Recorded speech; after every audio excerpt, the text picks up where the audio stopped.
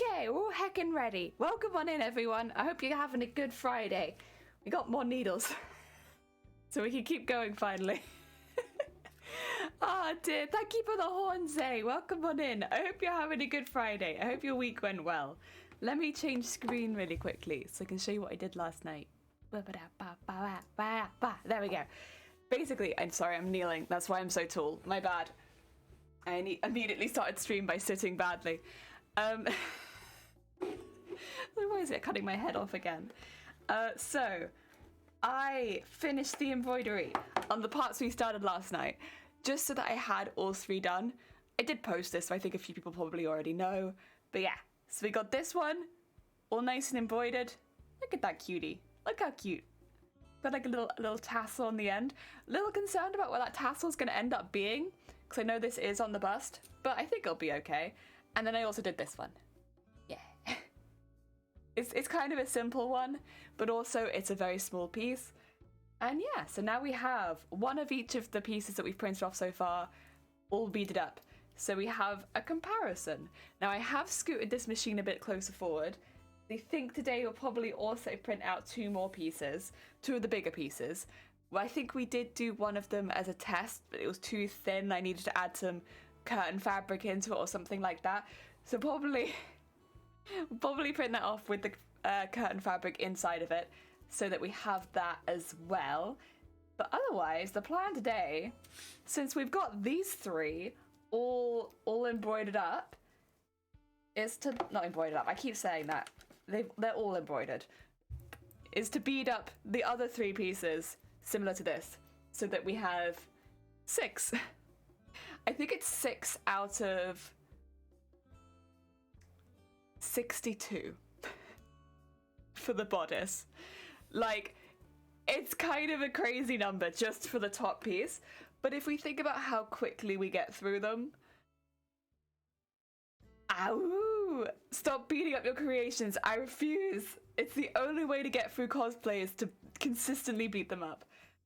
Yeah, I think I can bead at least 2 a day, maybe 2 or 3 a day. And at that rate, we should have everything for the bodice beaded in a few weeks, max. Because again, I can do some on the weekend too after work, which I will be. After today, during today, we'll see.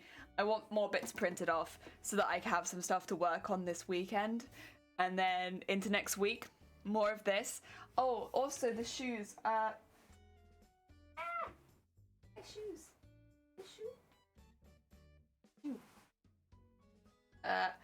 The tongues have been glued on. That we have tongue glued on. Still waiting for the soles in the post. But I also added a cute little bow onto the back. It's all made out of beads, but I wanted something in gold that would match the rest of the costume. Yeah, there you go. Cute little cute little bead bow. And yeah, it just needs soles now. And then I might maybe add a little back strap. I kind of have it pinned here, ready to go in here. Oh no, this way around, here. Just so that it has something to go through and there's like a little bit of like ankle support, because at the moment my foot can slip very easily off the back if I'm going upstairs. So I was thinking maybe just to put this in the back, just to make sure that I didn't slip around a lot. So that might get added. It would be added in like 5 minutes. But I had them pinned there in case I want that. Otherwise, yeah, bow.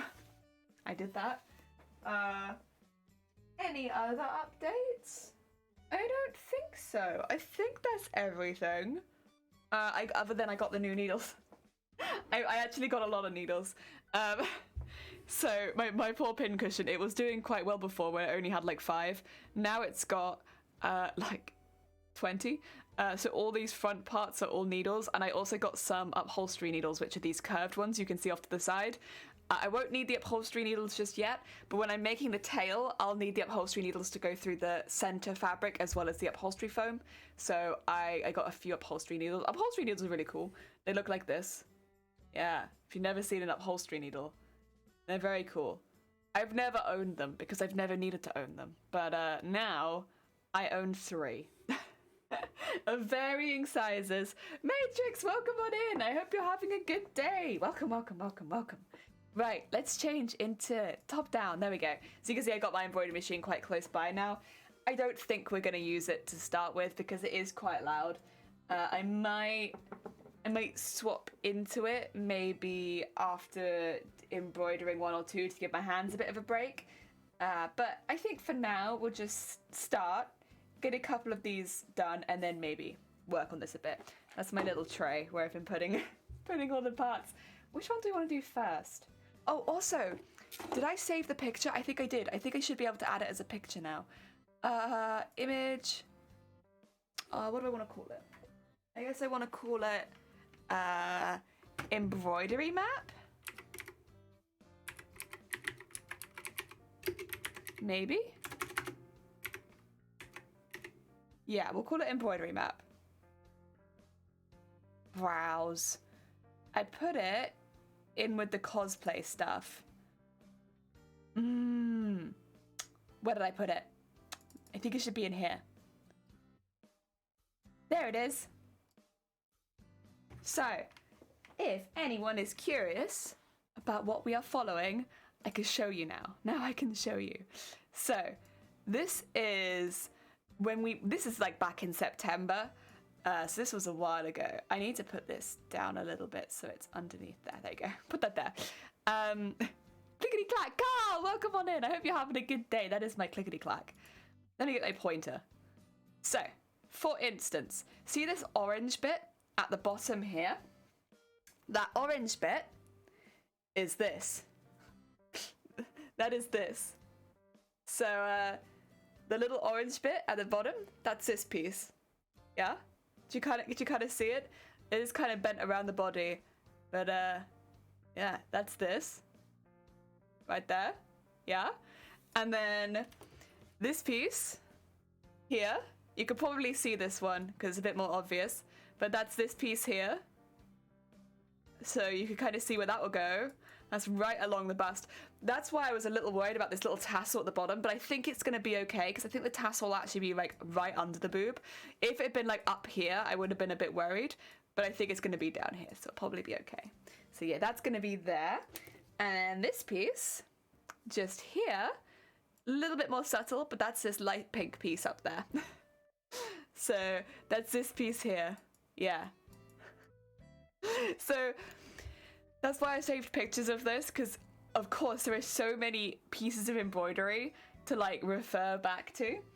But yeah, that's how we are using this map so that we can go back and reference and work out where they were meant to be and eventually place them on our bodice. They might be ever so slightly different because of course the bodice sewn up and put on me is a little different to the bodice sewn up and put on the mannequin. But yes, that's how they're all gonna go. And that's why we did this in the first place.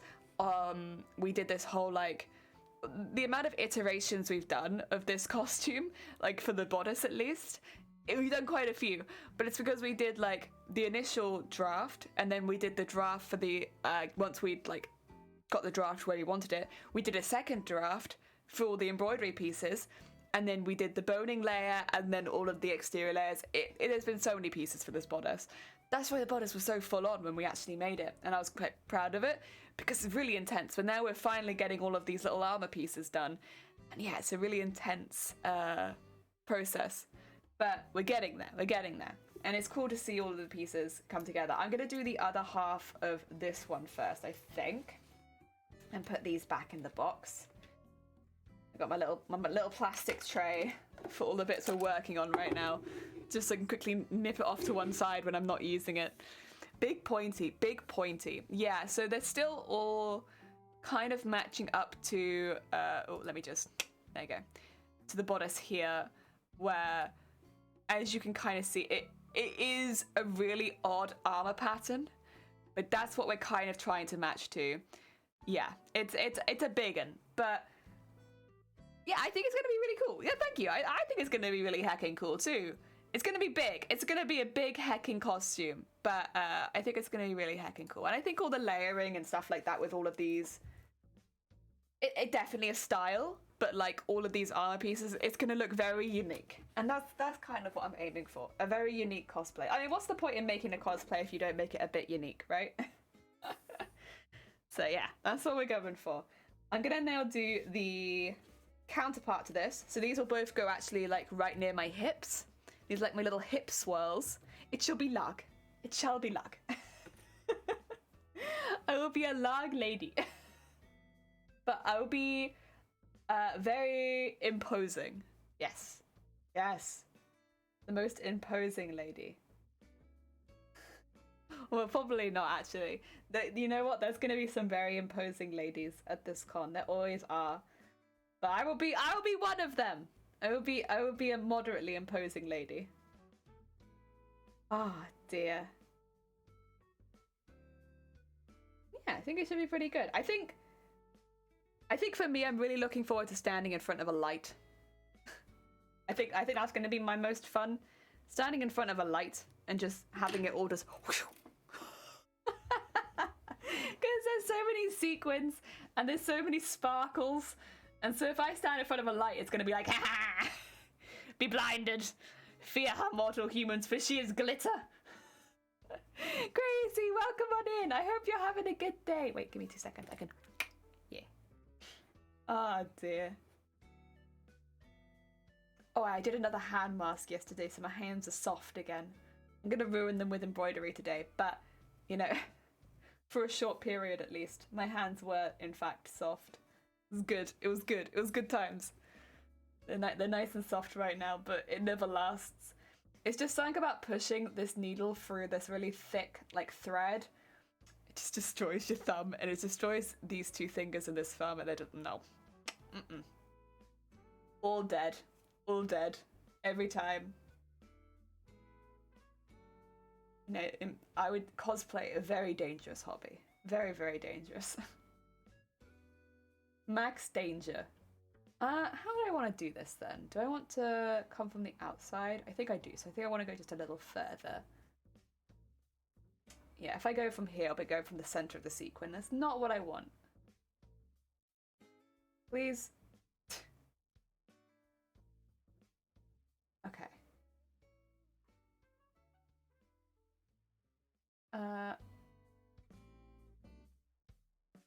There you go. That's a bit better. I just want to go from a little higher up. Let's get some sequins out.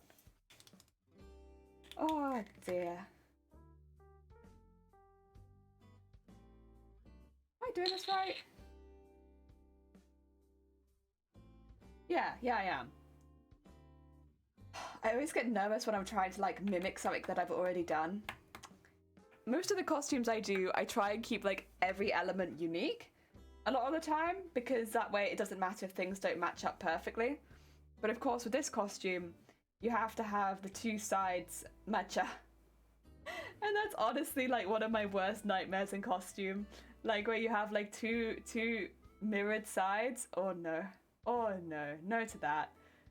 That's something that I'm not very good at.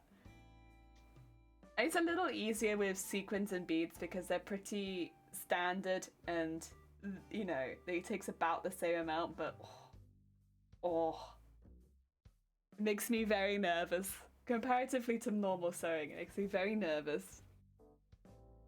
Oh dear. Oh, that reminds me, I need to order a new zip. I still need to make the tail. I don't know when I'm going to be doing that. I want to do it this month. I want to get that tail, not like finished. It won't be finished this month, but I want to get it to the point of being like a foam wiggle tail without the bells and whistles. So like it probably won't be fabric covered this month, but like we can make the pattern for the fabric cover. So the plan for the tail is I will be making it in foam off stream. I normally like to do as much as possible on stream, but it's just to do with like space limitations. This tail is a very big piece and there's no way I can fit the tail on the desk, unfortunately. And also that's my bed, so I can't do it on there either. So there's not really anywhere in the stream room that I can make the tail. So I'll be making it probably in the hallway, or it'll be in the hallway or in the living room. Both have like about the same space and floor, so one of those two spaces. And I'll take pictures and stuff like that, so you won't miss out too much. But that will just be for the foam base. Once we get to the point where we're covering in fabric, then I'll probably bring it onto the stream, because then we can make the foam covers. What I'm thinking to do is have it purpled up, so have like a really thick piece of curtain fabric down the center, but then actually cover that in purple too, and then go around each segment of the tail in purple, because we'll scale each segment, so that you'll probably see some of the underneath of that, because it would be still remaining segmented. We won't cover it as in like a tube, we'll cover each segment. So we'll make a pattern for each segment of the tail, so it can remain in segments consistently. I hope that doesn't affect the wiggliness of the tail. I don't think it should. I think if anything, it will make it potentially too wiggly. We'll see, because it's probably going to be quite heavy, and I don't want it to be too wiggly if it's quite heavy. But yeah, and then what we'll do is the centerpiece of the tail, with the foam on each side, that's going to come out really long at the top and come into a corset. That'll all be one piece of fabric.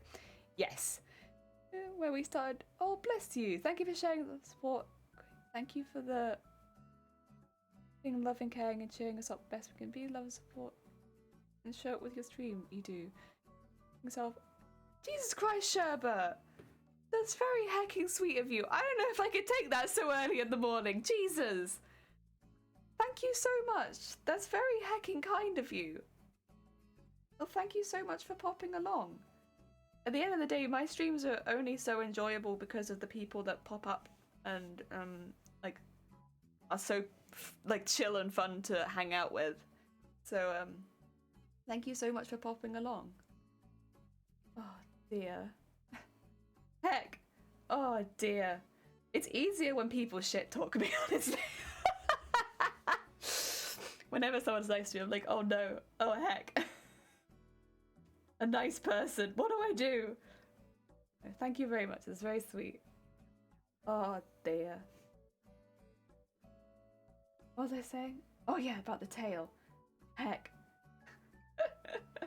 Yeah, we are probably gonna end up, yeah, covering it all on stream so that you don't miss too much of the process. And also because the covering of the tail process is a little bit more unusual. Because most people would cover it with a tube that fits very well, whereas we'll be covering it separately and then making lots of scales. So I think that would be, as much as it would have been really cool to show you all the foam trimming and stuff like that, that's okay. We'll do that downstairs, you know. Stick that all together where I actually have the space to do so, and then come back and do all the covers individually on stream.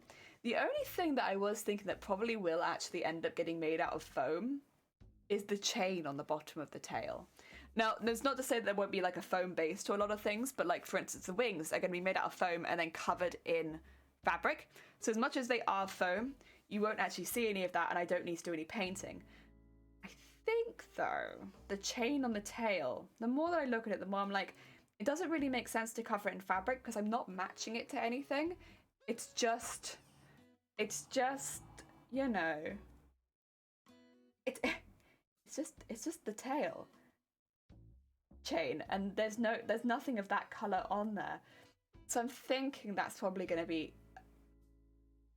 I probably have some spare warbler around. I could do foam and then cover it in warbler and make it like that, maybe. I could just do foam, to be honest.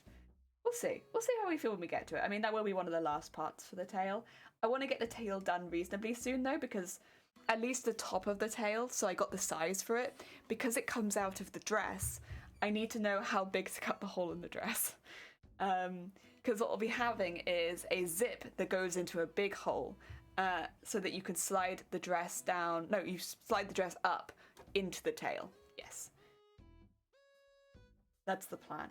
Slide the dress up into the tail. And then I guess you pull the petticoats up over the top of that. I'm not sure. I guess the dressing order would be harnesses, harnesses, and then tail. Harness, tail, dress. Oh no, harness, tail, assless chaps, dress.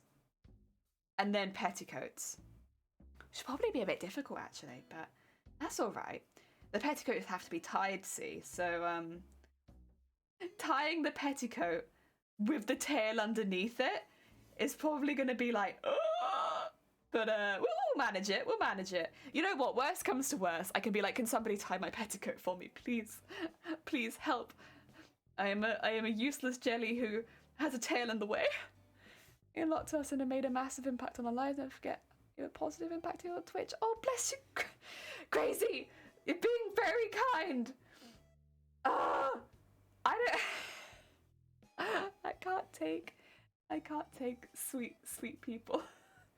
You're being very heckin' sweet. Thank you so much. No, I genuinely appreciate it. I'm glad to hear it. Oh dear, heck. I'm glad. Oh dear, Georgia! Welcome on in. I hope you're doing well. More needles? Yeah, I got lots more needles actually. And actually they were really cheap. So I got like 15 sharps, which are most of the needles I use for beading because they're good length and they're very sharp. I got 15 sharps for 99p. And online they were like £3. And I was like, oh, good deal. Very good deal. And then I also got some upholstery needles too, because I'll need them later. So I got some bendy needles and I got some nice sharps. So I got lots of needles now. So even if I snap this needle, you know what? You know what? It's gonna be fine. It's gonna be fine. Everything's gonna be good. We're ready to snap needles by accident now. Ready. Oh dear. I still hope that doesn't happen. But if it does happen, I'm very prepared. Oh dear, how's it going? I hope things are going well. We should probably have some of my tea while it's still hot as well. Otherwise I'll miss my chance for warm tea. Oh. Da, da, da, da, da, da. Okay. Let's see. Yeah, what we're doing now is, it's so nice to have this picture on stream because I can actually show you exactly what we're doing. So, this is the map we made back in like September when we were just like planning this cosplay out still. So this is the map we made of the bodice, and the piece we are currently making, we did this piece last time, which is already beaded up. This is all done. So we're doing the counterpart on the other side now. So yeah, it's so nice. Honestly, it's so nice to have this piece. I can be like, this is the piece we're making. This little spirally orangey bit right near the bottom. So, or like just on the inside of my hips. It's right down there. Yes. So cool. So cool. Oh dear. I should have got this up way before so I could show people the parts we're embroidering. But now we have it for the whole bodice, and I'll remember to do it when we do the skirt as well, because yeah, it's really cool.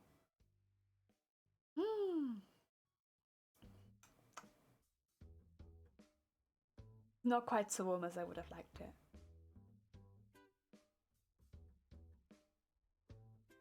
That's okay, we'll live.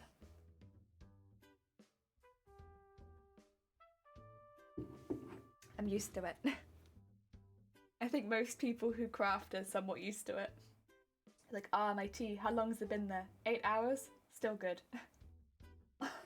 I'll drink that tea. There we go. I guess the nice thing about doing this a second time is the brain power being used is pretty minimal, because I've already done this once. Missed what you said. Oh, I'm sorry, George! Okay, well, first of all, I said I hope you've had a good week. I hope you've had a good week. I hope it's gone well for you.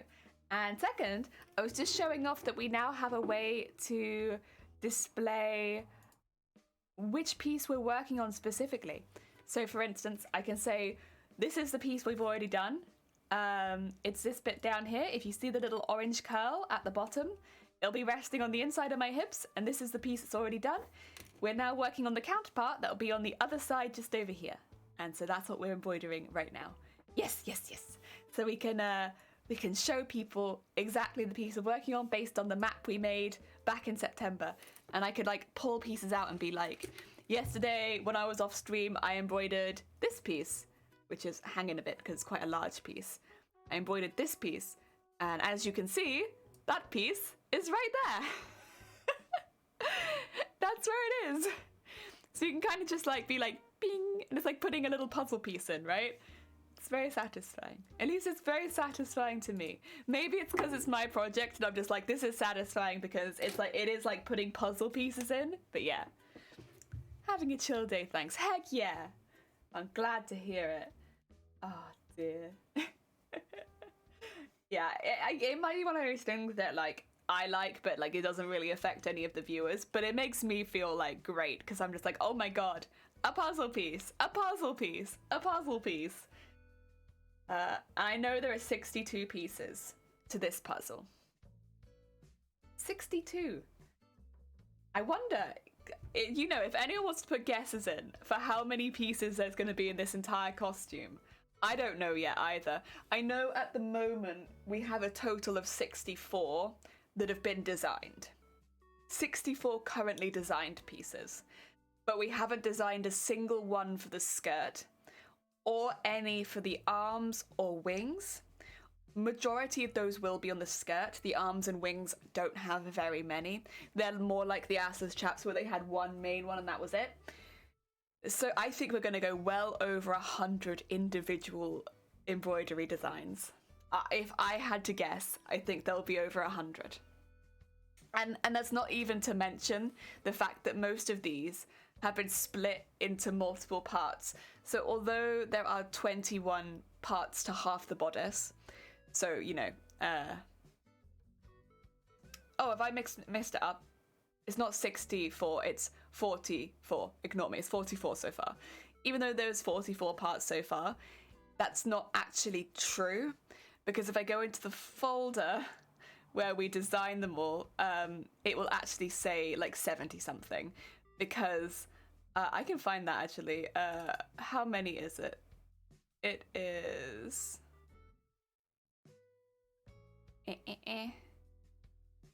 Oh, it's not doing it. If I go into Pez, maybe? There you go. Oh no, 141.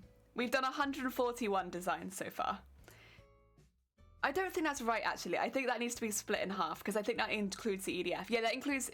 Ignore me. That includes the EDF. So it's half of 141, which doesn't divide in half. Do I have an extra piece in there?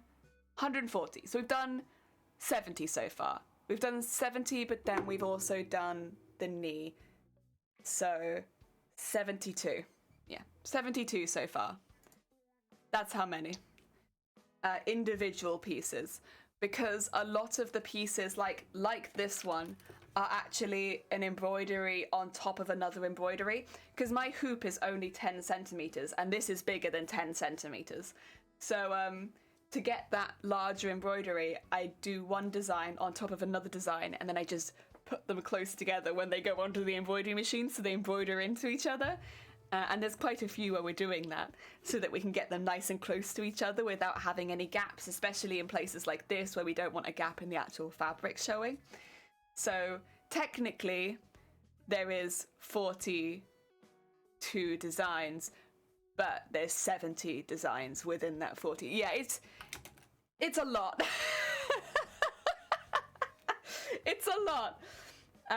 We actually did a lot of those designs back in September. Again, we did those on streams. We were digitizing work, which is why it's so quick for me now, because I don't have to be doing all that work right now, because I did it back before Boobtober, because I was like, you know what I'm not going to want to be doing during or after Boobtober? Digitizing. Good job. Me from the past. You're right. I don't want to be doing that right now. I want to be actually getting on with the bodice. And so I did it all in advance, but I still need to digitize the whole skirt. I need to actually, because I haven't got a base for the skirt, so I don't know the size of it. And so until I know the size of the skirt, I can't really do that design. And yeah, we still have that. And I'll be honest, I think the skirt's gonna have about the same amount as the bodice. That's why I'm like, I think we very easily go over 100 embroideries, like individual embroideries on this costume. I think that's gonna be one of the main impressive points, is that we digitize probably over 200 pieces. Like that's a hell of, like, a ton of work. But it's really worth it because we have all these really cute individual armor pieces. I mean, the process we're doing is pretty unusual, but it's it's how to put it, it's an unusual process, but it, you know, most big cosplayers do have at least one process that takes a really long time. This is our process that takes a really long time. It's just unusual. Yeah. You were lurking yesterday but stepped away for a moment. I'm gonna clip it because the moment where I broke the needle, I was genuinely just so like, I have broke the entire packet of the previous sharps, and like, I did break most of them off stream because at that point I'd done most of my embroidery off stream. And I was just there like, at that point, like, this is getting, what is happening? How, like, these are metal. Come on now. I have a lot of work in this project. I love this project. I love it so much. It gives me so much joy. Every time I pick it up, I'm just like, yeah. I mean, cosplay is not for everyone. And that's absolutely fair, and like I completely respect that, especially like these big costumes. Like for a lot of people this is going to be so daunting and so like boring, mind-numbingly boring, or like just way too much. But if this is a hobby that you enjoy, like these big projects, it's just something you can always go back to. And like you're having a hard day, like, I'm not going to go into it too much, but like so far January has been a pretty rough month for me. And this costume has just been like, it's just consistent like stress relief. Like every day, like, I had this into today, like, but you know what I can do? I can put all that away and come back to my cosplay and relax. It's like that kind of thing.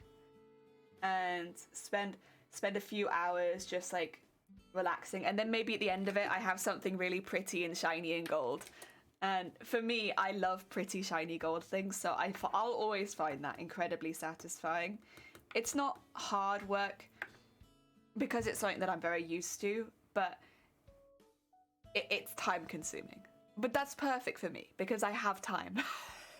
Like, that's one thing about me, because I'm not allowed to work Monday to Friday, I have time. And so when I'm not having migraines, I could just chill with this, and it's been great. It's been great. It just feels like the perfect costume for me. Yes. Ah, dear. Oh, thank you for putting the cosplay in the chat. Yeah, for anyone who would like the full name of the costume, because I know that I just go when I say it. There you go. It's nice to see the whole process. It's honestly, it is a joy to share the whole process. An absolute joy. I know that it's a slow process, and so it's not maybe so satisfying as like one of the cosplays we could finish in like a month. But for me, it is an absolute joy to be able to share it. Yeah. I love it so much. And I'm so looking forward to being able to share the finished cosplay with you. Yeah. I think that's going to be amazing. Like, can you imagine? I still need to get a picture of the assless chaps. I'm hoping today is going to be the day where we'll have lighting and we'll both be free. And I won't be ill. But, we'll see.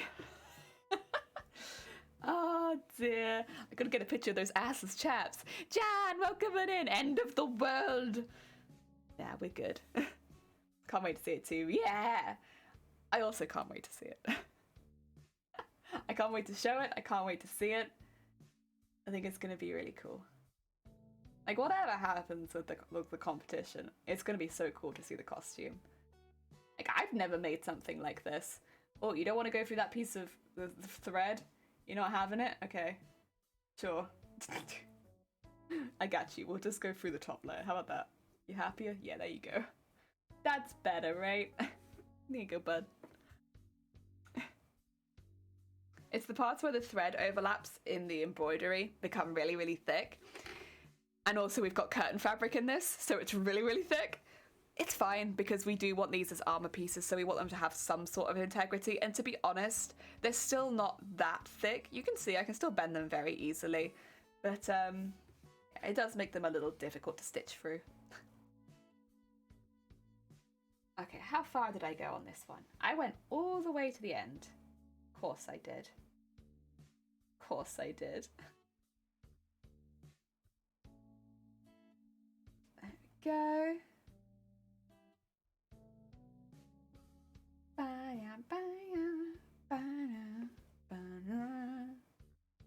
we go. And then I think I'll take this one more, and then I'll tie this thread off and get some new thread because I've nearly finished this piece and I don't want to run out in an awkward place like where I am right now. Where I am right now would be a bad place to run out of thread because there's nowhere to tie it off. Go.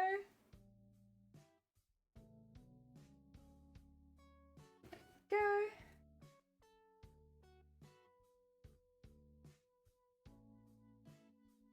Okay, let's get that in there. Oh. Off the side of that, please. There we go. And sure it's in the right place. Maybe put a stitch through right at the end. There we go. And just scoot back a little bit so I can tie it away. Tie it away. Okay. We'll do that. There we go. That's better. Gold matches your top. Yeah, I only recently got this one. I like turtlenecks though. I will always be a fan, I think, of turtlenecks. I don't know why, I just really like them. I'm just like a big fan. Big heckin' fan of turtlenecks. Whenever I go into a charity shop and I see a turtleneck, anything close to my size, I'm like, yeah, you know what? Yeah, let me take that. I'm slowly, like Shiny was commenting, like, don't you already have that top in like 5 other colors? It's like, yeah. Because every time I see a turtleneck, I'm like, yeah, you know what? Yeah. And I don't really care whether they're in fashion or not. I just really like turtlenecks. I've always really liked them.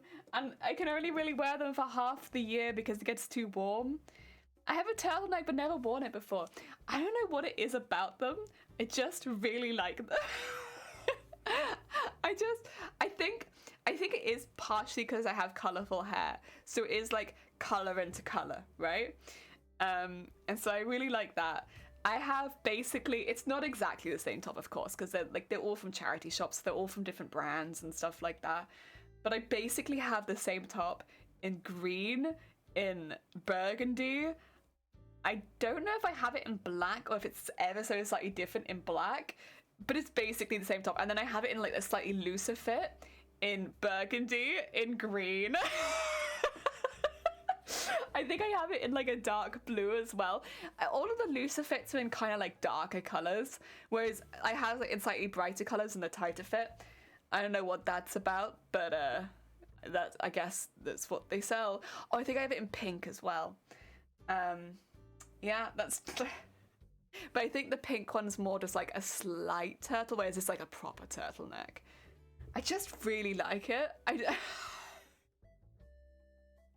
don't really care if it's a tight top or a loose top. Just give me a turtleneck. I'm a big fan. Oh, it's just easy and comfortable, isn't it? It's just a nice, easy, comfortable top. Yeah, thank you. I mean, I just love them. And they look good under dungarees as well. So like, I have quite a few pairs of dungarees and like, they look good under dungarees. You look very put together. It's like you're arty, but you know where you're going with it. Like you're like arty with direction. Oh dear. You're a fan of turtles? Oh my god. They're listening? Heck yeah. I'm a fan of turtles. I like turtles. I'm a bigger fan of sharks and jellyfish, funnily enough, but I do like turtles. I think they're heckin' cool. They have good vibes. Dungaree. Overalls? Is overalls the correct term? Dungaree is overalls, I think. I think. It's always difficult when something has like a counter term. Like that it's the same thing with two different names. Over here, dungarees. But I think overalls is the other word for it. Like, they have straps, they have a bit here, and then they go into trousers. Or they can, yeah, normally. You know? they're very comfortable. I like them a lot. I tend to wear them more in the summer because a lot of my overalls are a bit looser around the leg, and so they're a bit colder. But I like them. I love them. I have denim ones, and I have like more patchworky ones, which are very fun, but they're very big. When I bought them in like an extra large size so that I could have bigger bag. I wanted really baggy legs because I was like, I just want to be like with my legs. So I have those. I love those. So they are slowly falling apart, unfortunately. I've had them for like 10 years. Oh dear. Yeah, overalls. Okay, cool. I always get nervous that I'm saying the wrong one, honestly. Perpetual nerves about saying the wrong thing when it comes to that sort of stuff. Yeah, I don't know. Overalls is fine, but dungarees. Have you considered the word dungarees? I don't know. Like, there are sometimes I hear like the other term for it and I'm like, that's a better term. But between overalls and dungarees. In it. Dungarees all the way. Is fun words. Yeah, heck yeah. Dungarees.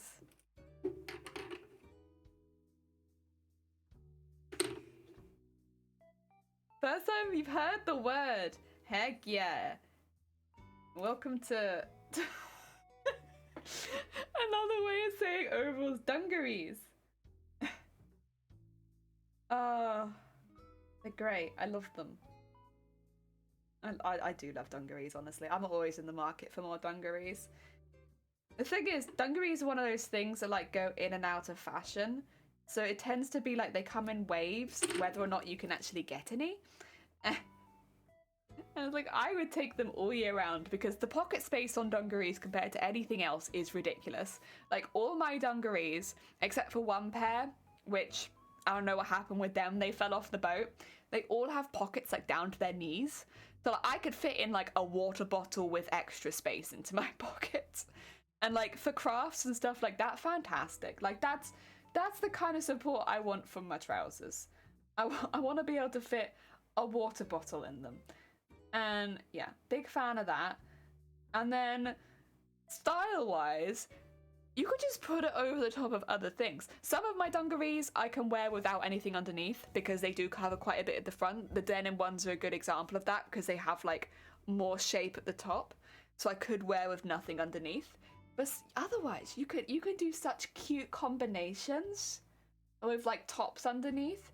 You could have like something really baggy with like tighter dungarees, or like have baggy dungarees with like a really tight top underneath. It's so cute. Honestly, the style combinations for dungarees, endless. And they're so practical. And I love them. I love them. Yeah, they've consistently been like one of my favorite items of clothing. They're just so handy. I've said it before and I'll say it again. I have for the longest time been like, I really want to buy a pair of like dungarees that I don't 100% love. That I like and they fit, but I don't love. Like, not like the dungarees I currently have. Like that I like, but they're like, you know. they're fine. Because I want to alter them to have a pin cushion right there, where normally there'd be a big pocket. Because I have a habit when I'm not streaming to just, that's where I want to pin things. I just want to like pin, pin, pin, pin. That's like where my go-to, that's where I want to put pins when I'm taking things out of the machine. I just want to, so I want to make a pair of dungarees with a pin cushion right there. And so I can just be like, yeah, that's what I want. I've said it before on stream, but I will say it again. I am in the market for a pair of dungarees that I don't love, but that do fit me, so that I can make them into like proper, efficient crafting dungarees. Because they're just so handy. They got such good pocket space, and and they're so versatile for like the weather conditions. They're great. I love them. It's a fun word. There it is. It's one of the more fun words. Yeah. But yeah, that's long-term plan. Long-term plan. I know I could make them from scratch. I just don't want to. They take a lot of fabric, and I'm not that invested. It's like I want the item, but it'd be easier just to alter it. It's not cosplay, so I don't care so much. Oh no, we're not. No! Oh, that's a big knot as well. How did that happen? How did you happen? You're a nasty knot. Let's see. What can we do? Can we? There you go. Got you. We don't normally have such big knots. You twisted?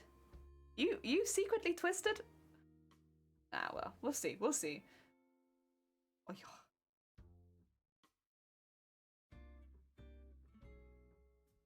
There we go. And there. Oh god. Oh god. Oh yeah. Oh, there we go. Okay. And through there. Back through there. So we're just going back through all the sequins now. This is just basically to confirm the connection, make sure they don't move around too much, and also if anything happened, they'd be nice and safe and intact. Yes. Important little safety things. I wanted to show you something actually, because maybe you guys would have some ideas for it that I don't have. So, I got some more beads that I haven't... I don't know quite how I feel about them yet. I'm gonna see, because online they were advertised as purple, but they've come in and they're like more blue than purple, honestly. So I'm not sure how I feel about them. However, they came in these little pots, and the little pots were so cute. I managed to take the stickers off them, like pretty well, in my humble opinion, so that they don't have like, oh, and this was a pin pot. That was a different pot. That was for pins. So that they don't have any of the packaging on them anymore. They're just like these little plastic pots. And I was wondering if I could make these into my cosplay repair kit.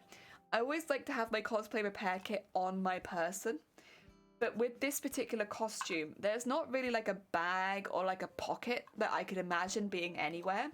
So what I was thinking was maybe under the petticoat, I could have these hanging on like a chain, and then have bits and bobs in them, because I'll be honest, because I don't use foam and stuff like that in my costumes, generally the stuff I need is a bit smaller.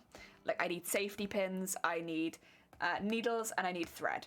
So I could put some thread onto some bobbins, I can put some needles, pins, safety pins, things like that, and maybe just hang these from like my thigh. Because they'll be under a petticoat, I don't think you'll see them. I'm not sure though, because they're very heckin' cute. They just open like that. And so then I could take the things out and snap it back in again. But they're nice and small. They're nice and teeny tiny. But I'm not sure because this costume doesn't really have anything, and I don't like getting rid of little plastics like this because I'm like, they're cute for starters, and like maybe I could use them. The big pink one, I'm not so sold on just yet. Like, I think I could probably use it for something for costume because it's like a good round shape, but I don't think I'd probably use it for a cosplay repair kit. Whereas these, I'm just like, I could probably use them. Like, I could have one for threads, one for needles and pins, one for safety pins, because honestly, like, that's the first go-to, really. I think for, like, a sewn costume, if you can't sew it back together immediately, safety pins. Safety pin everything. And one for spare sequins, beads, and stuff like that. I don't know. They're small, but big enough to hold what you need. Well, that's my thought. I can fit 4 bobbins in one of these things, which would be my purple, my gold, and maybe just black and white. I don't know. I like to keep a couple of basic threads. Even if I'm not going to use them, I can maybe give it to like one of my cosplay friends if they need it. So maybe black, white, and then gold and purple for me. Because I really only have gold and purple. My whole costume, gold, purple. Also, Scouter, welcome on in. I hope you're having a good day. I don't need them, but I could use them. Well, the thought is that, yeah. Because like, I could just hang them from my thigh, and then you wouldn't see them in the costume, but like, in an emergency, I could unpop one of them, grab the stuff out of it, and fix something. Maybe. Because I don't really need tapes, glues, anything like that. There's no foam in my costume. At least no visible foam. Anything that's going to break is probably going to be fabric. So I only really need fabric fixing things. And I don't want to glue that because this is a intense project. I don't want to glue it. I just noticed the pin holders. Yeah! So I actually got them for Christmas. One of my family got me these, and I've been waiting to use them until I got new pins because I didn't want to put all my old pins in there. But yeah, we got little cacti now, and they're very cute. And they've actually got like, I don't know if you can hear this, but like proper pots for the pins. I am sewing pockets to his shirt, very important. Heck yeah. Heck yeah. Oh no, skirt. That's even more important. You know what doesn't have pockets? Skirts. Heck yeah. You gotta keep your snacks somewhere. Heck yeah. Love your cactus pin cushions. They are. They're very new, and I'm really liking them. They're very heckin' cute. Unfortunately, I don't know who to credit for them because I'm pretty sure they look very handmade. But they didn't come with like a business card or anything like that, so I'm not exactly sure who made them. I'd have to ask the person who got them for me. But they're very heckin' cute. Otherwise, I'd credit them. Because they're really sweet. And it's such a nice little idea. And yeah, having them in the little pots as well, very cute. I love that. Go. Okay. Oh yeah, come on. Stop complaining. Do your stitches. Come on now. None of that. Oh, yeah. Yeah, I could have like one that's just full of beads, and I can get the beads out if I need it. One full of needles and pins. One full of bobbins, and yeah, I think, and then safety pins. Safety pins, very important. One just packed full of safety pins. And I think that would basically be my cosplay repair kit. Normally I have to bring things like super glue and stuff like that, but I just don't really imagine that to be so much of a problem this time. But I guess it all depends on the kind of costume you're making. Like, again, if you're making like a completely foam costume, you wouldn't necessarily bring safety pins. So yeah, it depends on the sort of style of costume you're making, doesn't it? You'd probably bring tapes and stuff like that for your cosplay repair kit. It might also be easier to find a place to put it. Because yeah, I've been trying to think of a place to put it, and I was like, I can't really put it on my thigh because of the assless chaps. It kind of has to hang down from something. I'll probably just make a little belt and have it hang down from that, I think. A little cosplay repair kit belt. Kind of like Batman, but for cosplay repair kit.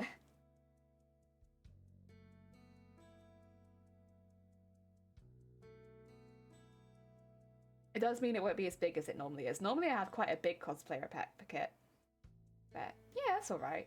I mean, worst comes to worst, if something really bad happens and I'm like, oh my god, which I don't think it should, because in truth, we've actually sewn this on pretty intensely at every stage, but if something really bad happened and my costume just fell apart, I could go to the cosplay repair desk. I'm sure they would help me out. They're always very friendly people there. They're like friendly but straight talking. So there's exactly what you need if you're a panicky cosplayer. They're like, no, stop all this faffing. And I'll sort this out for you. No faff, only sort. At least that's been my experience. I've never had to go there. Fortunately, like the one time I did have a costume break. Cool. Thank you for the hydrate. Welcome on in. The one time I did have a costume break, I didn't actually go to the cosplay repair center because it wasn't like a, what do you call it? It wasn't one where I'd be left indecent. And also, because of the circumstances, I felt a little bad because somebody else broke the costume. It wasn't one where it just broke. It was like actively, I knew who broke the costume. And it was done ages ago, honestly. It was an accident and they felt really bad. So I was like, I'm not going to go to the cosplay repair store. Because I felt bad. So I went back to the hotel room and I just left that part there. But I think in this particular case, if something broke, I might go. At least just so I had a space to repair it. Because that's the other thing. Even if it's not like a really big repair, trying to find a space in a Comic-Con to repair your stuff, like you can't even find a place to sit, let alone a place to repair your stuff. I'm actually going to try, I think, this time and bring... I'm not going to include this as my cosplay budget, by the way. Otherwise, I will go over budget. But I'm going to save up a little bit and buy a fold-out stool. Because I need one. I am someone who gets faint quite quickly, and I think it would be a very good investment to get a fold-out stool without a back, because this costume can't have a back on it. So just like literally like a stool. I think they're like camping stools. One that we can just like wear as a backpack, and then if I need it, I can just have a little stool. Because yeah, for some reason, the seating spaces in Comic-Cons, at least the Comic-Cons I've been to, the only seating space is literally, the only seating space in the entire con is at the card place, like the place where they do the card tournament, and the one stage. At one of the cons I go to, that is the only seating space. So you're either sat at the stage, or you're sat at the card tournament. And those are the only places you can sit down, unless you randomly squat on the floor somewhere. And at the bigger convention that I go to more regularly, the London MCM, which is the one I'm going to this year, there is a seating space at the food hall, or like the food area, but it's really small comparatively to the amount of people that go to the event. So trying to get a seat there is quite difficult.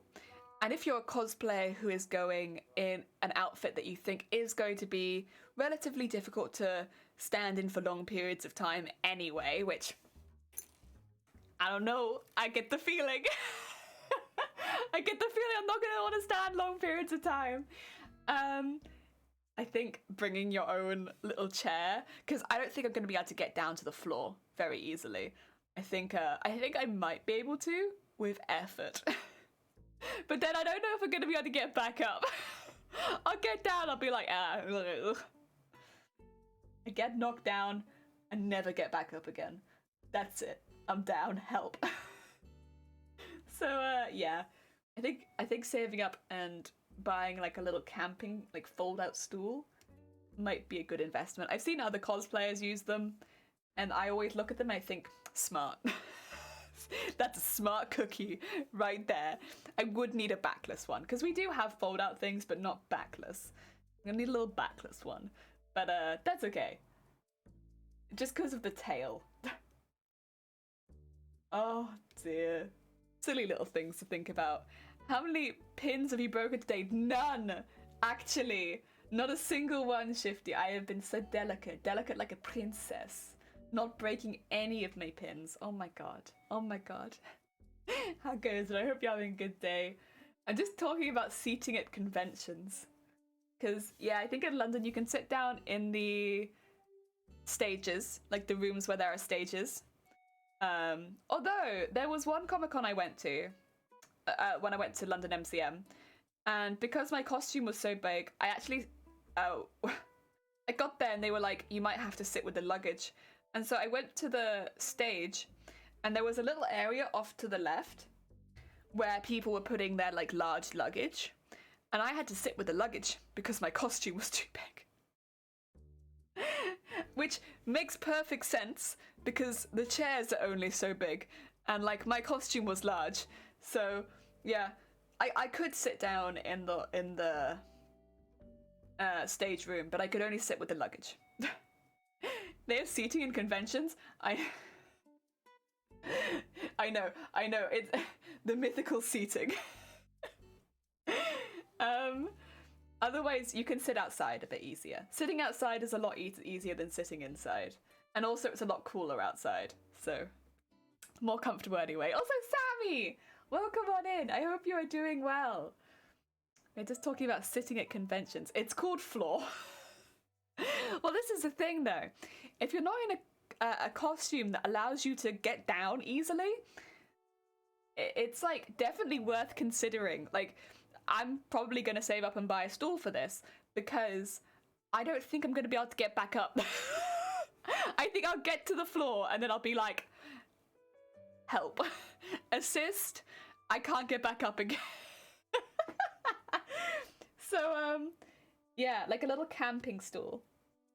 Don't sit on the floor. There's no seating. We have no intention of bringing any chairs. That's true, actually. There's been times where they've been asking people to like get off the floor, and it's like, assist. I've always had costumes that allow me to get down on. I mean, nice weather. I swear, Savvy, the chaos. Oh dear. Yeah, we need a. But I get it, because of course there's so much going on at the con, and they make lots of space for the stuff going on. But yeah, if you're someone that's gonna need seats, bringing a stool would probably, like, if you know you're gonna need a seat at some point. Like, for instance, I know I will need a seat. Like, there's no doubt about it. I will need to sit down at some point, and probably at reasonably short notice, I'll be like, I gotta go. I gotta sit down. Bringing a little stool might save you some pain. Yeah. There you go. Convention tip with Jelly. There are no seats. Seats are mythical creatures at cons. Good luck sitting down. Or you can hover close to a stage, because there are more seats at stages. The only issue with that is at some events they don't actually let you enter the stage unless there is a talk going on, and then you kind of get screwed. But you know, better it's something. They always make a food area of like 5 tables and attendance of 5,000 people. Well, I'm pretty sure at London Comic-Con there's normally over 100,000 people. And if you think of it like that, it's like, think of the size of the food area and then think of 100,000 people. Like over the weekend, like over the entirety of the weekend, of course. But that size of the food sitting area, the only seating area in the con. Like, other than like a few random chairs in the gaming area. Yeah, I wasn't sure what their attendance was. It's over 100,000.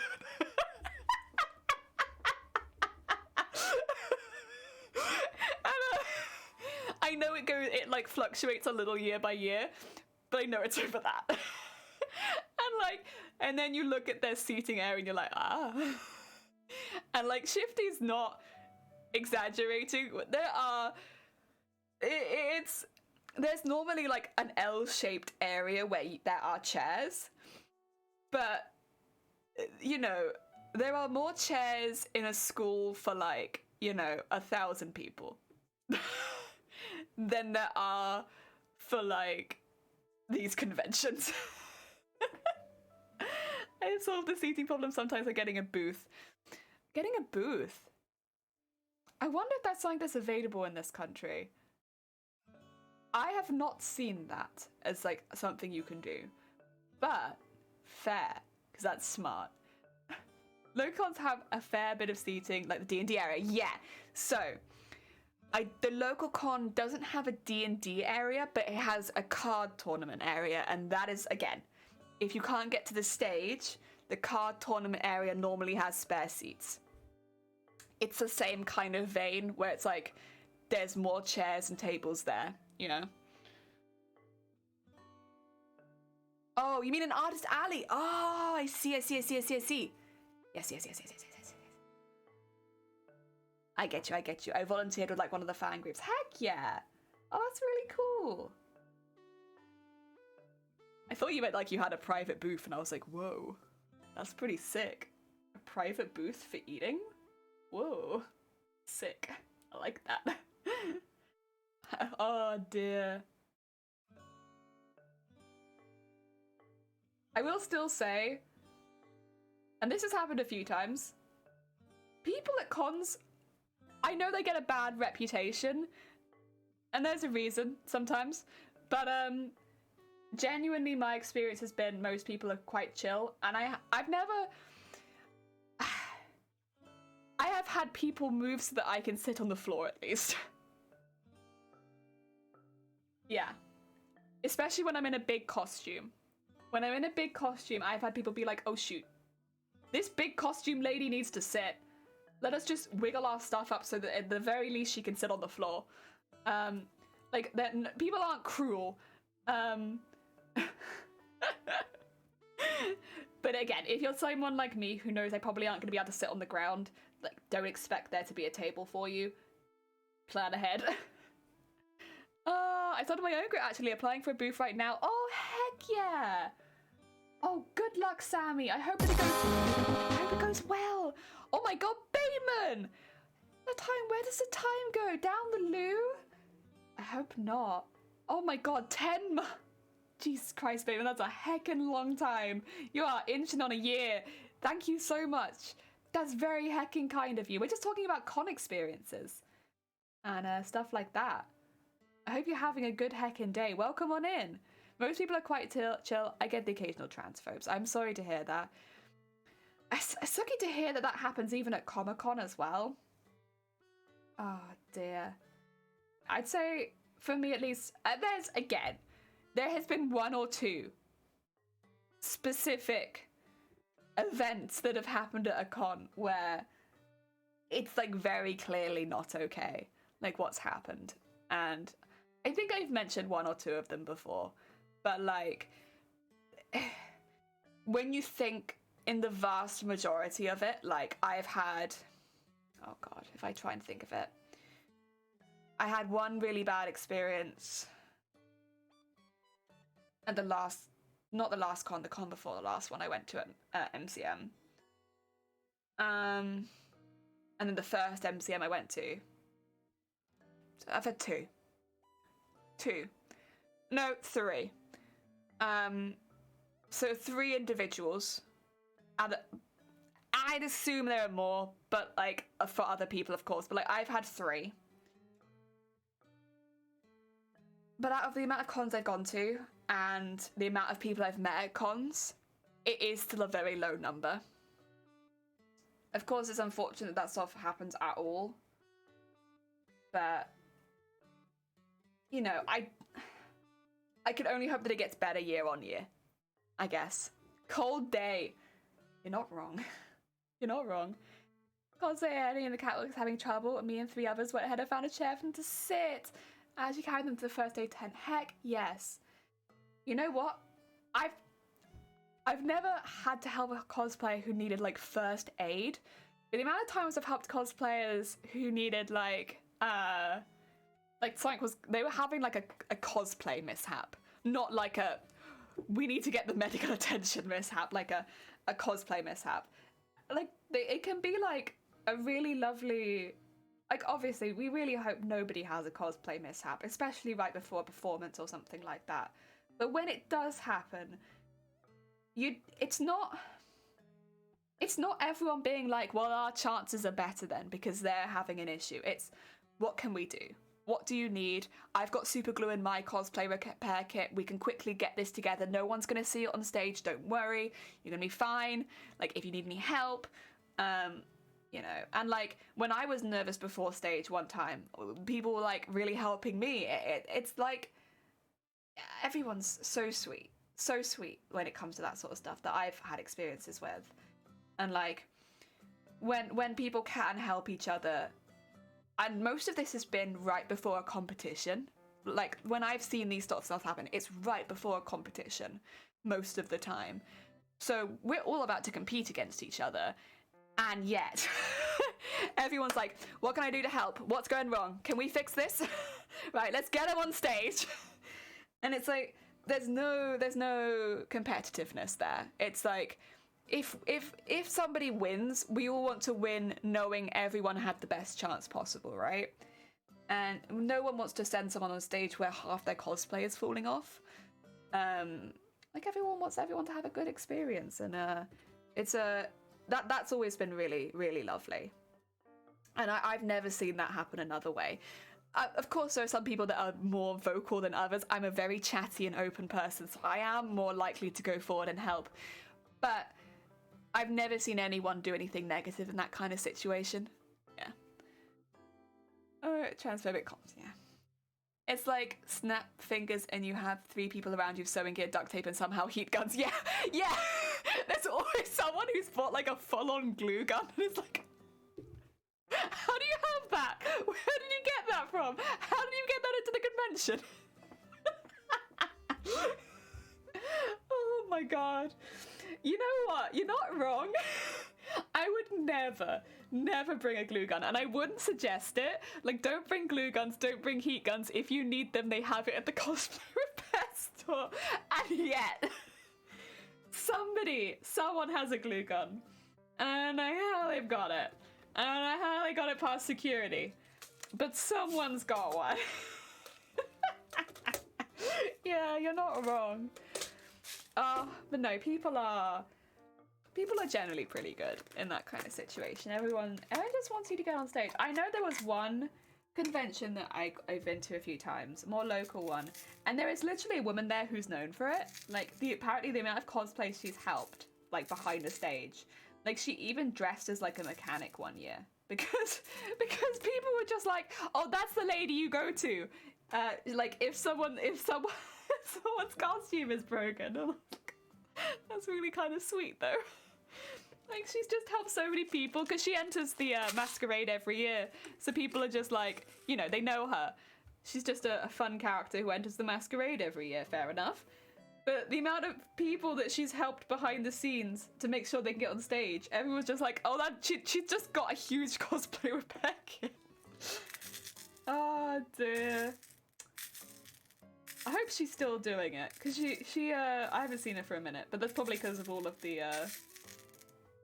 you know, stuff that's happened over the last couple of years. But I always thought that was a really sweet thing that I had heard happening. Thank you for lending me your box cutter for my cosplay, but why do you have that? I've not heard anyone sneak that in. I would be concerned if someone had managed to sneak that. I'd be like, what are they even checking for at the gates anymore? Like, why do we even have that? If people are sneaking box cutters in, why? Like, what? How? Oh my god. Oh, it's so funny. I know, cosplay beans. And it's not to say every cosplay bean is a good bean. Of course not. There are bad cosplay beans out there. But generally the vibe behind the stage is like a very good vibe. Good vibes. People just want each other to succeed.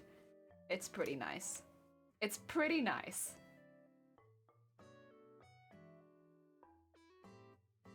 Oh yeah.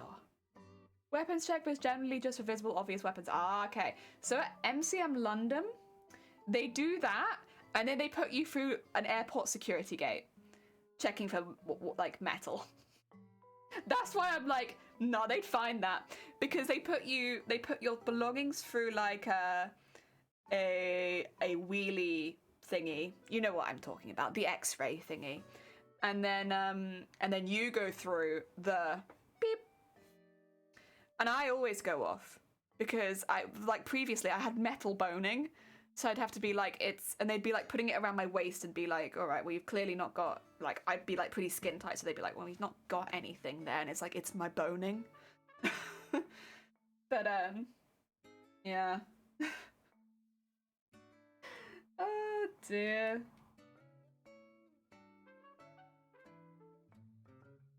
You can bypass it, none of that here. Yeah, they're pretty careful. I mean, again, I think it is just because there are like literally hundreds of thousands of people. But they're pretty careful on letting people in. And then they tag, of course, all your weapons and stuff like that too. So like even your staffs and small things, they'll get tagged. And anything that's not tagged will get you kicked out the con. So they're quite careful at the big cons here in the UK these days. Yeah. They're pretty good. It does mean it takes you a little while to get into the convention, especially if you're in a cosplay. But I'd still say, of course, like, it's worth it. Like, make sure everything's safe and good, and, you know. Just takes you a little longer to get in. But they're long days, so, like, you'll still have plenty of time to go around the convention. You'll be fine. Live rifle costume to the airport. I was shocked they didn't even notice. My ass is my only weapon. Security won't leave me alone. Oh dear. I mean, general rules of cosplay, as far as I put it, any element of your cosplay, if you couldn't wear it just like out on the streets, like if you couldn't just go catch a bus with that element of your cosplay, don't put it in your costume. Like, that's how I'd go with guns. If they don't have like an orange tip, if they aren't very clearly a fake gun, don't do it. You know, stuff like that. I've said it before, say it again. It's just not worth it for you. Even if you have no ill intentions, it is not worth it for what could happen to you. And yeah. And if you really are looking for 100% accuracy in your photos, you can always Photoshop that orange tip out of there. Being allowed to wear a mask in pub. Oh. Most cosplay is impossible here. You're not legally allowed to wear a mask in public here, which has been in. Wait, you're not allowed to wear a mask in public? Ooh. Ooh. Ooh.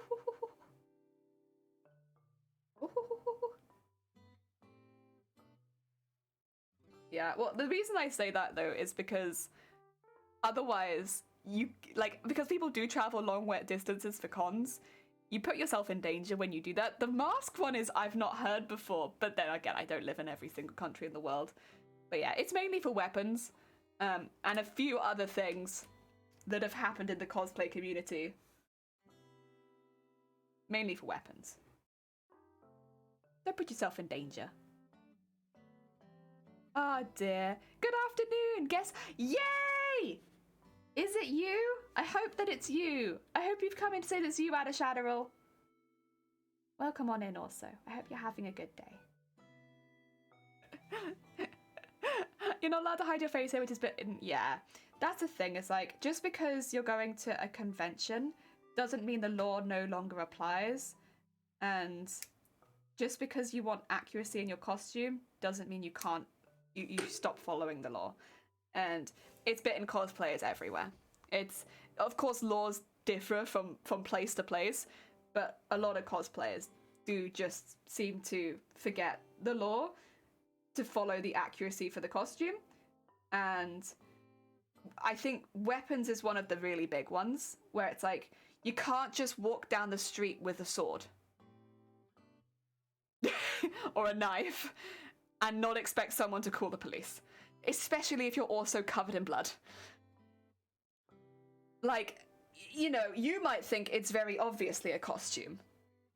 But if you walk down the street with a knife, someone's going to be like, why is he walking down the street with a knife? What's going on then? So, you know, conceal weapons until you get to the con. If you've got a large weapon, most people will wrap it in like cling film or bin bags and you know, stuff so that it's not too obvious. Look after yourself. Look after yourself. Because, you know, I don't want anyone to get hurt because of cosplay. I don't want anyone to get in trouble because of cosplay. It's a hobby that I love. So, like, that's not what I want. Gotta look after yourself.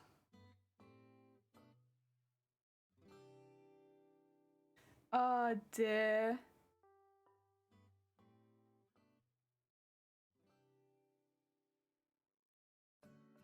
Weird here while I had a fever. Nah, at a shadow rule, you were all good. Thing is, at a shadow rule, you would struggle to beat me.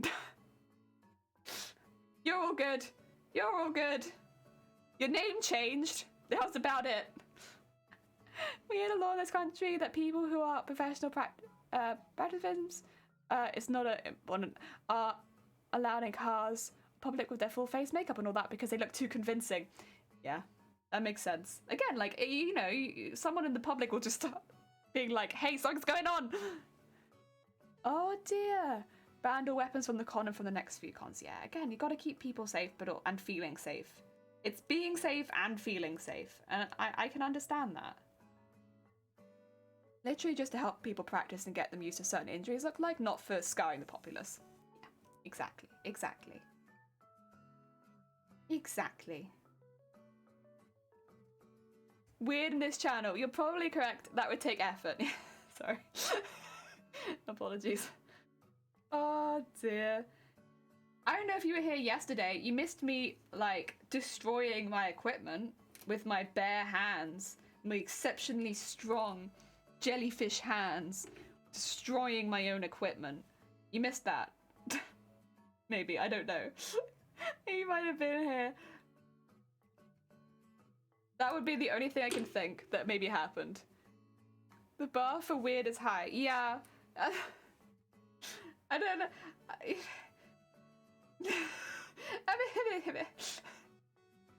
Yeah.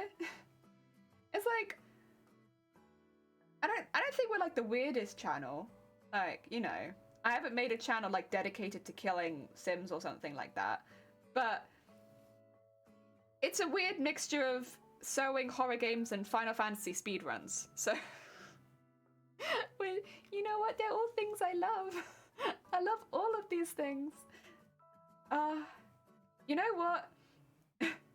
When we finish this, I'm gonna celebrate by doing a Final Fantasy speedrun. Maybe I'll do it in the full costume though. How would that? That'd probably be actually a really good one because it'd basically be the equivalent of like a 12-hour stream in the costume. So that actually might be a really good thing. You know what? If you're not a fan of speedruns, don't worry, because it's the equivalent of a 12-hour cosplay stream. Basically. Because I'm very slow. I suppose I must have missed it, unless I was too free for that. I think I made that up. There's no way Jelly was just here snapping metal with her bare hands. Well, actually, that's where you're wrong. Because I was. I'm very heckin' strong.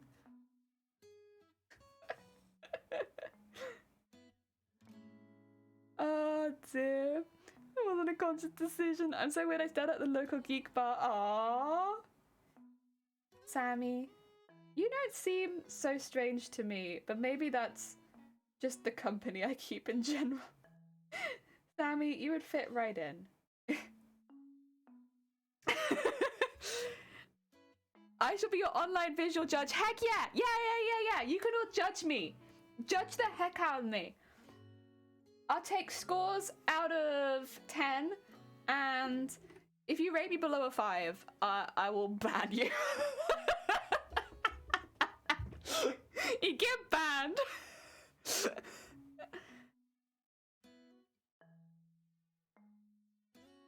No, I would never do that. I'll take all criticism. I'll take cosplay criticism, don't worry. But also, consider the judgment you want to give before, because, you know, it's been a long time with this costume. You want to rate it below 5? You can rate it 5 out of 10. I'll take 5 out of 10. If you rate it below 5 out of 10, you get banned. It's simple, it's easy, it's easy. You're visually striking? Sounds heckin' sick. I have very little visually striking about me. That's probably mainly my own fault. I also keep my head down most of the time. I'm just like, bro, do not look. I am but a clone of all other jellyfish. Do not look at me. I am a simple jelly. I just wish to get by. Whee! Up. I would never do that. Suspicious class. Lies Jelly told her stream. Yeah, you know what? You're right, Sammy. I'll have my mods You're right. If we set it up as a secret rule before the stream, I could just tell my mods, hey, if anyone rates the cosplay below 5, can you just ban? You have bright hair. Yeah, I have bright hair, but I actually wear a hat nearly every day of my life. I don't know how that started, but I have a hat that I wear basically every day. Like, if you ever saw me in public, nearly guarantee that I'd be wearing my hat. And it's the same hat that my family has been buying for me for like years and years and years and years and years. So yeah, if you saw me, I don't even know if you'd recognize me, because most people who have only seen me without the hat don't recognize me with the hat. I don't know. I don't know if you would. Maybe if you look close enough you would. But yeah, I have a hat on basically at all times. Sorry, I'm having issue with this sequin. It's flipping around a lot. There you go. That's better. And just twist it a bit. There we go. Is it good you get a hat that just fits and works for you? Yeah, basically. I have a hat that I really like, and it suits my personality, and I wear it every single day. Whenever I leave the house, and it covers my ears, so I don't get like the cold, like inside of your ear burn from the wind. Yeah. And you're a tall lady. A tall lady. I'm always slightly jealous of tall ladies. I think that is partly just the cosplay and me being like, but imagine if you were just a little taller, Jelly. And I'm like, I know, just imagine being a little bit taller. It's fine. We live with the height that we're given. And we live with it, and it's fine. Oh dear. Isn't it great when you have yeah, and buying the same hat? Are you selling it to thrift stores and buying it back? No, I actually really like the hat. I mean, I wear the hat every day. I like the hat. Made a Z-Man for a specific type of hat and just bought 3 or 4 at the same time. And I was like, one, need 3 backups. Yeah, I have a current backup at the moment of the same hat, just in case I like, basically for when that hat runs out of steam, I have the new hat already lined up for the old hat. Because everyone buys me the same hat. I've even had friends buy me that hat. How tall are you that you want to be taller? I'm 169 centimeters. Exactly. Taller. I can't do most characters, but I don't think that's true. There'll be some characters that are specifically made to be small that I think could be a little bit more difficult, but most characters that have an interesting design are like, how to put it, long-legged ladies. And yeah, so they kind of just look better when you're taller.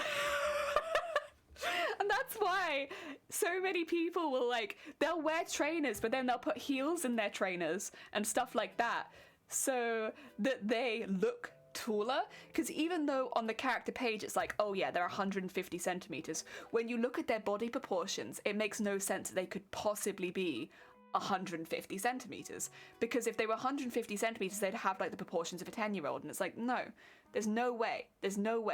you have to be like 2 meters tall with legs like that, because so many characters are designed with incredibly long legs. And yeah, if you look at leg proportion, a lot of the time characters just look better if you're a little bit taller. Oh dear. That's why I'm always adding like a slight heel to my costumes. A lot of male cosplayers do that too, because the same thing happens for male characters, where it's like, they'll be like, oh yeah, I'm like 170, 180 centimeters, and it's like, yeah, but look at your legs. Your legs are 150 centimeters. There's no way that's how tall you actually are.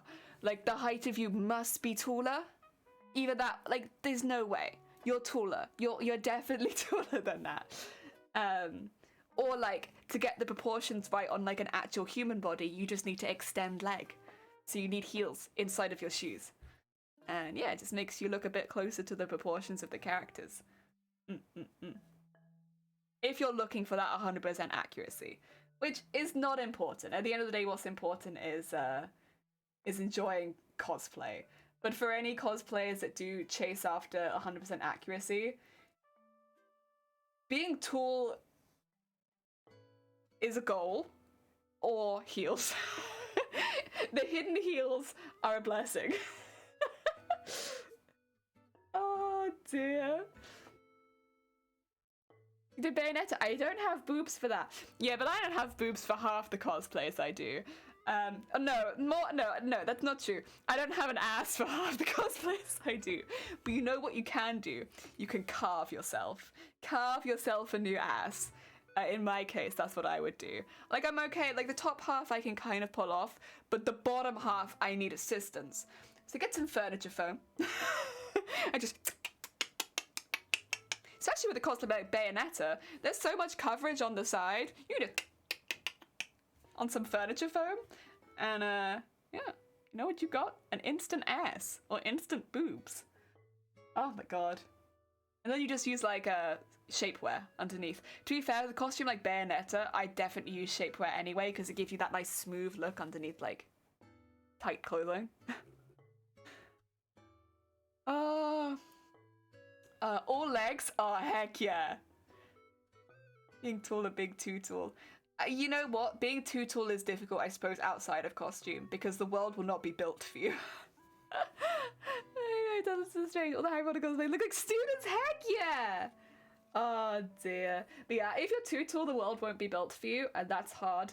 But that's one thing. Outside of costume, I'm quite happy with my height, because like I fit basically an average of most things like shoes, counter heights, things like that. So I'm not really bent over a lot. My back should be okay. If you're too tall, shoes become difficult and stuff like that. Oh wait, telephone pole! Welcome on in! Thank you so much for the raid! That's very heckin' kind of you. 2 seconds. I need to do you a heckin' little shout out. Oh yeah. We're just talking about altering your little bits and bobs for cosplay. What were you up to today, telephone? There we go. Also, Dragonfly, welcome on in. How's your day going? Oh, you were also doing makers and crafting? Heck yeah! What kind of makers and crafting do you do? I came in at the same time as the raid. Oh, you did? Heck yeah. I hope you are having a good day. Well, now you get to come in as there is hype. Yeah, we've just been chatting about doing cosplay, but like, for instance, for me, if I needed a bigger butt for a costume, I would cut it out of furniture foam. Easy. If you need bigger boobs for a costume, double bra, add extra foam in if you need to, easy. Or if you need less boobs, you could bind. Whatever makes it easier for you. Like, changing the body proportion, just... Oh dear. You sound like you're from London. I'm not actually from London. I am from the south of England, very south, all the way down from Hampshire. But I live in Wales, and I've lived in Wales for like all of my adult life. But I'm from Hampshire, actually. From Hampshire. Although, to be fair, Lisk, you're not far off, because I'd be honest, London accent and Hampshire accent are not so dissimilar. I made a calendar and I was wrapping it in packages. Oh, Heck yeah. That sounds lovely. That sounds really lovely. And to be fair, good timing, right at the beginning of the year. Heck yeah. What a nice thing to start the year off with. Nice and chill, I assume. Ah, dear. Well, if anyone's looking for another craft, if anyone just wants to leave our chaotic stream, maybe you could go watch the, the VOD for that. We're being a bit chaotic over here. Also, telephone, if you need to get any snacks or anything, I know what it's like after a stream. Please do. Please don't starve yourself to stay. If anyone is staying and would like to know what we are doing, we're making this costume. It's a really big costume and it is going to take several months to finish. At the moment, we are working on the embroidery on the chest. So just over here, all of these little gold bits, heck yeah. All of these little gold bits, they're going to take lots of time and they're all going to be individually printed on an embroidery machine. So rather than working on it like in foam armor or stuff like that, we're embroidering every single piece of armor. And oh, telephone, thank you for the follow. It's very kind of you. So for instance, right now we're working on the piece down here. We've already finished one half of it, which is this bit down here, which if I hold up, there it is, a little embroidered curve. And if you look on down here with the pointer, that's where it is on the plan for the bodice. It's down here. So right now we're just doing the counterpart on the other side. So we have both sides. Heck yeah. And that's kind of how it goes. We have so many pieces for this bodice that need to be embroidered all individually, and then we'll sew them all on together. So yeah, it's quite an intense project, but it should be very worth it. Ah, dear. It's a calendar of my butt! Heck yeah. Now I'm interested. Now you've mentioned butt, all of chat's like, booty? Good, go do some work. Take care, Sammy. Good luck with the work. I hope that it goes well. Look after yourself. If anyone's looking for a plushie artist, by the way, or somebody who makes their own patterns, check out Sammy. Sammy's another maker and crafter who does their work on Twitch. A very talented bean. If you're looking for some chaotic energy, there it is. Good, amazing, thank you. It's a big project. I'm hoping to enter it into one of MCM London's Comic-Con competitions. So it's a big heckin' project, but it's really fun. I really love gold. Gold's one of my favorite colors, and being able to just sew sparkly things, especially through like the dark months of the year, really nice. Really nice. I'm really enjoying it. It's a good, fun project. Also, Patrick, welcome on in. Looks like labor intensive. It is. So there's a few ways we could have gone around doing the bodice. We could have made it all out of foam armor. And in many ways that would have been quicker, because although you'd still have to go through the process of patterning it the same way that we've already done, we would have already finished easily, because I've already gone through the process of digitizing every single piece, like drawing it out on Photoshop, digitizing it. That took I think 70 hours or something ridiculous. And now we're printing them all on our embroidery machine individually and then hand embroidering each one. So it is very, very labor intensive. But the effect is one you couldn't get any other way. And I kind of wanted to have it so that rather than a foam armor costume, we had a completely embroidered armor costume. So it's a little bit different. For a few reasons. One, because, that is my area of specialty. I'm much, much better when it comes to sewing than I am when it comes to anything foam. So it definitely plays into my strengths a lot more, but also because it's kind of unique. So when you're going up against competition and stuff like that, just purely from a competitive standpoint, I stand out a little bit more as far as an armor piece goes. I don't think anyone else will be making their armor purely out of embroidery. And so yeah, hopefully it gives me a slight edge.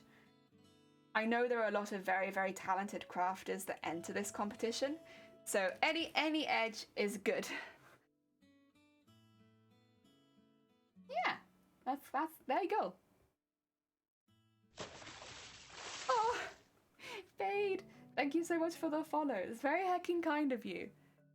Oh dear, sounds like fun. Heck yeah. Oh dear. Like the cut of the jib? Yeah. Thank you. I appreciate it. I mean, because I'm doing this basically all on stream, it's best just to be honest about it if I'm doing it because of the competition or if I'm doing it because, of what I would do. There are definitely elements where it's like, I'm doing this because I enjoy it, and elements like, because I know it will look good in a competition sense. So there are some where it's like one or the other, but that's okay, because overall, this costume is such a nice mixture of things that I enjoy that I don't really even notice most of the time. Oh dear. Good luck to get some dishes done. Heck yeah. Oh, bless you. That's very kind of you. Good luck with the dishes. And yes. So I actually got these pin cushions for Christmas from some family. And I've been waiting to use them until I got new pins because I didn't want to put all of my old pins, you know, all the bent ones that were like having all of these problems. I didn't want to put those in my new pin cushions because I was like, oh God, I'm gonna have to take them all out again. So I was waiting until my new pins came in the post so that I could get out my new pin cushions.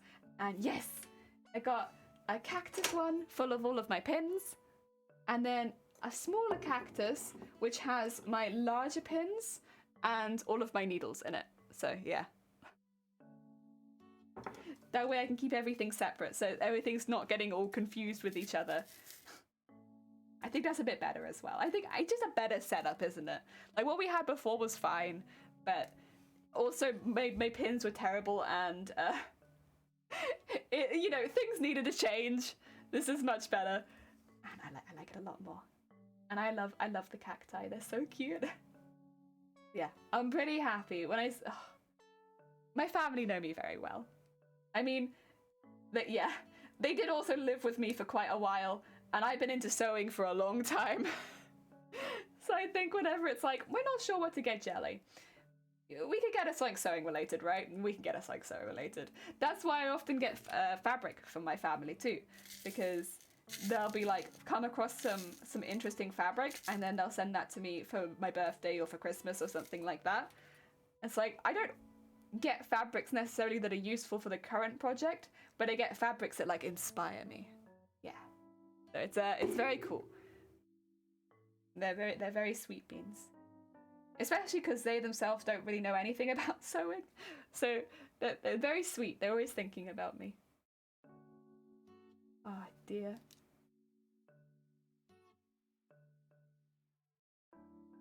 Okay.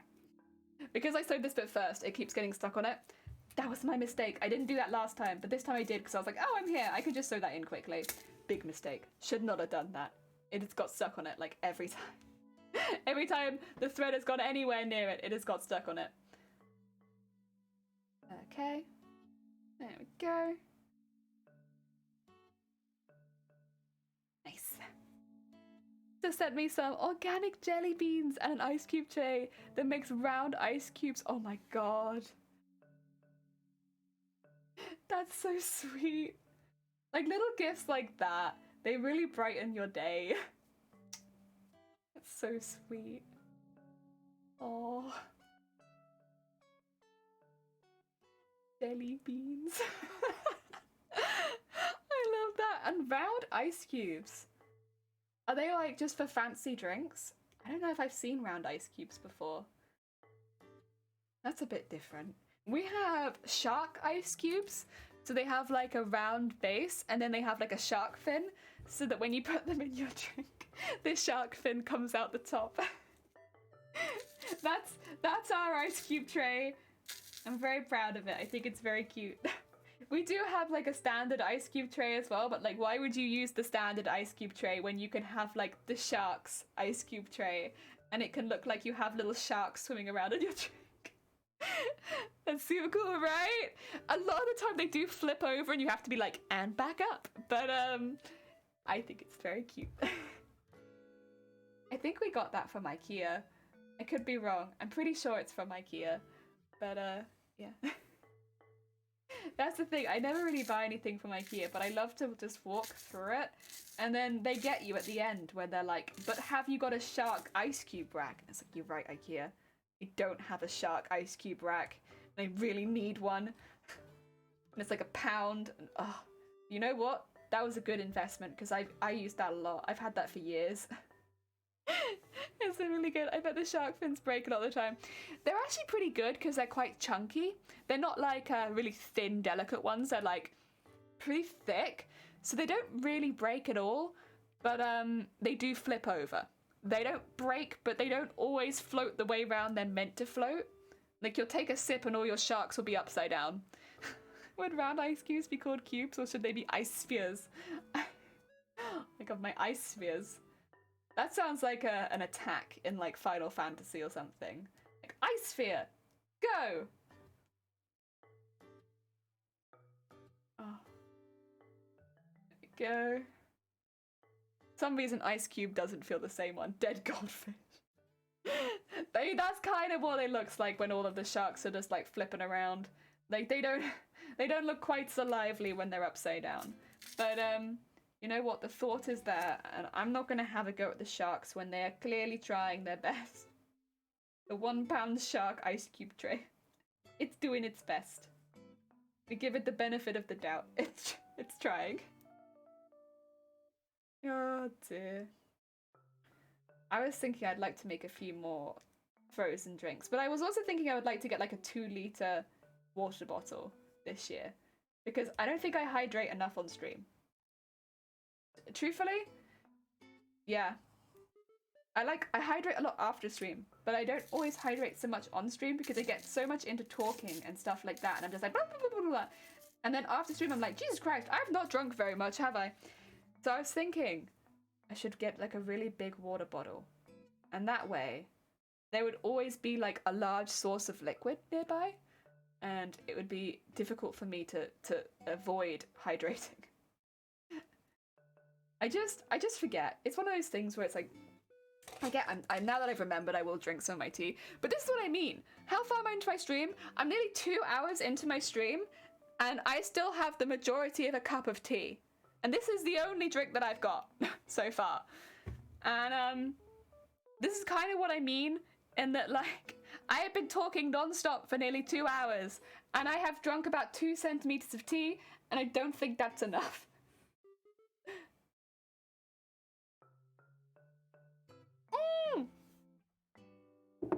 Dragonfly, I think I've seen those. I think I've seen the little dog butt ones. Yeah, I've seen them on like Pinterest, I think. I didn't realize you get them from IKEA. That's pretty amazing though. Certain things you never thought you realized in your life available at IKEA. Yeah, and they always put them like, you know, I think IKEA realizes quite simply that like a lot of people go into IKEA just to walk around, right? And so they're like, well, for those people, the people that are going in literally just to walk around our store, put the dog butts out. Put them out.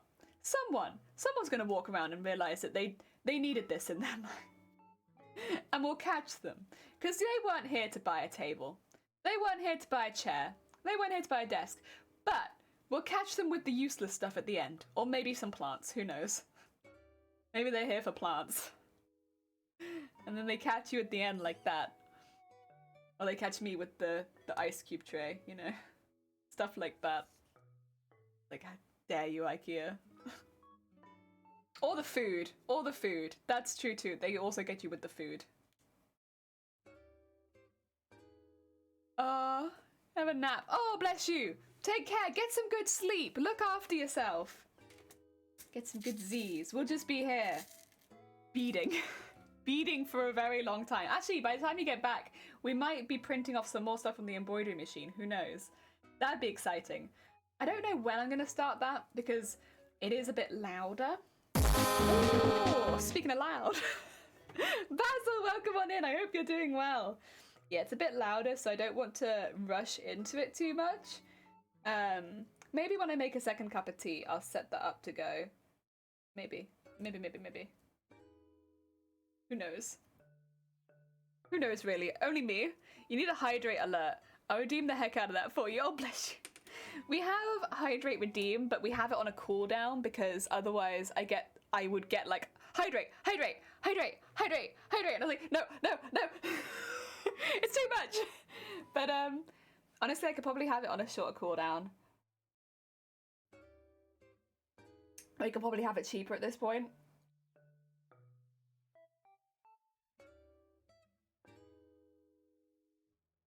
Because, yeah. I just forget. The thing is, it's not for not wanting to. It's just for pure forgetting. That's all it is. I don't remember. In the same way that I don't remember to eat until I'm starving, and then I'm like, oh, food? Food, maybe? And I was like, oh shoot, yeah, I should probably should consume food. And like, I swear, I eat outside of streams, and I do hydrate well outside of streams.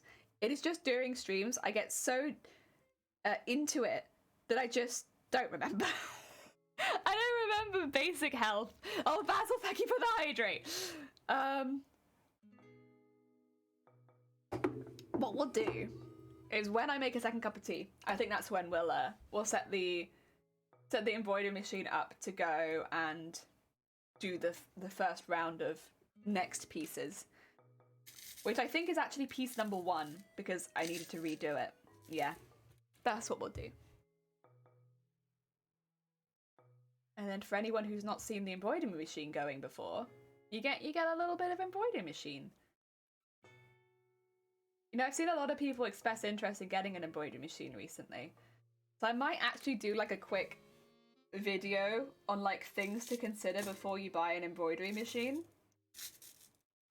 Because, so that I can just direct people to it quickly. Because the amount of time somebody comes into the channel and they're like, I'm thinking of getting an embroidery machine. And I don't want to put people off getting one. That's not my intention, because you know what, this bean, I love it. This bean, oh my god, I couldn't do this cosplay without it. So I don't want to put people off embroidery machine. That's not my intention. But I want people to be fully aware of what they are getting into when they buy one of these beans. And like the extra things to consider, like digitizing software. Because I think a lot of people think that all of the machines come with it, which they don't. And so you're not only buying a machine, you also quite often have to buy software with it if you want to do exactly what I'm doing. And digitizing software can range anywhere from like a couple £100 to up to 900 quid, depending on the software that you need and want. So you could be buying like a 600 quid machine, but then have to spend several more £100 on just the software before you can even start. So you're paying nearly £1,000, where you maybe thought you were only going to be paying 600. And so the startup cost of the machine is quite expensive. And that's for a cheap machine. That is not for a big hooped machine.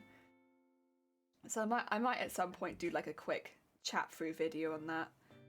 In the same way like I did a really quick one on how to set up a VTuber that I can quickly just direct people to, like how to set it up in VTube Studio. I'll probably do the same thing. Just be like, bam, bam, there you go. Because I do think, especially since we're using it a lot, it is becoming something that I'm explaining a lot more, which is good. It's good. It's good because, you know, the more people that get interested in embroidery machines, it's an amazing hobby. You can do so much with it. If you're looking to start a business, it can be an amazing tool for your business. There is so much you can do with an embroidery machine. They are fantastic pieces of tech, but there is definitely stuff you want to know before you buy one. Oh dear, a big hoop machine, big hoop. Also winged. I hope you're doing well. I hope things are going well. I hope. Yo, listen up. Here's a story about a little guy that lives in the blue world, and all day and all night, and everything he sees is just blue, like him, inside and outside. Blue his house with a blue little window and a blue Corvette, and everything is blue for him and himself and everybody around, 'cause he ain't got nobody to listen to. I'm blue, dabba dee dabba die, dabba dee dabba die, dabba dee dabba die, dabba dee dabba die, dabba dee dabba die, dabba dee dabba die, dabba dee dabba die. I'm blue, dabba dee dabba die, dabba dee dabba die, dabba dee dabba die, dabba dee dabba die, dabba dee dabba die. God, it's so chaotic. Yeah. Winged, I hope things are going well for you. I hope maybe your work is starting to calm down a bit. If not, I hope there is a calmer time on the horizon. And I hope you had a good New Year. Yeah. Ah dear, welcome on in, Sweet Bean. Calm down. Well, I thought your work was really busy at the moment, wasn't it? Or is it not really busy anymore? I could be wrong. I could be wrong. Maybe I have misunderstood. I thought your work was very busy. But I might be wrong. I missed 3 weeks because of... Oh, wait. You missed 3 weeks because of COVID? Oh, bless you.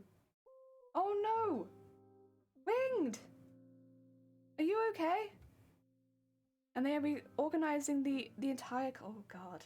Oh, God. Ugh. Ugh. Ugh. Yeah, no, I don't like the sounds of that. That's suspicious sounding, that is. Reorganizing the company structure, at least to me, sounds incredibly suspicious, but I could be wrong. Affecting international projects I'm working on, yeah. I don't like the sound. Tea drinking question, no judgment. Are you a loose leaf or tea bag? Yeah. So the answer is, I have tea bags for my everyday tea. Because my everyday tea comes in tea bags that are recyclable or like compostable tea bags. They compost. They blah blah blah blah blah blah blah into the ground. Yes. But the rest of my tea is a combination, predominantly loose leaf. We've been trying to be a little bit more eco-friendly where we can, and we've been trying to avoid things that we know are not, and that's the only reason. The only reason we have gone for loose leaf, because I can't tell a bloody ounce of difference between loose leaf and tea bag, to be quite honest. So like, somebody makes me loose leaf, okay, cool. You have to tell me though, because I won't know. But I can't tell the difference, honestly. But if the company doesn't do, oh god, I don't know the word, compostable tea bags, we've been trying to find a way to still get compostable. So like, do loose leaf. Does that make sense? So a lot of my more specialties, like the chai, like the green teas, they are loose leaf. But the everyday tea that we have, I guess because it's more of a supermarket brand, it's like a bigger brand, that is fine. That's in a tea bag. So the answer is yes. But the answer is yes, mainly just for the environment reasons, I suppose. There you go. An answer. Oh, there's so much work. Yeah, 5 minutes of text speech. The other 55 minutes was spent listening in frustration, organizing difficulties, multiple issues, and projects as lead. So basically yesterday, I would have been better off with psychology degree than an engineering one. Heck. Oh dear. You can't and you're having rubbish loose leaf. It's not that. I just don't have a very good sense of taste. I've mentioned it a few times, but I don't go into it too much. My sense of taste is really shockingly awful. Like, a lot of our friends joke about it, that if I got COVID, nothing would change. I already had COVID, but like, if I got COVID where it affected my sense of smell, nothing would change, because I can't really taste very well. And I heavily rely on whenever I cook, I need somebody else to tell me. I know how to spice things based on math and like experience, but like, I can't really taste things very well. I don't have the best sense of taste at all. And I haven't for like a long time. But I like food. I like consumption. So like, between things like that, I'll probably never be able to tell the difference. So it's very wasted on me. There are people with senses of taste who it is more worth it for. Yeah, I would say. I don't have much of an environmental problem tea bags are, because, like you say, they're almost very easily compostable, but the tea they put in supermarket tea bags is the lowest quality tea available, basically dust from making loose leaf tea. Yeah, the thing is, it's also the most widely accepted tea in the UK. So for instance, if we have family over, that's what they drink. Like when we have friends over from work, that's what they drink. And I know it's going to be, if I offer it to people, it's going to be like, ah, yeah, tea. That's what tea is. If I was to offer anything else, for a lot of people, that's going to be outside their comfort zone. So it's always useful to have a box of just supermarket brand tea. Like whether that be PG Tips or whatever. Like just, you know, a solid box of branded tea. So that when people come over, you can offer them something that's comfortable. Because even though I like to experiment with tea a bit more, not everyone does. And, you know, once they've had their first cup, I'll be honest, most people don't come over for 1 cup of tea. The last people that came over had about 7. So, you know, once they've had their first cup, I will open the tea cupboard for them. Like, you would like anything else, you are more than welcome to try any of our teas. Like, I'll give you anything. You just say the word. We've got some, like, really interesting ones in here. But if you want just the standard, the comfortable tea, we've got a big box of it, you know. You help yourself.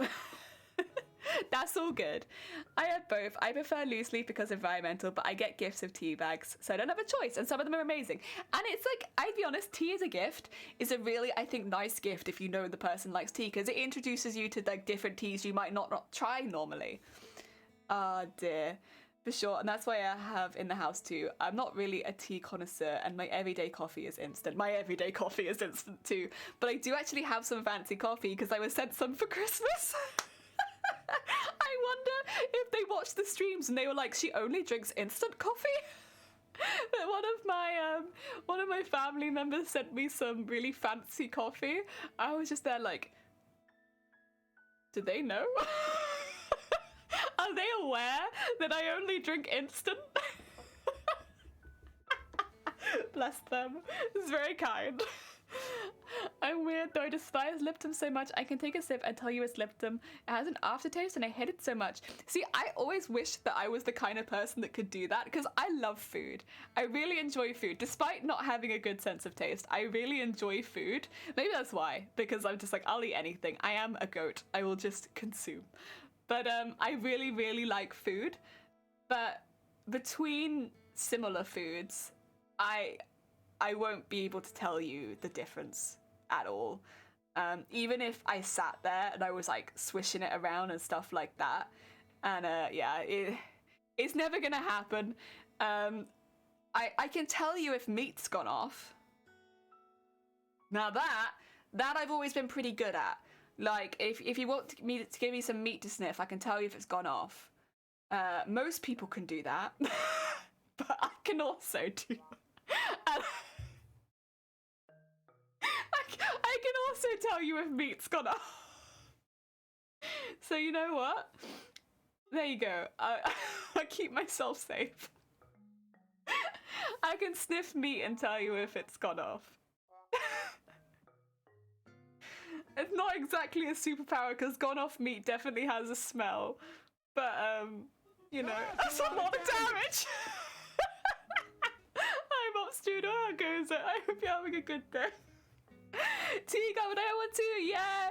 We have, our tea cupboard does also have a few specialty hot chocolates in it, but it is predominantly tea. Because we also really like to have good quality hot chocolate. Because I'm a big tea drinker, but Shiny is not so much. Shiny really likes having good quality hot chocolate, so we have some really nice hot chocolates too. We have Ruby hot chocolate, which I think is the house favorite, like just generally, but we have some really nice dark hot chocolates, some caramel hot chocolates, some really nice ones. I can, no. I'll be doing shoes still like. Don't, oh god, that's also not a good quote to pop up. I swear. It does sound like I've been doing glue. Did you get the hydrate redeem from earlier? Oh, I don't know if I did. I'm sorry. I can do it now. I can do it now.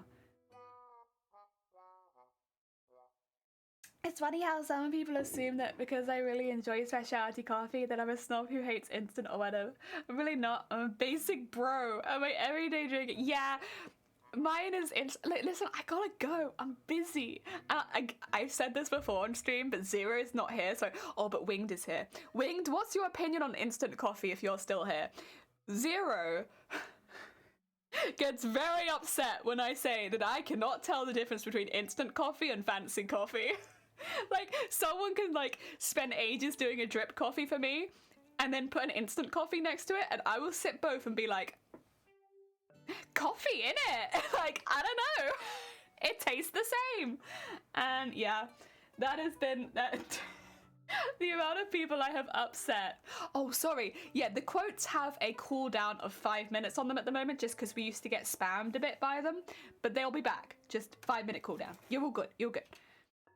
Oh, and thank you for the lurk, Bateman. Sometimes basic can be good. Yeah, you know what? I'm cheap. I'm easy. With coffee, like, just to clarify. God. But yeah. It's much cheaper, much easier than drip coffee, and you know, you could buy it at the local supermarket. It's good. I have to be a little careful, but fortunately, I don't think there's anyone here who can quote me right now, so I think I'm safe. But yeah, I like that with wine. Love me a good beer, but when my friend says try such and such red, I'm like, yeah, it's definitely a wine. That is a wine. Yeah. I remember, so I can't drink, and I haven't been able to drink for, God, how long has it been now? A few years. It's been a while since I've been able to drink. A British person that can't drink. But it's been a while. But when I did drink, I liked wine. I did like wine a lot. Wine was probably my go-to for like a nice evening drink. And I actually really liked red wine.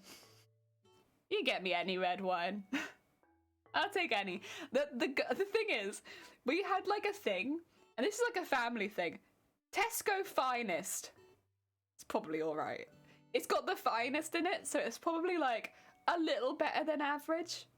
Tesco Finest. And that's basically how I did my wine selection. I'd be like, is it a Tesco Finest? There we go. That'll do. So I'm not spending an arm and a leg on my wine, but I'm not buying the cheapest wine either. So it's Tesco Finest. And that's how I used to buy my red wine. Oh dear. And if I was buying it for someone else, I'd find the Tesco Finest and I'd buy one that was just a little bit more expensive. It's just my method for wine, because again, I really can't taste the difference between most of them. Like, if it's really shockingly awful, I can normally tell, but like otherwise most of them taste very similar to me. Yeah,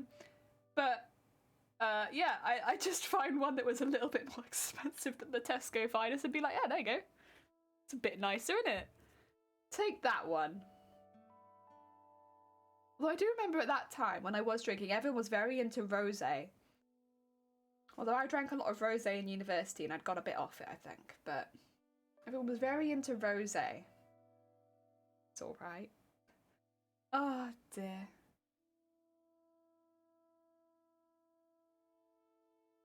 We are. I will say, actually, I went on kind of like a journey of trying non-alcoholic wines. Because I couldn't even have like the low percentage alcohols. It has to be like no alcohol in it at all. So I was going through all the non-alcoholic wines, and I did find, actually I have a bottle of it here. Yeah, this one. Iceberg Sauvignon Blanc with alcohol removed. It's a really nice white wine with no alcohol in it. It does taste a lot fizzier than your normal white wine, but booze does not work for me as well. Okay, let me show you. I'm sorry, I only just finished this bottle, I swear, that's why I have it nearby. I'm not sponsored or anything. But this one, it's got like that slight taste, ever so slight taste of wine, but it's really subtle. It's kind of like a mixture of slur and wine. Like if you mix slur in with your white wine, that's what this tastes like. But I actually really like it. It's quite sugary, but it's like, yeah, if you mix slur in with my white wine, that's what this tastes like. And it's pretty good, honestly. Yeah, it's pretty good. But it's, yeah, 0% alcohol because I can't have any. And there's a lot of wines like on the market that are like low alcohol, very, very low alcohol. But like if I had to go through all of them as 0%, this has been my favorite one. I've really enjoyed this. I haven't found any red wines that I've liked. This is a white one. But yeah, if you're looking for a recommendation for alcohol-free white wine, and also if you're looking for a recommendation of alcohol-free white wine and you want to cook with it, it's this one's pretty good, and it's not that expensive because it doesn't have alcohol in it. So comparatively to normal wines, it's like a few quid. Oh yeah. I mean, for me, it's been good around the holiday season because, you know, bottles of wine do be flying around at this time of year. And for me, I can't drink any of them. So it's nice to just have like a bottle that I can drink from. And it's nice. It's nice. I like it. There you go. If you would like a jelly recommendation, that's my favourite. Again, it is sweet comparatively, but it's not like as sweet as Slur. I don't know how many countries have Slur in it, but Slur is like when you're a kid and you can't drink wine, or maybe your parents don't let you try wine, they might let you try Slur. It doesn't have alcohol in it, but it kind of comes in a similar bottle. And it's like grape, very fizzy grape juice. It's kind of like if you mix Slur with wine, that's what the taste is. But it's pretty good. It's pretty good. Yeah. It's the closest I found without being like grim. Mm.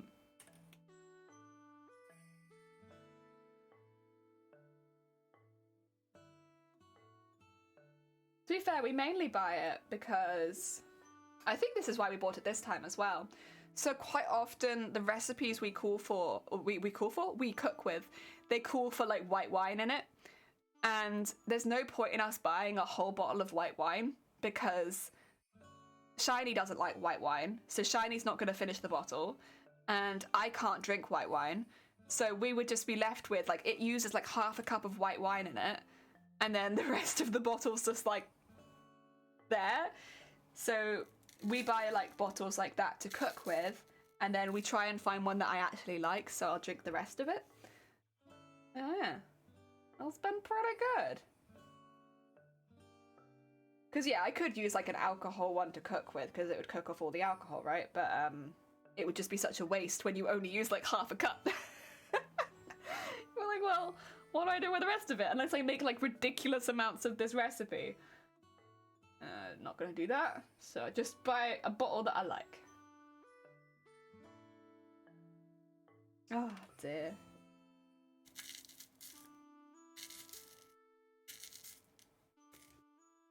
Keep beading. Okay. Oh yup. There we go. Getting stuck on. What's it getting stuck on? Ah, sequin.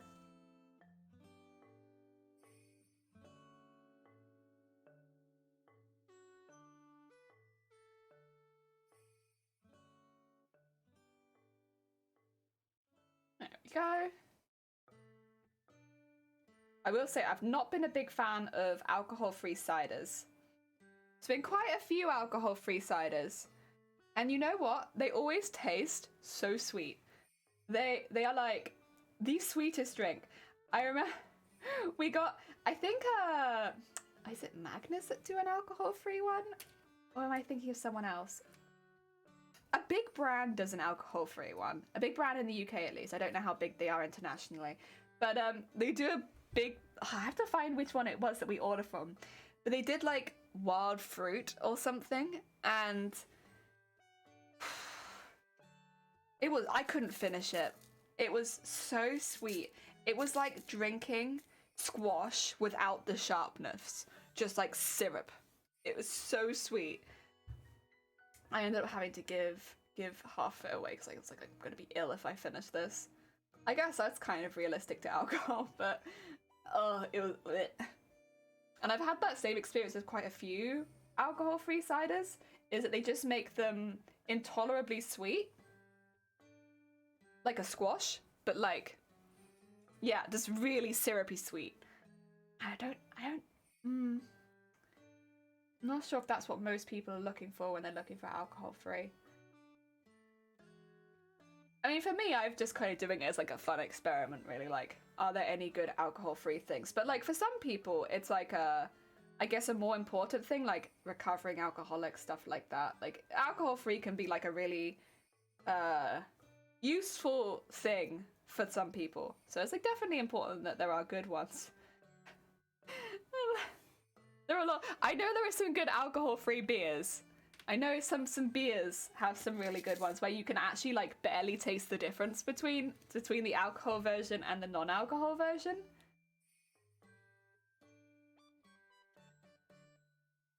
I think that's probably one of the more successful ones. I don't drink so much beer anymore. I used to drink a lot of lager, but like I don't know. I can't imagine going out of my way to personally buy that anymore.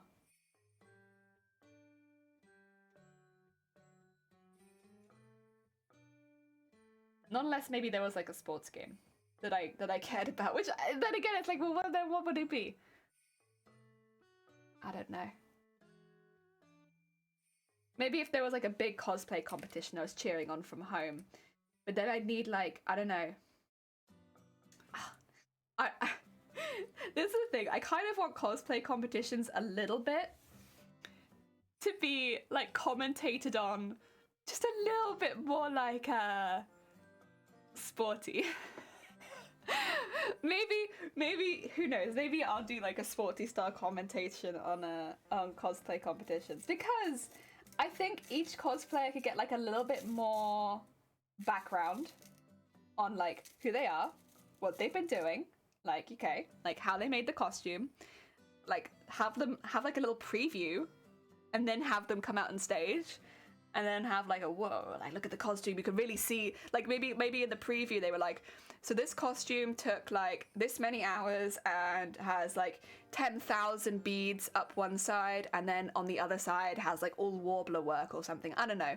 And then when you come out on stage, you can be like, wow, yeah, I can really see that beading. Like look, and you walk to the left, and you can see it really hitting the lights. Amazing. And you can have like proper like commentary on like hyping the cosplayers up a bit more. Maybe that's because like that's kind of what we do behind the stage. We're like, wow, look at that beading go, amazing. And she's gonna hit the lights in a second, and boom.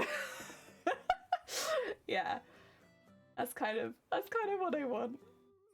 Whereas instead it's like very silent. I kind of get it, because like it's, you know, very professional, but I'm like, but sports commentary though. but like hype. Oh dear. You'd also have to get like a good, oh.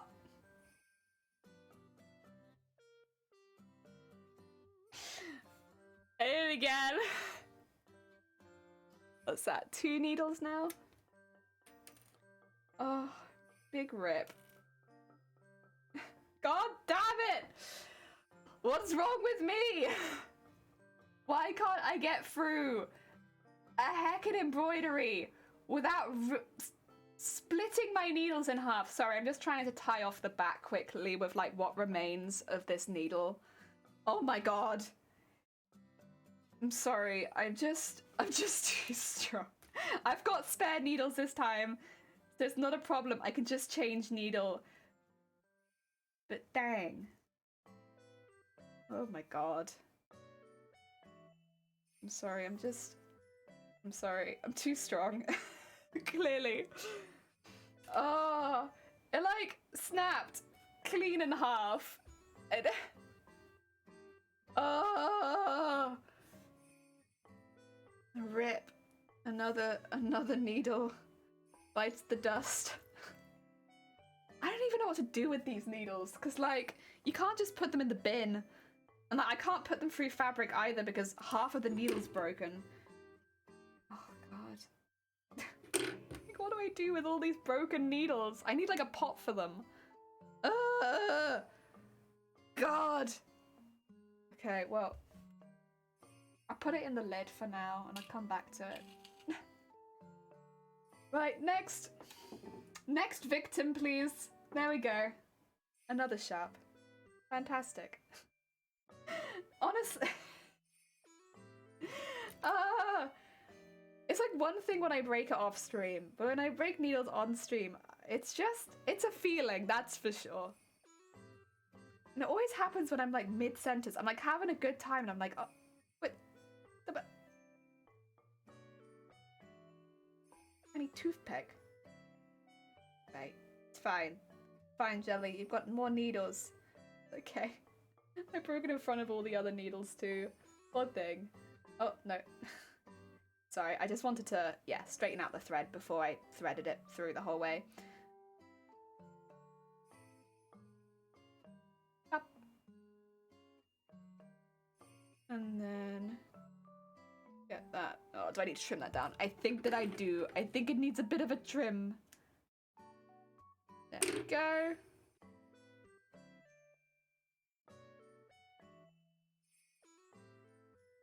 Ooh, yeah.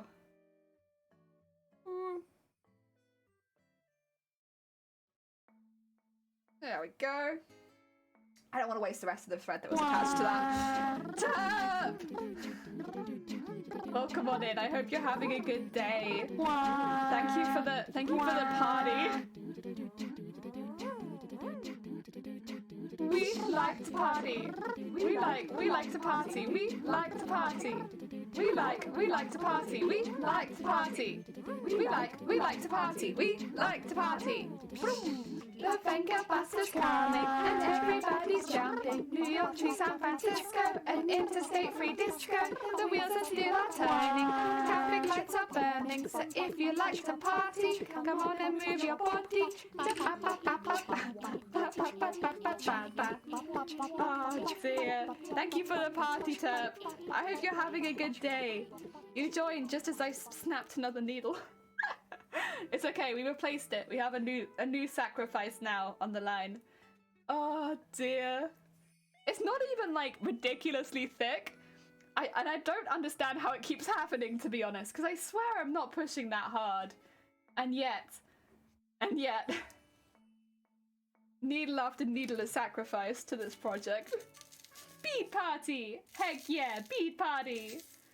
Oh dear. I hope you are doing good. Oh god. Yeah, we are beading still. Well, to be fair, this one is getting pretty close to being finished beading. We just need to go up to the other end and do this little center bit. And then this one should be all beaded up, ready to go. See, they're getting pretty close. Just need to do the other side, see? Getting there. Getting there. And then we have a few more to do, but I don't know if I'll set the embroidery machine up and make another cup of tea, or if we'll jump straight into the next one. Who knows? Who knows? There's a few things we could do. There's a few things. But honestly, that's the best position I think to be in with cosplay, where you've got multiple things you can do at once. Gives you options. I mean, I also need to measure the skirt, but then it means I need to try the skirt on and get some proper measurements. For the outside of the skirt, I need to find out how big it is at the base. It's a little difficult to do it while it's on the mannequin is the thing, because the mannequin makes it a little bit smaller than it is on me. I think it's a little bit smaller. Yeah. So that would mean the pattern that I'd end up making would be just a little bit too small around the edge, and I don't want that. So I need to put it on and then haphazardly wrap something around the edge so that I can work out the size of the pattern I want to make. Which will eventually have a massive hole cut in it for the tail, but you know, it's fine. It's fine. We get there. We get there when we get there. Should probably order that stuff this weekend. Thing is, we're out of the house for a while on Monday, so I'm kind of trying to hold off on ordering any big packages, just to make sure that I don't miss it. I want to miss it. Yeah, that'd be a pain. So I might hold off until like Sunday or something. Because I could still start the tail. I just wouldn't be able to do everything. That's okay. So I've actually already got some upholstery foam in the house from the last tail I made. I could just keep using that. Broken needles, that's the stuff I don't like. Trying to pop off a nice productive morning. Heck yeah! Oh, bless you, Tut. That's very heckin' kind of you. I hope your art and stuff goes well. I hope you get into the productive mood. It can be difficult sometimes, especially early on. Like early in the day, trying to like pop your brain into productivity mode. That can be really tough. I know I have a lot of mornings where I wake up and I'm like, I don't know about this. Not sure. Yeah, like honestly, days like today where it's like trying to pop yourself into like the mood of like getting stuff done, it can be quite tricky. But I always find being in my craft space helps. Like being sat at the desk, and that always helps me a lot. Like if I'm downstairs on the sofa, nah. It's difficult. I have to be in a very specific mood to craft there. But if I'm sat at my desk, I'm like, yeah, okay. Craft space, ready to go. I'm sure there's psychology around that, but yeah, I find it much easier to craft here than anywhere else. I'm like, I love this project, but it's still one of those things where it's like I need to make sure that I actively keep doing it, because otherwise I forget. Oh yeah.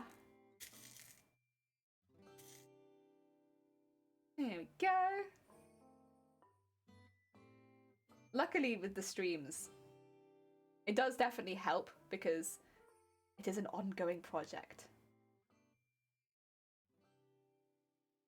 There we go. Set and setting are two major factors determining how your mindset is. Yeah, I think so. I definitely find that being here is like a big boost, and like I might be in like quite a not creative mood, but then I'll sit down in front of my machine, I'll be like, okay, there you go. Now we're good. That's what we needed. We just needed to be in front of that, and now we're good. So it doesn't take much, but it definitely helps. You're off to bed, George. Thank you so much for popping by. Oh.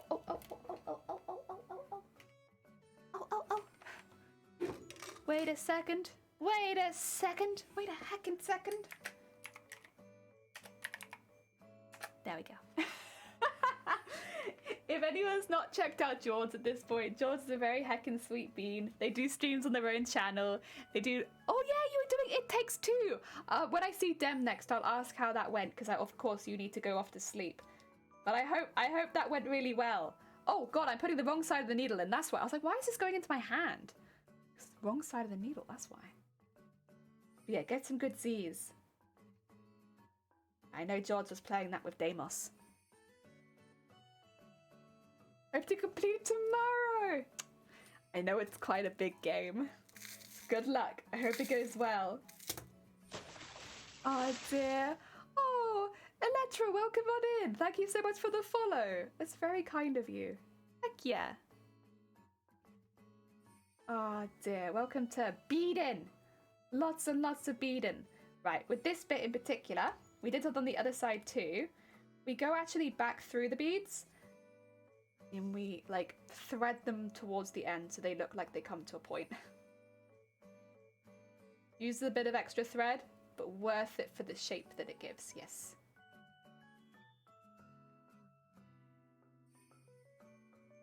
Go. Thread that through there, go over the last one, and then thread it back down again.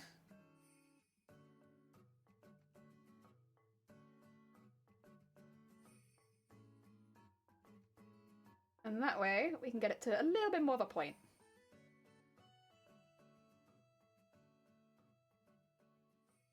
Oh yeah. Go. And sew that down. I think I might also put one around there. So these are all stitches just to make this look a little nicer at the top, because when the beads are really close to each other, they can look really far apart. That's okay. We'll hold that there. I think that looks okay. Ah dear, it's a fun game. I actually own it. I'm hoping to play it with Shiny at some point. Not on stream or anything like that, just as a, you know, fun game to play together.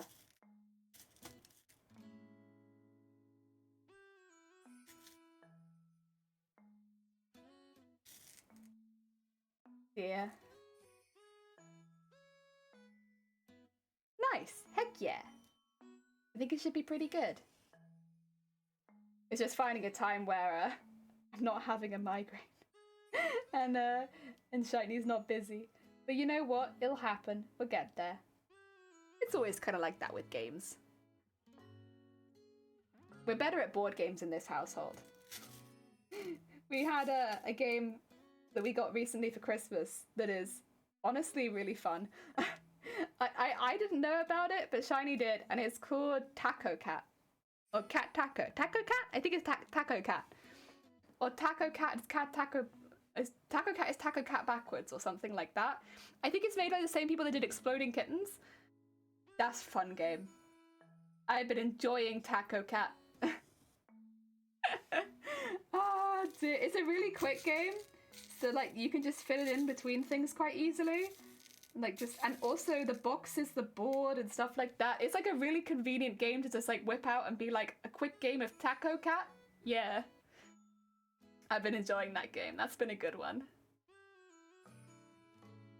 I didn't think I'd like it as much as I did, but now that I've been playing it, I'm like, ah, yes, actually. Yes, I see the appeal of this. This is a good one. Board games are not for the weak of heart or flesh around here. You know, I've not lost a board game in this house in over like a year. I am a reigning champion of board game in this household. I did play a lot of board games growing up though, so I probably had like a slight advantage of like growing up in a household that were like, we played a lot of board games. So like, I do think that I have that ever so slight advantage. But like so far, the thing is, I believe fully in like the you don't go easy on people mentality. Like people win if they win, you know? Like you don't go easy on someone just to give them the win. I don't know. Like when you win, it will be a true victory. Maybe that's just me being too competitive. But so far I haven't lost a game, yeah, for easily over a year. I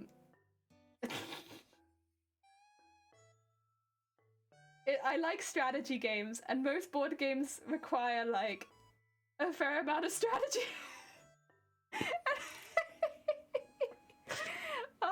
It is getting to the point now where every time we play a board game, I'm like, my win streak. I must continue. George, take care of yourself. Thank you so much. Yeah, no, go get some sleep. Go get some sleep. Look after yourself, Sweet Bean. Thank you for popping by. Ah, dear. My baby, how are you doing, Tom? Oh, no, that's fine. Thank you for popping by. But have a good rest of your day. I'm assuming you're just popping by for a short second. So, Tom, thank you for stopping by. But yes, if you need to nip off, have a good rest of your day. Ah, dear. Yeah, one game that I still really like is called Patchwork. I love that game, and I don't love it because it's like patchwork, sewing themed. I like it because of the game itself. It's a really good game. Like if you like board games and you like you know you need 2-player board games in your life, Patchwork. It's such a good 2-player board game because I think a lot of 2-player board games are a bit meh, honestly. But Patchwork is so good. So good. So like how the board game goes is you have your own board and you have the player board in the middle, and then of course your opponent has their board. And as you go along around the board, you collect buttons and you can use those buttons on your turn to buy patches. So there's like all of these patches in a circle. There's a counter. The counter moves around every time you buy a patch. And the patches cost certain amounts of buttons. And it gets a little bit more complicated than that as you play. But you're trying to fill in your board as much as possible with these patches. And they're kind of like Tetris blocks. They're all in different like Tetris style pieces. And so you're kind of having to be like, well, this is a really big block, but it's a really awkward shape. I'm not sure I'm going to be able to fit other things around it. Versus this one, which is a much smaller block, will take up less space, but I can easily fit other things around it. Or this one costs a lot more, but it's got buttons on it, so when I pass the next button, I'll get buttons back. There's a lot of like strategizing like that in it. It's a really fun game, and like you'll find that as you play it, you'll get, even though it's a simple game, you'll get a lot better at it, as will the people you play it with, and you'll start like making strategies against each other. It's a really fun game. I really enjoy Patchwork.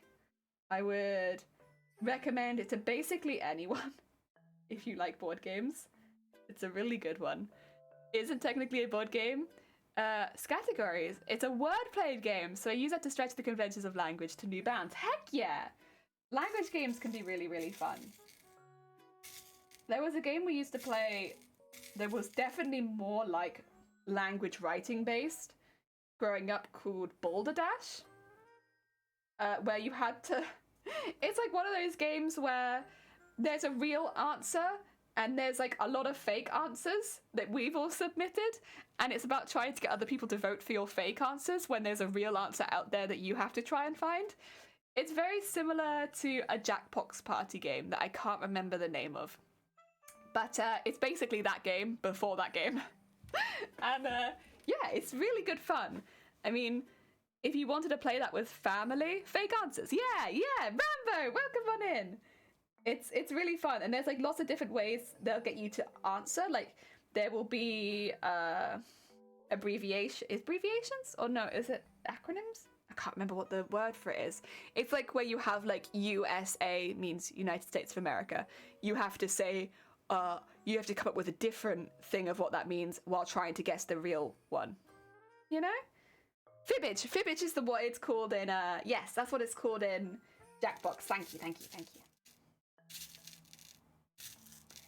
And yeah, you have to guess what the real one is called, but you know, while trying to get other people to guess for yours. And there's a few different categories. There's that. There's like laws. There's stuff, and the laws one is good. It's like it is illegal to, and then you write what it's illegal to do based on like the prompt. And then yeah, there's some really good ones. It's very fun. Boulder Dash is a really fun game. But yeah, I think nowadays if you're looking to play with people online, Fibbage is like basically exactly the same one. If you're looking to play with people in person, get Boulder Dash. Maybe if you don't have phones. Oh dear. Oh yeah, I love games like that. They're really fun. Some of the silly answers, and I love when you play with people you know and you can kind of tell who sometimes submitted which answer, because you're like, that's such a you answer. There's no way that's the real one, because that sounds like you. I wanted to combine the concept of categories, Boulder Dash, Fibbage, and other language games like Scrabble and Boggle. Whole new language game. Ooh, heck, I love Scrabble. Scrabble's a good game. I actually really struggle with Scrabble. Scrabble is one of the games I'm probably worst at. I really like Scrabble, but I'm really bad at it. I don't know why, but thinking of words on the fly is like one thing that I'm really bad at. But I really enjoy Scrabble. It's a game that I really enjoy. I'm very, very bad at it. I know where my what do you call it? Strengths are not. They are not with Scrabble. But I do enjoy it. Oh, you know a game I really like? I'd really love to own a really nice mahjong set, because we used to grow up playing mahjong. And I remember like it's really odd. Like, I remember when we were like younger we didn't play it, but I remember my family going to like evenings to play it together. And I'd be like, oh, okay, they're going to go play mahjong. Okay. And then, like, we eventually learned to play it when we were a bit older. Because, to be fair, it is a bit more of a complicated game and stuff like that. I get you. Oh, my God. I love that game. But it's like... It's so nice.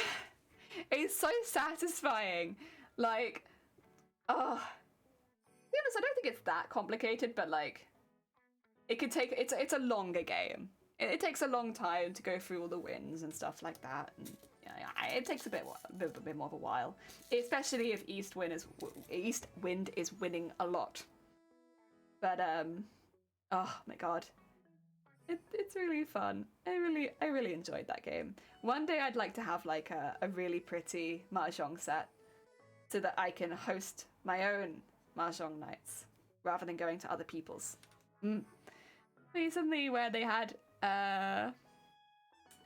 cards of kind of abstract theme, and you're supposed to play a word to represent that picture. Combine the. Oh, I see. That's kind of cool. I like that. That does sound fun. Is mahjong like bridge and dominoes?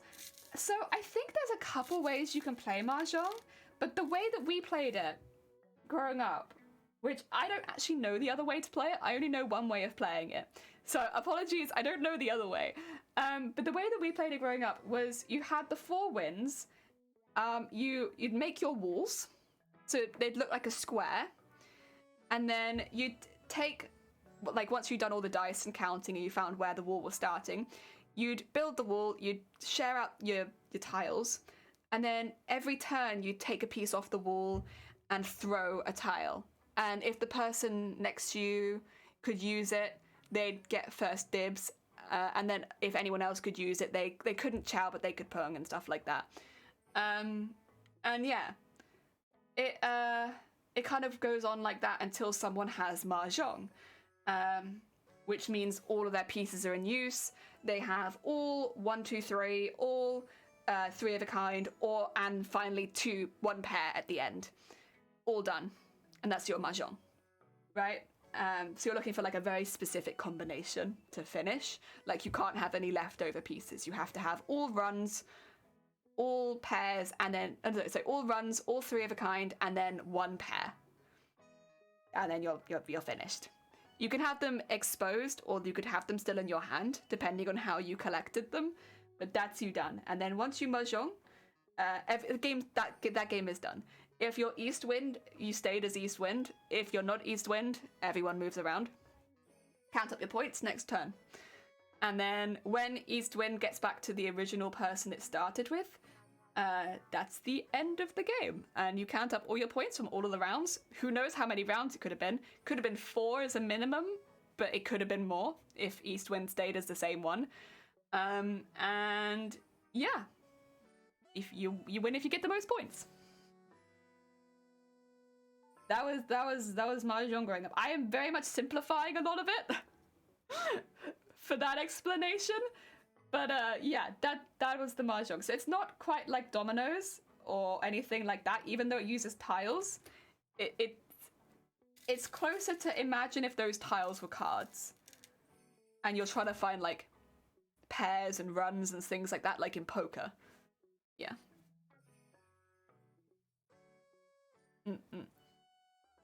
But people are picking up and throwing and stuff like that, so you have to constantly keep an eye on what's going on.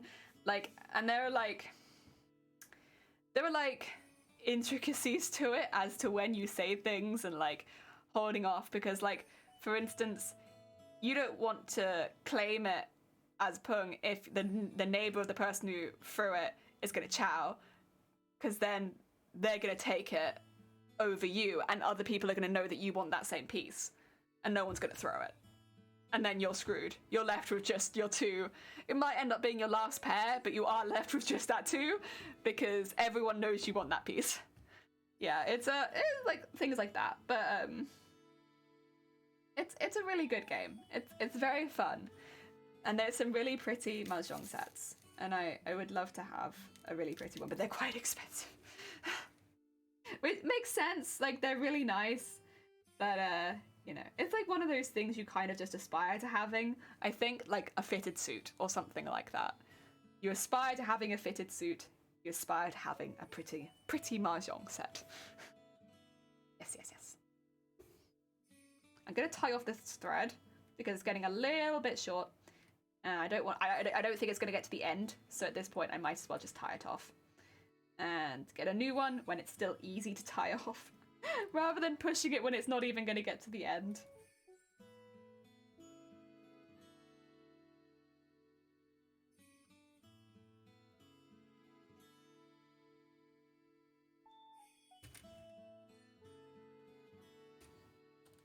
There we go.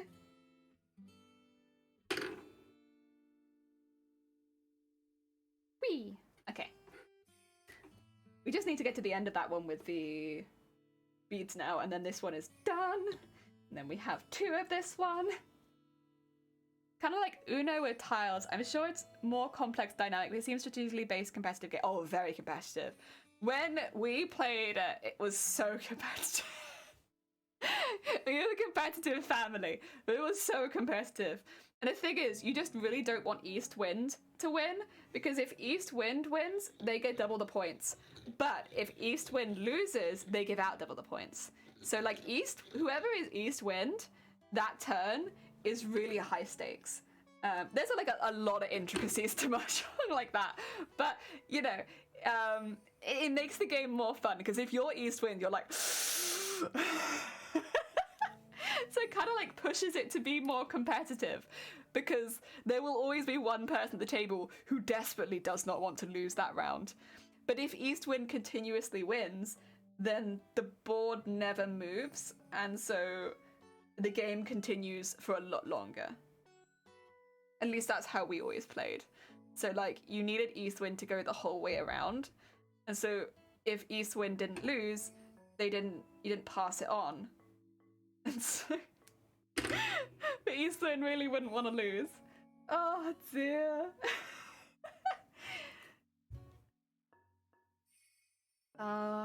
It's pretty good.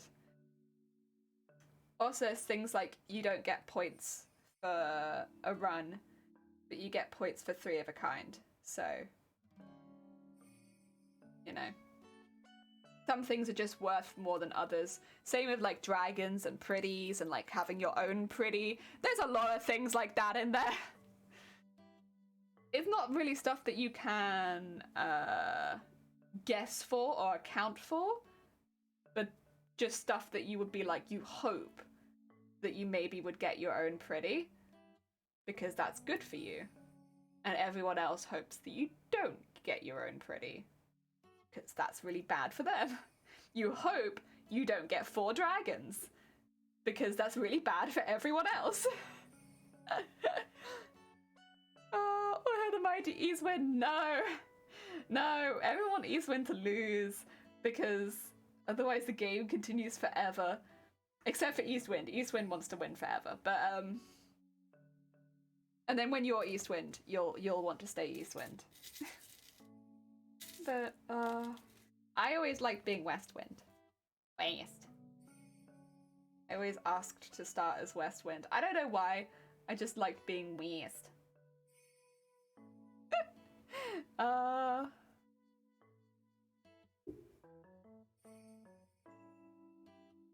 I wouldn't be surprised if we had like certain rules at our table that maybe like other people didn't as well. It does feel like that kind of game where like there are rules and then there are like, you know, kind of like Monopoly, like house rules. It feels like that sort of game. I don't know if that's true, because I've only ever played with like people in my family, so we've always had very similar like that's how we play. But it wouldn't surprise me if we did have some sort of house rules, because it seems like that kind of game where you could very easily implement house rules.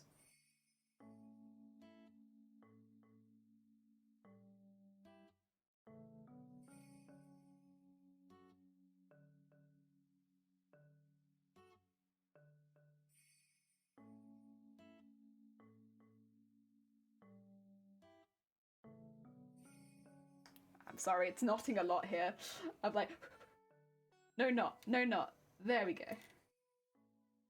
Okay.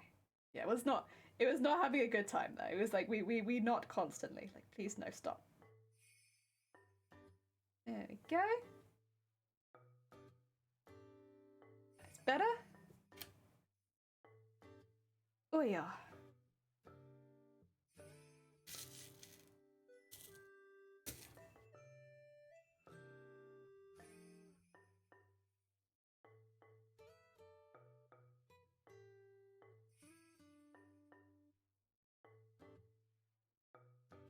There we go.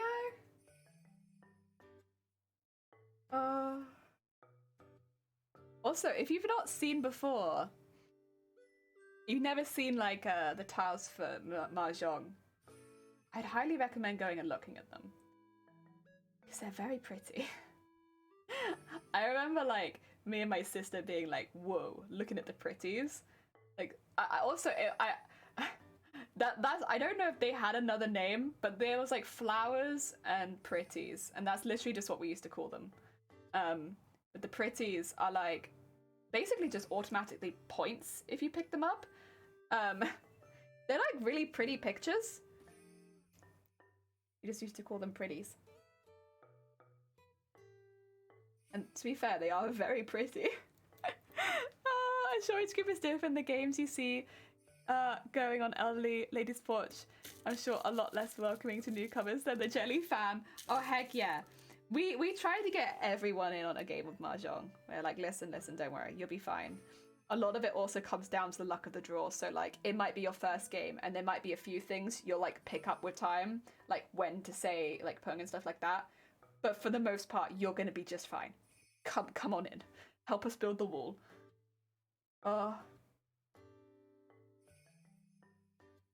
We like getting people in on it. Also, Mahjong's a really good game for snacks. Definitely not the reason I got so attached to it. You can have so many snacks. A few of the designs actually I remember, like the dragon. I have to look up how the whole design is set. I always really like bamboo.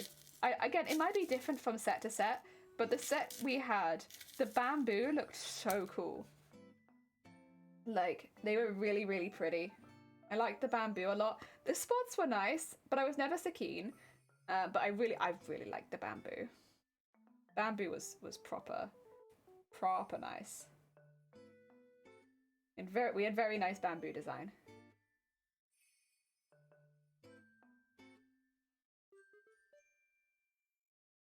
Oh dear.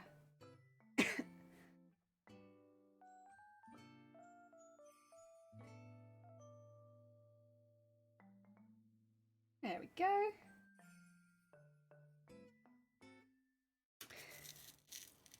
I remember, I think it was the green dragon often getting confused with the one of bamboo on our set.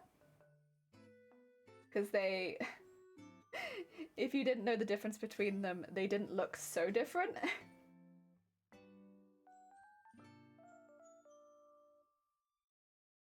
Yeah, I think that was the one that got confused a few times.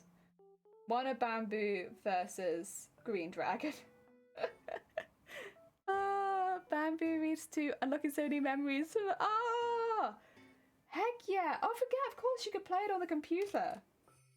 I'm here being like, yes, buy Mahjong set. Of course you could play it on the computer. Duh me, of course. Obviously.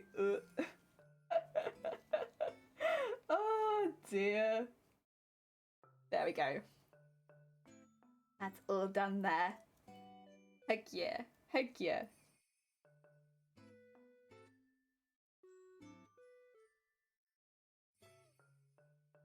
Yeah, that was always a really fun game growing up. I enjoyed that one a lot.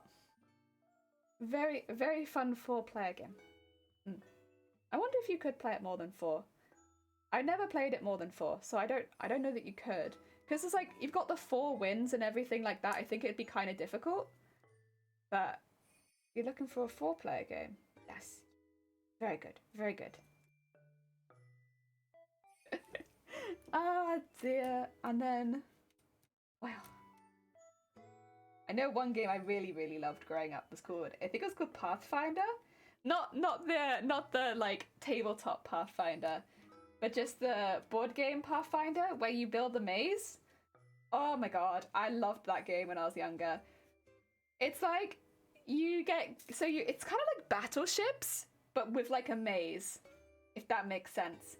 So you and the person you're playing against both build a maze and put a little guy in it.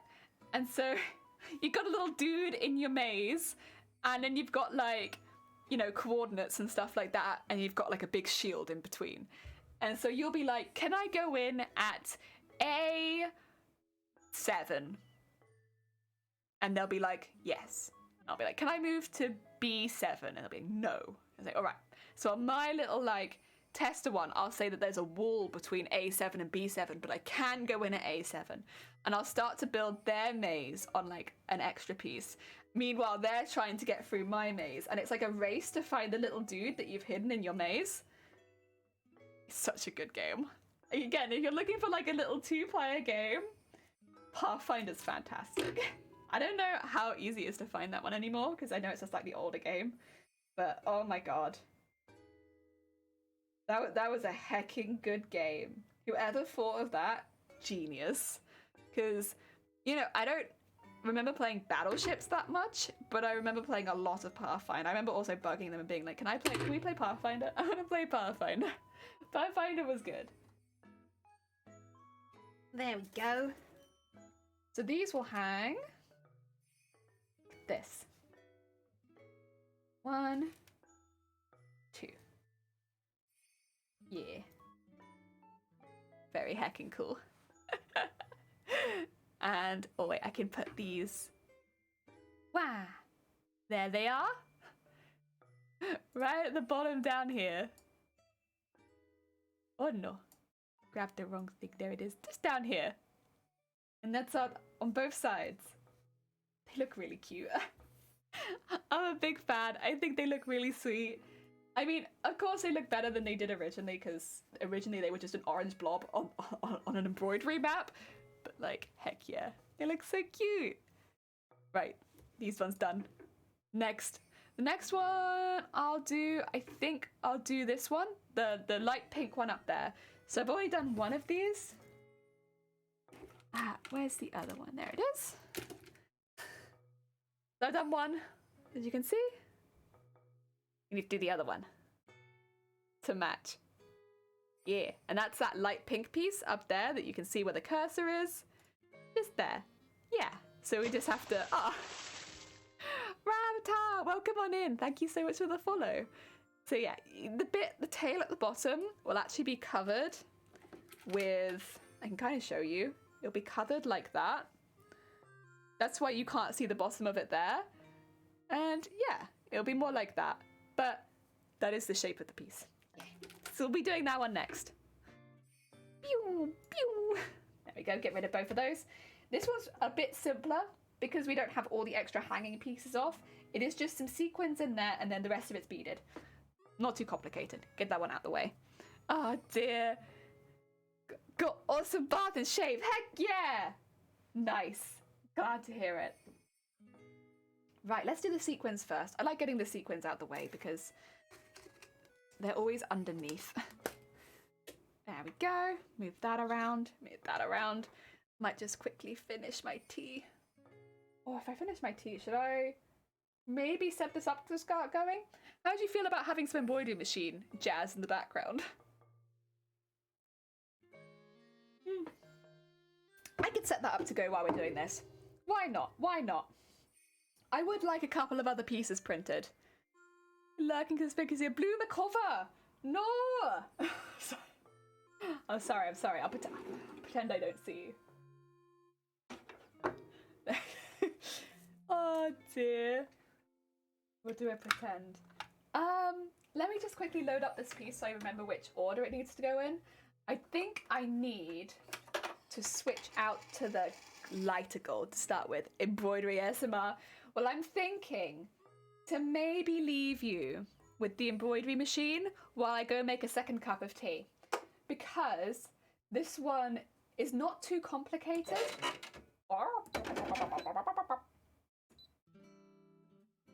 And I'm quite confident that it's going to be okay. We need the top piece.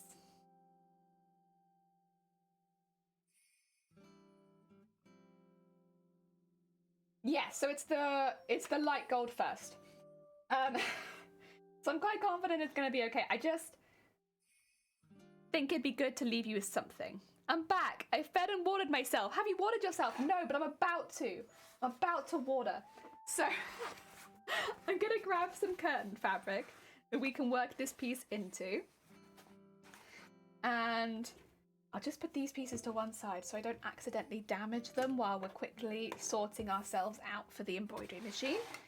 we need the light gold in the machine, but what we need in the fabric piece is we need some curtain fabric and a layer of dissolvable. I think I put it down here. There we go. Good.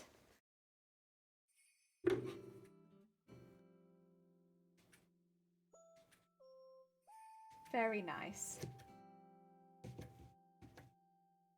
Okay. Loved your accent. Oh, thank you. British, innit? Right. Yeah, we need the light gold, not the coppery gold. That'll be second.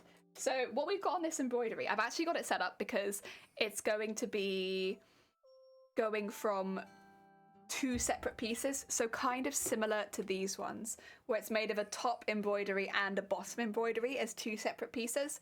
So the first couple of steps are really, really short, and that is just to basically get it so that I can line it up really easily and I make sure that it's fitting. Because this is the first piece, although I have those steps, I don't actually need them. I have them, they're unnecessary, but that's okay. I just have them in case it wasn't the first step. But in this particular case it is. And so it'll be a little bit pointless this time, but when we come to do the second half of this embroidery, we'll be using that a lot to line it up. So I did it on both pieces because I wasn't sure which piece I'd be doing first. So to save myself pain down the line, yes. You know what? I'd rather just spend an extra minute doing an extra second of embroidery. Go. Get the gold up there.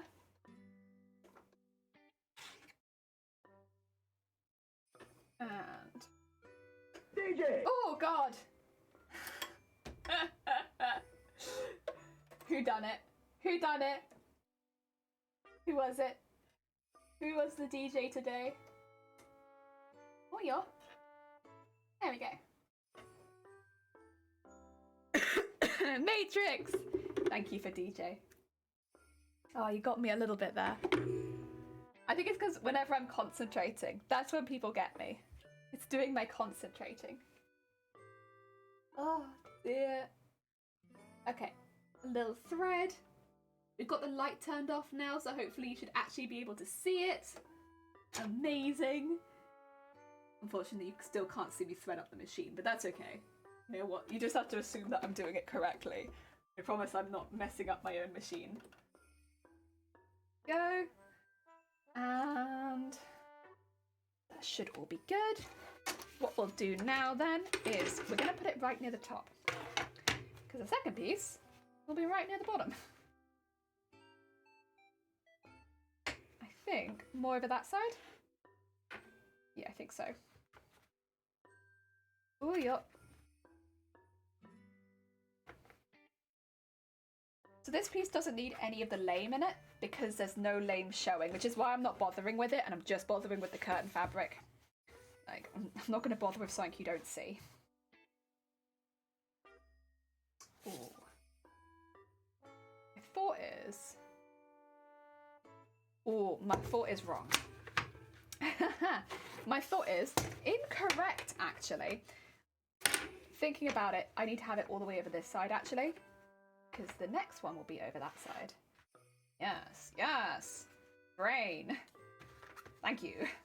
I made this mistake last time where I had it off to the wrong side. Not this time, because the bottom piece will be centered. And on this side, the bottom piece is over to the right. So with that being the case, yes, it should be like this. Okay. In the hoop? In the hoop? Maybe? Should go in. It was in a second ago. There we go. Getting in there? There we go. Oh, no, not quite. Okay. We're in. We're in. And give that a good squish. Give that a good squish. Give that a good squish. And tighten that up. There we go. And a silent host note. Oh, thank you for the host. I'm sorry. Normally it should say something. I'm sorry it didn't say anything, but I appreciate it nonetheless. I'm sorry that it was silent. Heck. We'll just have to loudly appreciate it.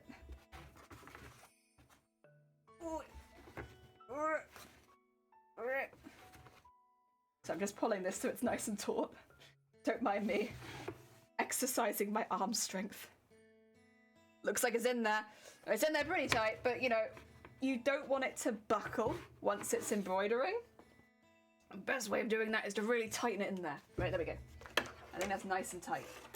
What it's going to do is, it's going to do a few things that I don't need it to do, because it's the first piece, and that's okay. You do the things you don't need to do. Believe. What I can do is, while that's doing that, bring that a bit forward. Woo, sorry. I can trim its original thread. It's going to do a second thing it doesn't need to do, but I still appreciate its input. There we go. Good job. Heck yeah. It's doing a great job. Good job. There we go.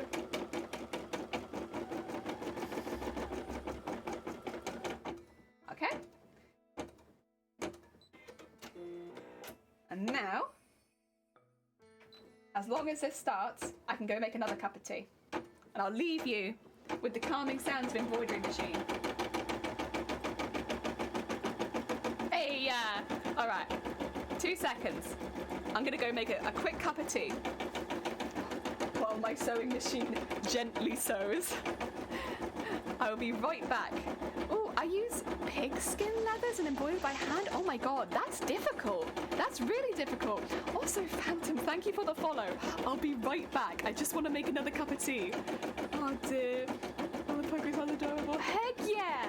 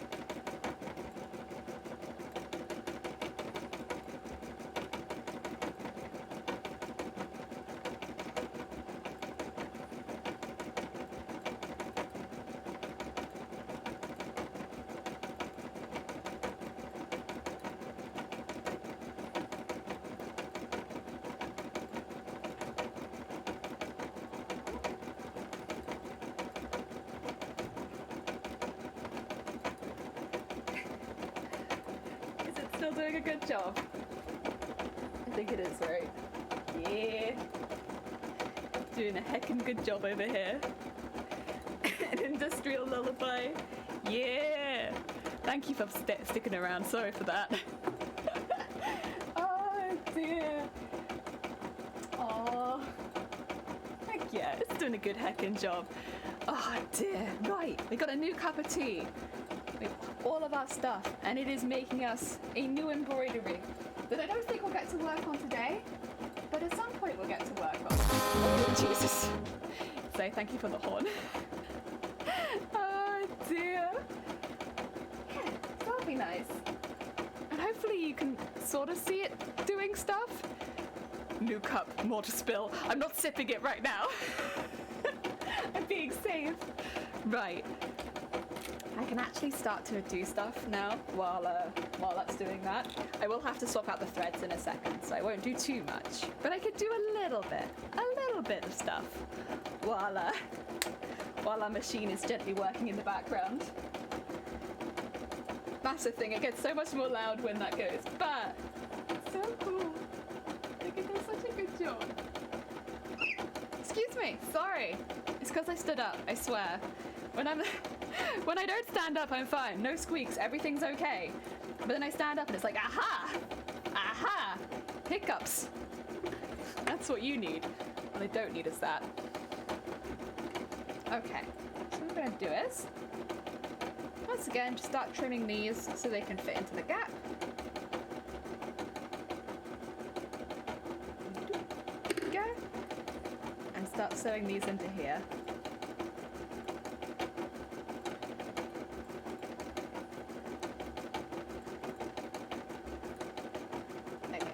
Fine. Let's get that thread in there then. So yeah, because the machine does so much work for us in this particular case, we can kind of multitask this quite easily. It's pretty nice. It's pretty nice. Like, it's making us a new one. We're sewing the old one. Heck yeah. Nice and easy. I mean, technically we did design it so that this could happen, but it still feels like, you know, less work. Ooh, is it ready for the next thing? Is it ready for its thread change? I think that it is. Sounds like a locomotive on a steam engine. You know what? I could see that. I could see that. It is very loud. This one is a lot louder than my sewing machine. The embroidery machine is, but it's, I don't know. I don't mind the sound. I know that a lot of other people, it might be something that annoys them, but for me, I don't really mind it. I find it to be quite a nice little sound, even though it's quite loud.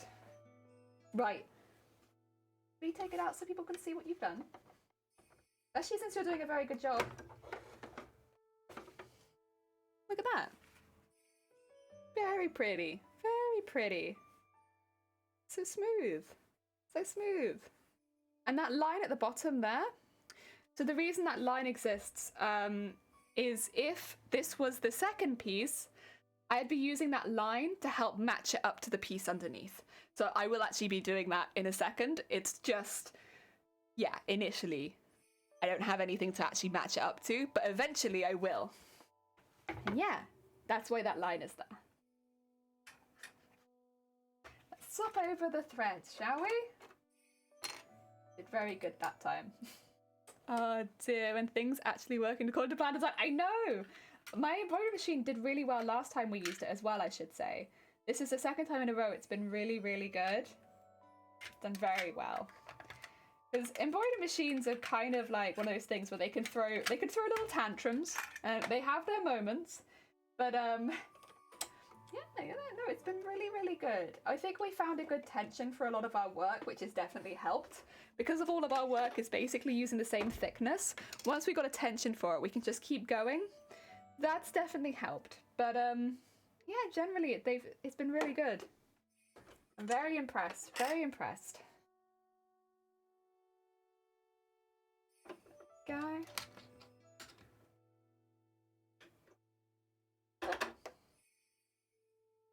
And get that through there.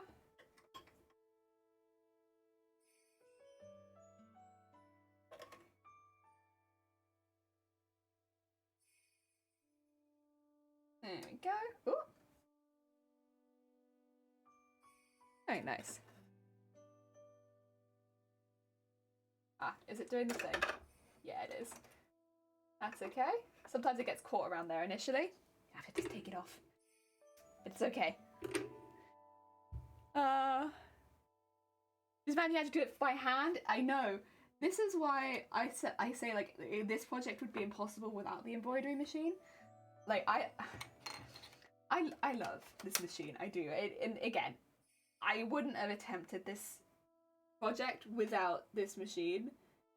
As much as it costs a lot and it takes a lot of time to get everything up and running, this project would be physically impossible without it. And like, there's not really getting away from that. Like, without this machine, there'd be no way I could do it, because I can't commission over 100 pieces from someone and have it cost anything near like what I could afford. So like, it's very worth it for me at least. Yeah. Very good. Very heckin' good. Right, let's get this back under there. Have you do the next part, and then we can take it out.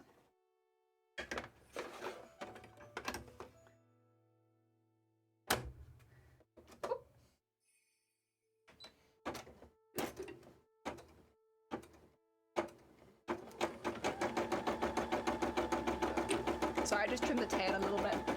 It can get annoying to trim it later, so I just trimmed it initially. Oh dear. Cool. Yeah, your explanations of first and software you've avoided kind of made me shy away from it, to be honest. See, I don't want to put anyone off getting an embroidery machine. What I don't want is for somebody to buy an embroidery machine and not realise the extra costs that come with an embroidery machine, because it's not like a sewing machine where it's just the machine. With an embroidery machine, there's so much more. That's why I was thinking to make a maybe a tutorial when it comes to buying an embroidery machine, because yeah, it's there are definitely things to look into other than just the machine itself. And even when it comes to looking into the machine itself, the reason embroidery machines get more expensive is very different to the reason sewing machines get more expensive. And it's, you know, a simplified guide to people that are just looking into it for the first time. Yeah, I could do that. I could do that. I wouldn't want to like step on the toes of like machine, like embroidery machine professionals that do it as a job. But like, for someone like me, for instance, who's buying it as a hobby thing, exactly what you can like have to look into when it comes to like how much you're expecting to pay and stuff like that, I think that kind of stuff could be really handy so that you don't get stuck with unexpected costs after buying it. Yeah.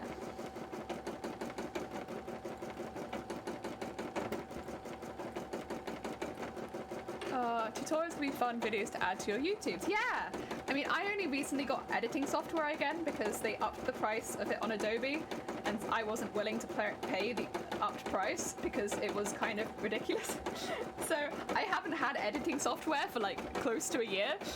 So I only recently got editing software again. But yeah, I could probably... I'll probably do most of it like I did with the YouTube VTuber one, where it was like, it was kind of all just one take. I just quickly explained through it. It's not, you know, nothing fancy, just like, this is how it is.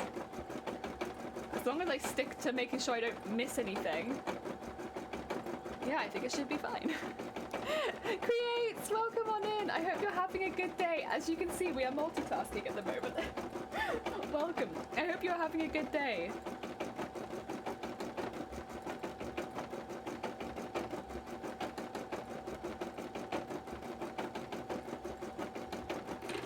Oh dear.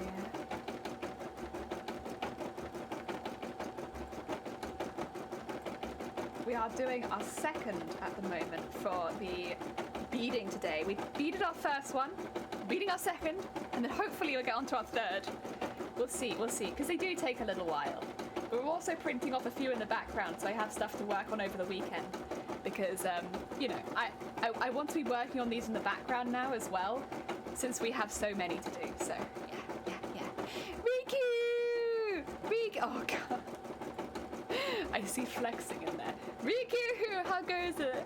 Her cooking skills are great at crafts. She makes the best of dishes. She's the best gamer, the best to sing. Oh god, no. Okay, well now I know you're lying. You can't claim me as the best singer. I would argue that I'm one of the worst singers on Twitch, but I appreciate the hype. Oh, good mixes. Bless you. How goes it, Riku? I hope your day is going well. Welcome on in, Sweet Bean. I'm not a good singer though. You've heard the songs, Riku. You know this to be true. I am a bad singer. The voice of a demon. That's okay. Shush and read it. Oh, listen. No, I can't. I can't get past the good singing. Nah. Blech. She's the best singer. She also makes good mixes. Gets looked down, she just flexes. And it says crystal clear that she is awesome. Ah dear. It's an excellent poem though. An excellent heckin' poem. Thank you very much. It's very heckin' kind of you. Well, did you finish? Heck yeah. You're a demon. I would listen to it all day and all night. Oh god. Welcome to the dark side. Some of those comments don't add up. We're all just like, listen, thank you for complimenting Jelly, but we all know Jelly can't sing to save her life. Listen, Riku, we all know Jelly cannot sing. If Jelly was in a life or death situation to sing, Jelly would die. That's it. Jelly is dead. Also, that's the first half of this one. So we need to do the tail half now. So I actually need to reposition this. There's a lot of damage, heck! I'm sorry, Riku. Listen, if I could be a better singer to make your poem, be ultimate, I would. But I'm so sorry, I just can't sing. Okay, so what I have to do now is I have to go back to the second half of this first design, which is going all the way back to here and picking the correct tail, which is this one. Edit end, embroidery. So what I'm going to do now, this might look a bit odd, don't worry about it. Okay. So I've just positioned it so that it's sewing the first part, which is over here now. So where the needle is over the first part of the design. I will change out the threads so they're gold again because they should be. So I am going to aim to have that needle going in just above where the design finishes. And I'm going to position that the hoop on the machine. It is a little bit more complicated to do this, but the reason I'm doing this is because my machine can only take a 10 centimeter hoop. Now, if we're talking about embroidery machines, this is where, if this is going to be important to you, you need to buy an embroidery machine with a bigger hoop. I bought an embroidery machine with a 10 centimeter hoop, and because of that, I can't do embroideries bigger than this. For me, I'm kind of okay with that because most of the time I don't actually need to do embroideries bigger than this. But if you were someone who was specifically going to be looking to do larger embroideries consistently, you would be going through the same process I am. And again, for me, it's not too much of a problem because each of my embroideries is unique. I only do each of these one time. But say you're someone who's going to be doing the same embroidery every single time and you need all of them to be identical and you have to line it up every time. You might just want to invest in a slightly more expensive machine with a bigger hoop rather than spending the hours lining up your embroidery every single time. Again, it is down to your personal choice, but it is something you should definitely think about when looking to buy a embroidery machine, because god, the lining up. Again, for me, it's kind of fine. All of my embroideries are unique, so if mine are a little bit different, it doesn't actually really matter that much. But if you are going to be doing the same embroidery over and over again, and it's larger than the hoop that you're looking at, reconsider potentially. Just think about it, because you're going to be putting in a lot of work. Lining up the pain, yeah. It's I've done it a few times. I did it on this one, and you can't tell, right? Especially with all the detailing I'm putting in. You really can't tell.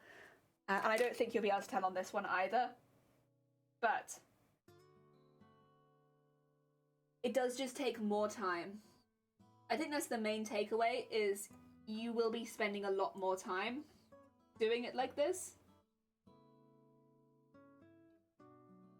And again, for that, making them all look exactly the same, like if I didn't have all unique designs, mine wouldn't look all exactly the same. If I had to do the same embroidery over and over again, this would become a problem. But in my case, I am doing the same embroidery over and over again, so it's less of a problem to... sorry, I'm not doing the same embroidery over and over again, so it's less of a problem. But if I was, that could become a real issue. You know what's funny? Lately I can only think in rhymes for some reason. Heck yeah! No, you know what? That's really lovely, Riku. I think that's really nice. Why the heck not, right?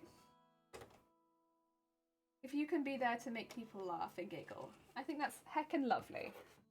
Heckin' lovely. Go lurk. I was ready to call it look. Heck yeah. Longest seam is 26 centimeters. I have to separate the corset for the bigger costume. See, I assume you're going through the same pain as I am then. It's like, ah! Bigger hoops equal bigger oops. But also bigger hoops often equal less oops. Because if it continues to go correctly and you can get it down, you only have to get it down once. And it will repeat consistently forever. So you only have to get your design to work one time, and then it's likely that even under different circumstances, like as long as you're using the same sort of fabric, you probably could just get it to repeat again and again and again. So, yeah. But it is more expensive, so it's really weighing up what's going to be worth it for you.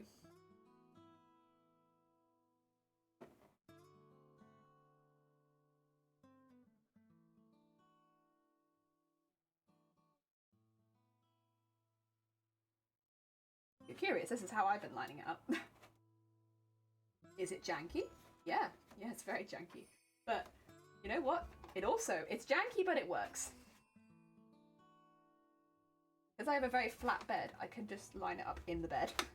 As long as I have enough space in the hoop, which I don't know if I do this time. But I've also digitized it to help me line it up. There you go, try that.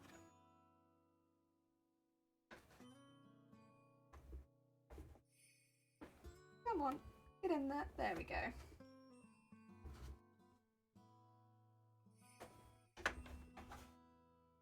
Okay. The reason it's a bit more difficult now, firstly it's because of that. Get that out.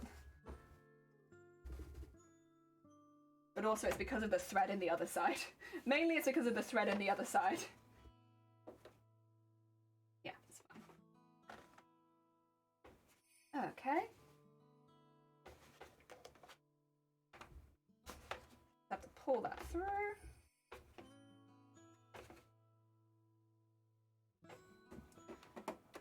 So, take that out. Okay, so we've hooped it, probably where it wants to go. Oh, needle up, there you go. Don't unhoop it. Keep it hooped, whatever you do.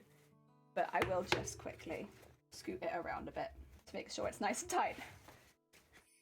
It's just a bit easier to tighten it off the machine. Oh, also use it for quilting, so I have to line up the edge to... Oh, yeah. Right you are. So just make sure I pull it out both sides. There you go. Since I don't want it to go over either way, really. If it goes over like a millimetre or two, it's not too much of an issue, but generally, keeping it where it is best for everyone. There we go. I think that should be good. I'm going to double check and just put the needle down again. It's a little bit over to the side, but I think...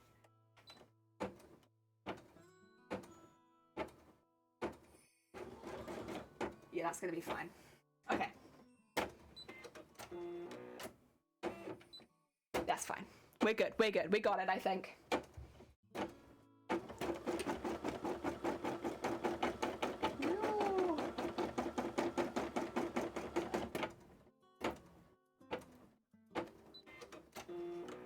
And go. now it's all kind of firmly in position. Everything's sewing, and it's doing the bottom little taily bit. Heck yeah, heck yeah. Sorry, that bit's a little complicated, so it's a little difficult for me to do anything else at the time. But yeah, that's all right. We got it. We got it. Oh dear, I swear, those sort of situations. Ooh, those sort of situations. But it's worth it because we get a really heckin' cool embroidered piece at the end.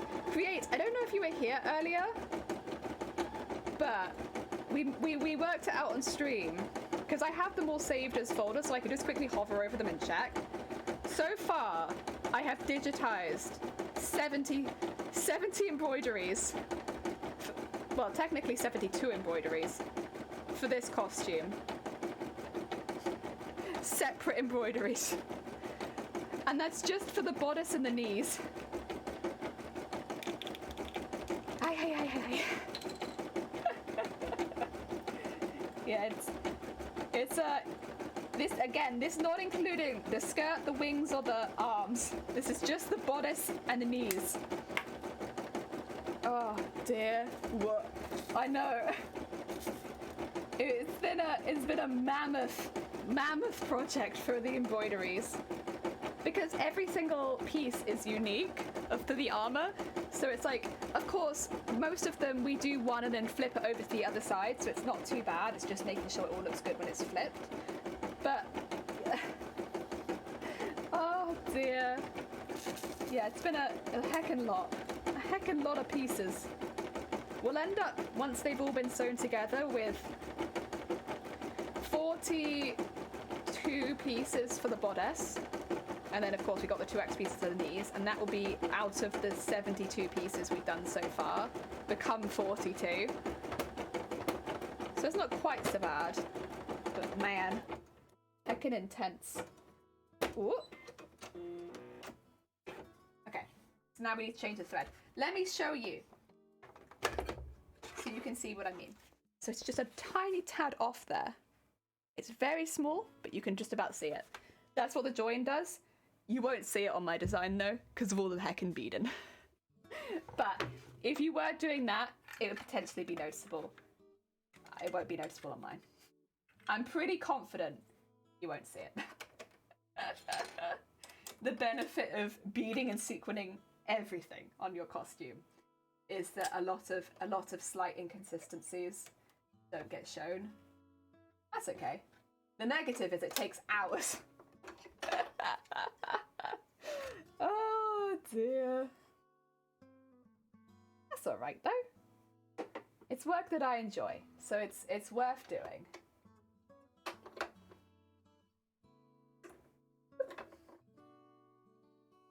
And pull that through there, all the way down, all the way up. Oh, do we have this again? We do. There we go.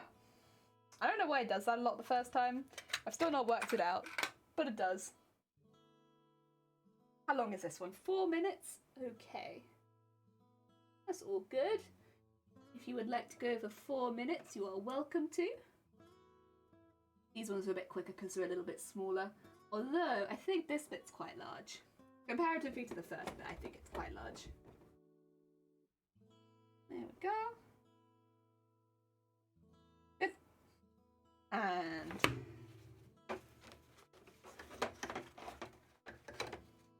go in there. Let me just make sure.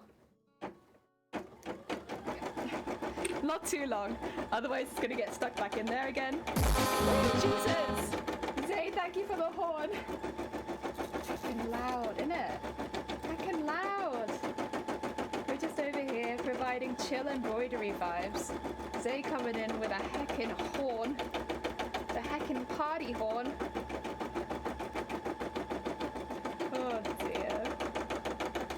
To be fair, it does offset the embroidery sounds.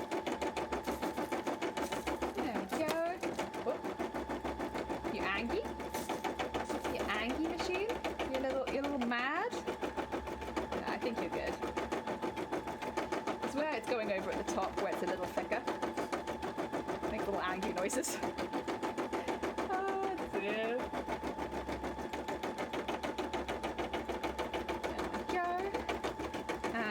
So up.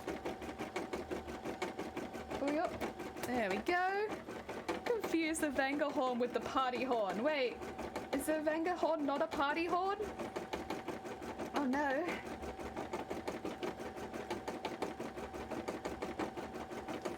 There we go. Slowly filling in from the bottom. Very nice. Good order, good order. Sometimes it picks a really smart order to embroider in. And sometimes I question why. It always does the job, but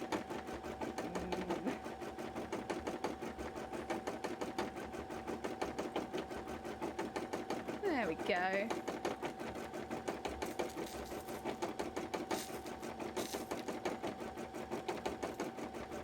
And across to here.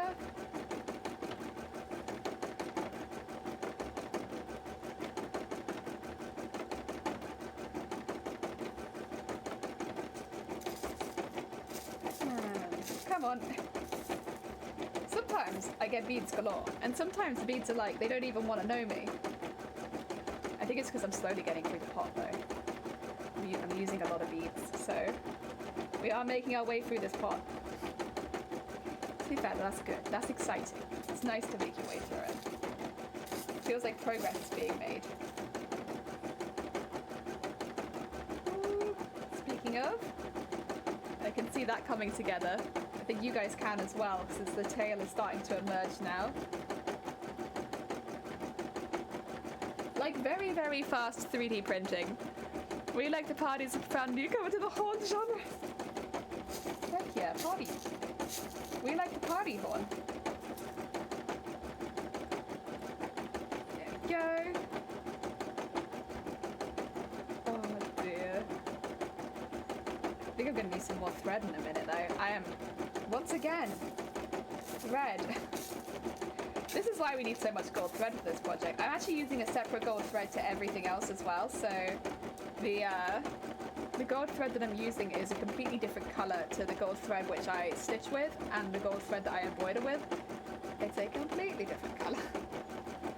It kind of ended up like that because that was the gold thread I had to start with, and then I just sort of stuck with it. Like that. It makes it very easy to work out what I want to embroider with. It's not embroider with, bead with. God, I will remember. I will remember. No, it makes it really easy to pick up the thread and just go because it's like it's always the same one. I did get 500 meters this time, so I got a bit more.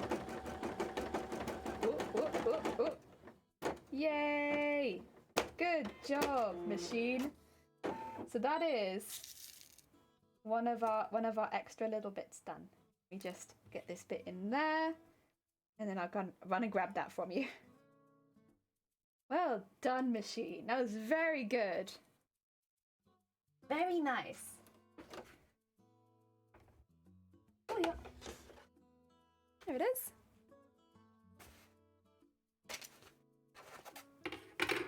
So let's trim that out really quickly.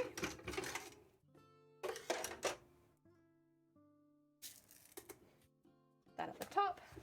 It's unfortunate we kind of have to get rid of a lot of this extra because it needs so much for the hoop. And that's okay. That's okay. It is just curtain fabric with some stabilizer behind it. The fabric that I'm wasting is not too bad. It's kind of scrap anyway. There we go.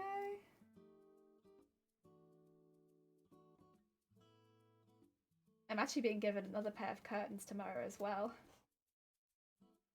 I'm very lucky in that a lot of people know that I sew. So when there are things going that are fabric, people are like, oh, Jelly might want this. We see if Jelly wants, you know, this pair of curtains. Normally it is curtains as well.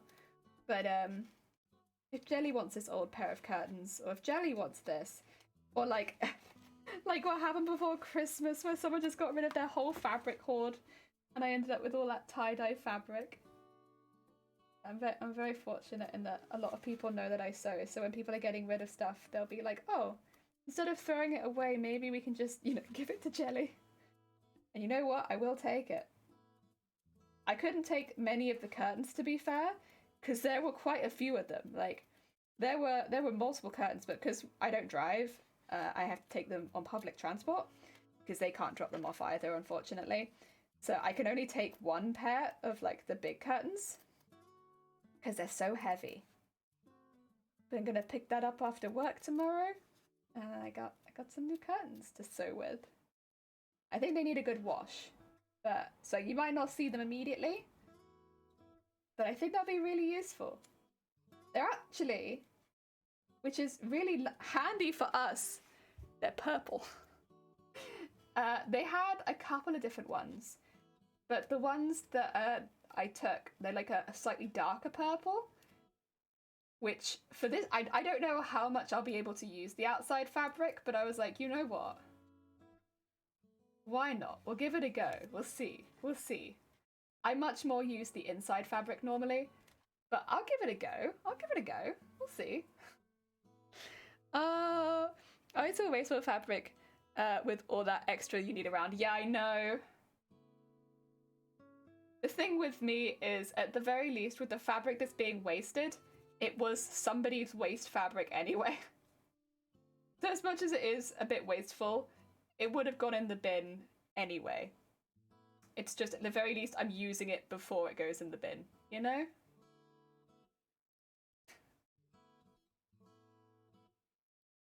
But that only kind of works with this because I'm sewing it directly into curtain lining. So, with a bit of stabilizer behind it.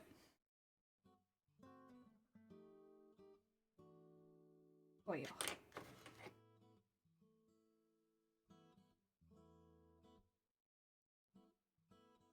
Go.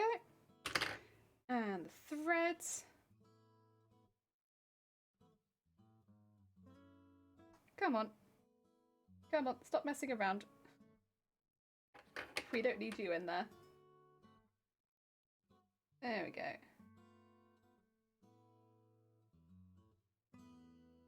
And that one. There we go. I think the rest of them are on the back. I'll still trim them, but...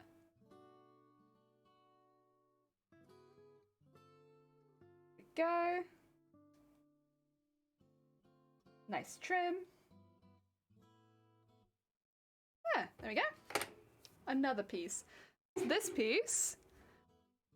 Ah, dear nerdy white boy, welcome on in. I hope you're having a good day. I'm just going to be showing where this piece will end up. Actually, you can kind of already see it, I think, because it's the dark blue piece that is just there. So that dark blue piece, that's this piece that we just printed. Of course, this will all need to be beaded and like prettied up and stuff like that. But this will end up being that dark blue piece that's right underneath the bust. Yeah, there we go. That's another piece just there. Heck yeah. You use bed sheets a lot? Yeah, that's another really good one. Bed sheets, pillowcases. I mean, anytime I meet someone who's just starting sewing for the first time, they're like, what should I use for fabric? And I'm like, you're just learning your sewing machine? Find an old like pillowcase. Just muck around with it until you've got the feel for your sewing machine, and then you put fabric in it. Just like muck around a bit. Because, yeah, you know. Even for me, when I'm using a new sewing machine for the first time, I'll muck around on scrap before I take actual fabric into it. Because, yeah, you just don't know what it's going to do. Sewing machines are so temperamental. It might just eat your stuff. So cool. I miss doing art and stuff. Thought about doing a drawing stream. Heck yeah, why not? You don't know if anyone would watch? It doesn't matter if you enjoy it. If you feel fulfilled at the end of your stream, then you're good. You have won. Then you are in fact winning, right? Because I didn't have anyone come watch me for quite a while, but I felt fulfilled after every stream, and I think that's why most people keep going or give up, right? Yeah. So. If streaming helps you with your consistency with your drawing and gives you like a really good creative outlet, then I think it would be really good. Yeah, because that's, for me, it keeps me consistent and it makes me more and less productive. But no, it means that I stream for like not stream. It means that I craft for like a healthy amount of time, rather than doing no crafting and then crafting for 12 hours, and making myself ill. So it's really helped balance that as a part of my life. Because crafting's been a part of my life for a long time, but not a healthy part of my life. And so streaming's been that for me. And yeah, more recently, it's been a really good social part of my life as well, which has been fantastic. And yeah, but I felt fulfilled since stream number 1. And yeah, the one thing I will say, if you are going to be a crafter or an artist or anything like that, do get ready for a lot of opinions on your art. If you're not ready for opinions and for criticism and for people to knock the stuff or say that they prefer something else, it happens quite a lot because there are a lot of critics on Twitch. And, you know, I'll be honest, it can be a really good way of improving, but also it has to be within like your comfort zone, right? And it's almost like backseat arting. The amount of times people have come into my stream and been like, can you do a this cosplay? Can you do a this cosplay? Can you make this cosplay? So you have to kind of set your own limits. Make sure you're happy. Because like, yeah, otherwise it can become a lot.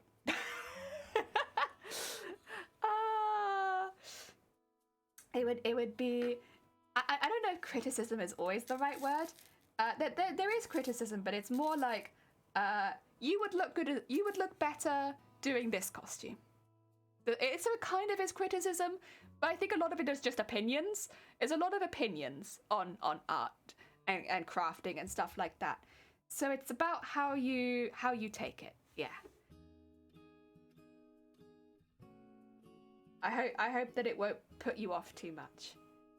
I personally welcome a lot of it, because especially when it comes to like doing things in a different way, the cosplay community is all about like you know, crafting and arting in different ways, and like, you know, people often come to the stream and be like, oh, you're doing it like that, have you thought about this? And I can be like, no.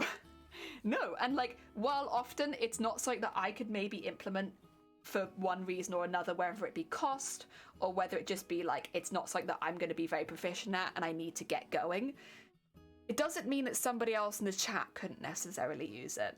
So personally, I like welcome it. When it comes to asking me to do a different costume, I think it's the same kind of vibe as somebody going into a game stream and asking them to play a different game. It's like, if you want to play that game, if you want to make that cosplay, you can make it.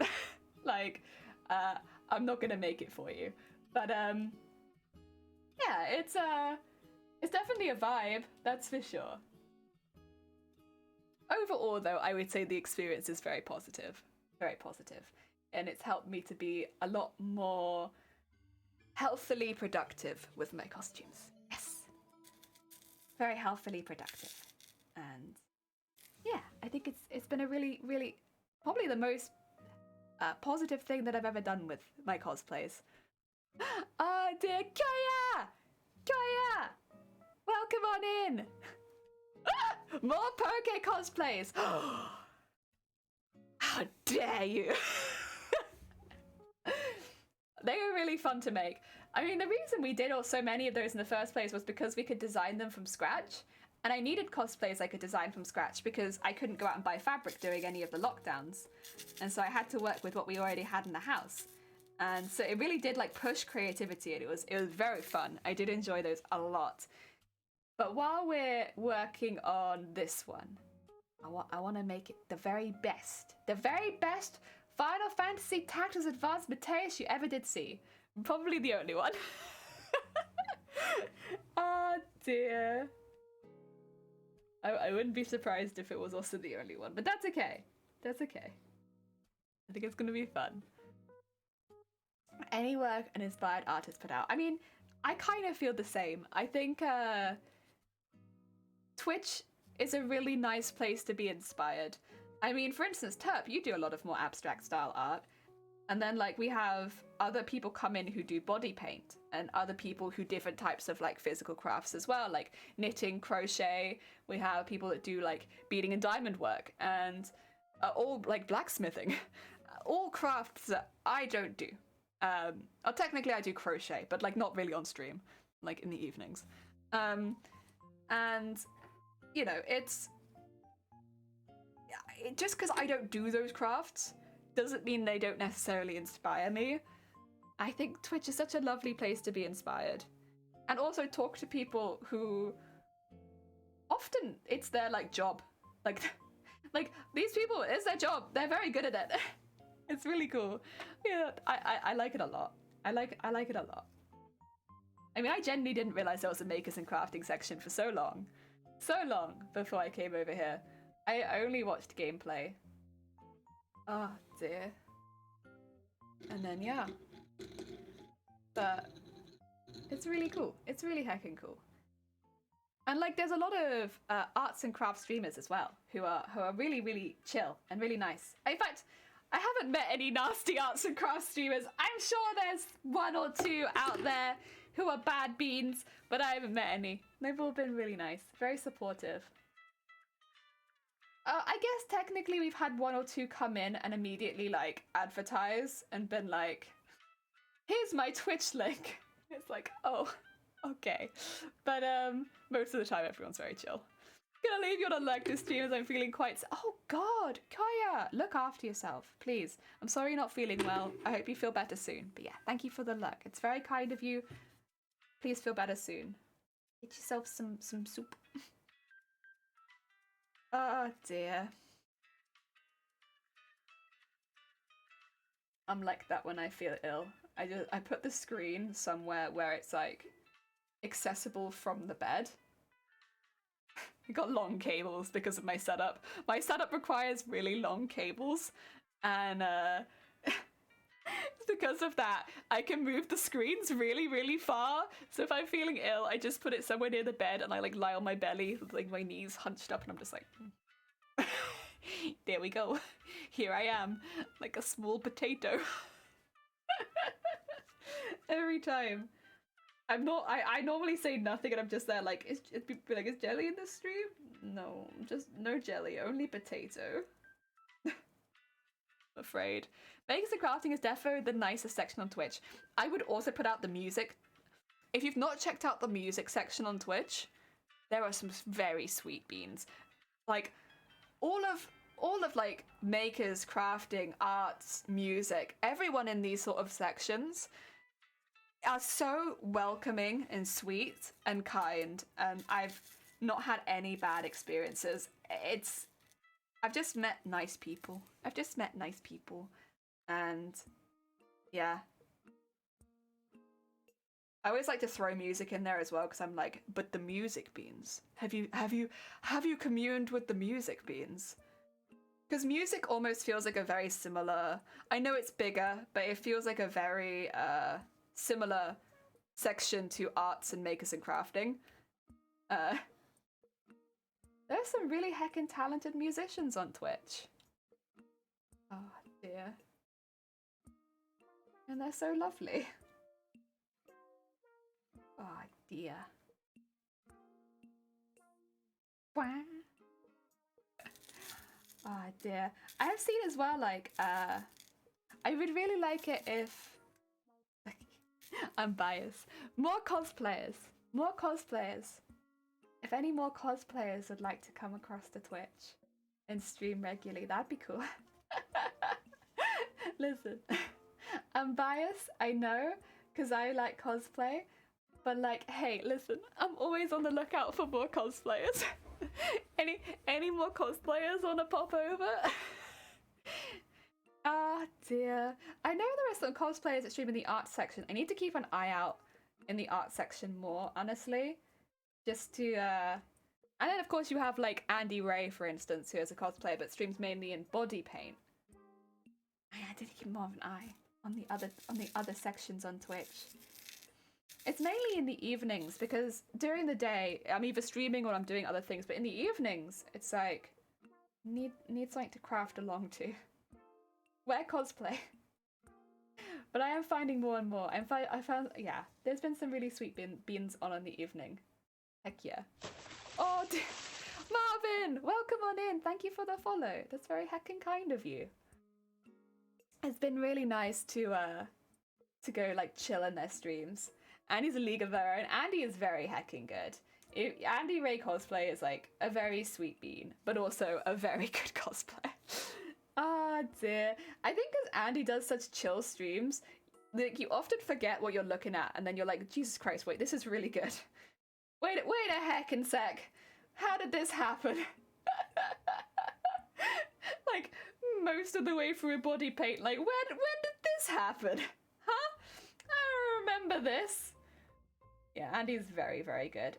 There are other very, very talented body paint artists on Twitch, though, as well, who do fantastic cosplays. Oh, dear. Dragon Armory is... Oh, Dragon Armory! Dragon Armory, I think, was the first person I ever raided on Twitch. I'm pretty sure. I'm like 99% sure it was Dragon Armory. I could be wrong, and I could be mistaking them for a different one, but I'm pretty sure it was Dragon. Someone who has been here for a while could probably remind me, but I'm pretty sure they were the first person I ever raided. When I was brave enough to raid. And also I knew how to do it, because, you know, we all muck up a raid at some point, and I definitely did a few times where I was like, I'm sure I've raided, and I've just ended my stream. I typed raid in chat or something, and I'm like, and end.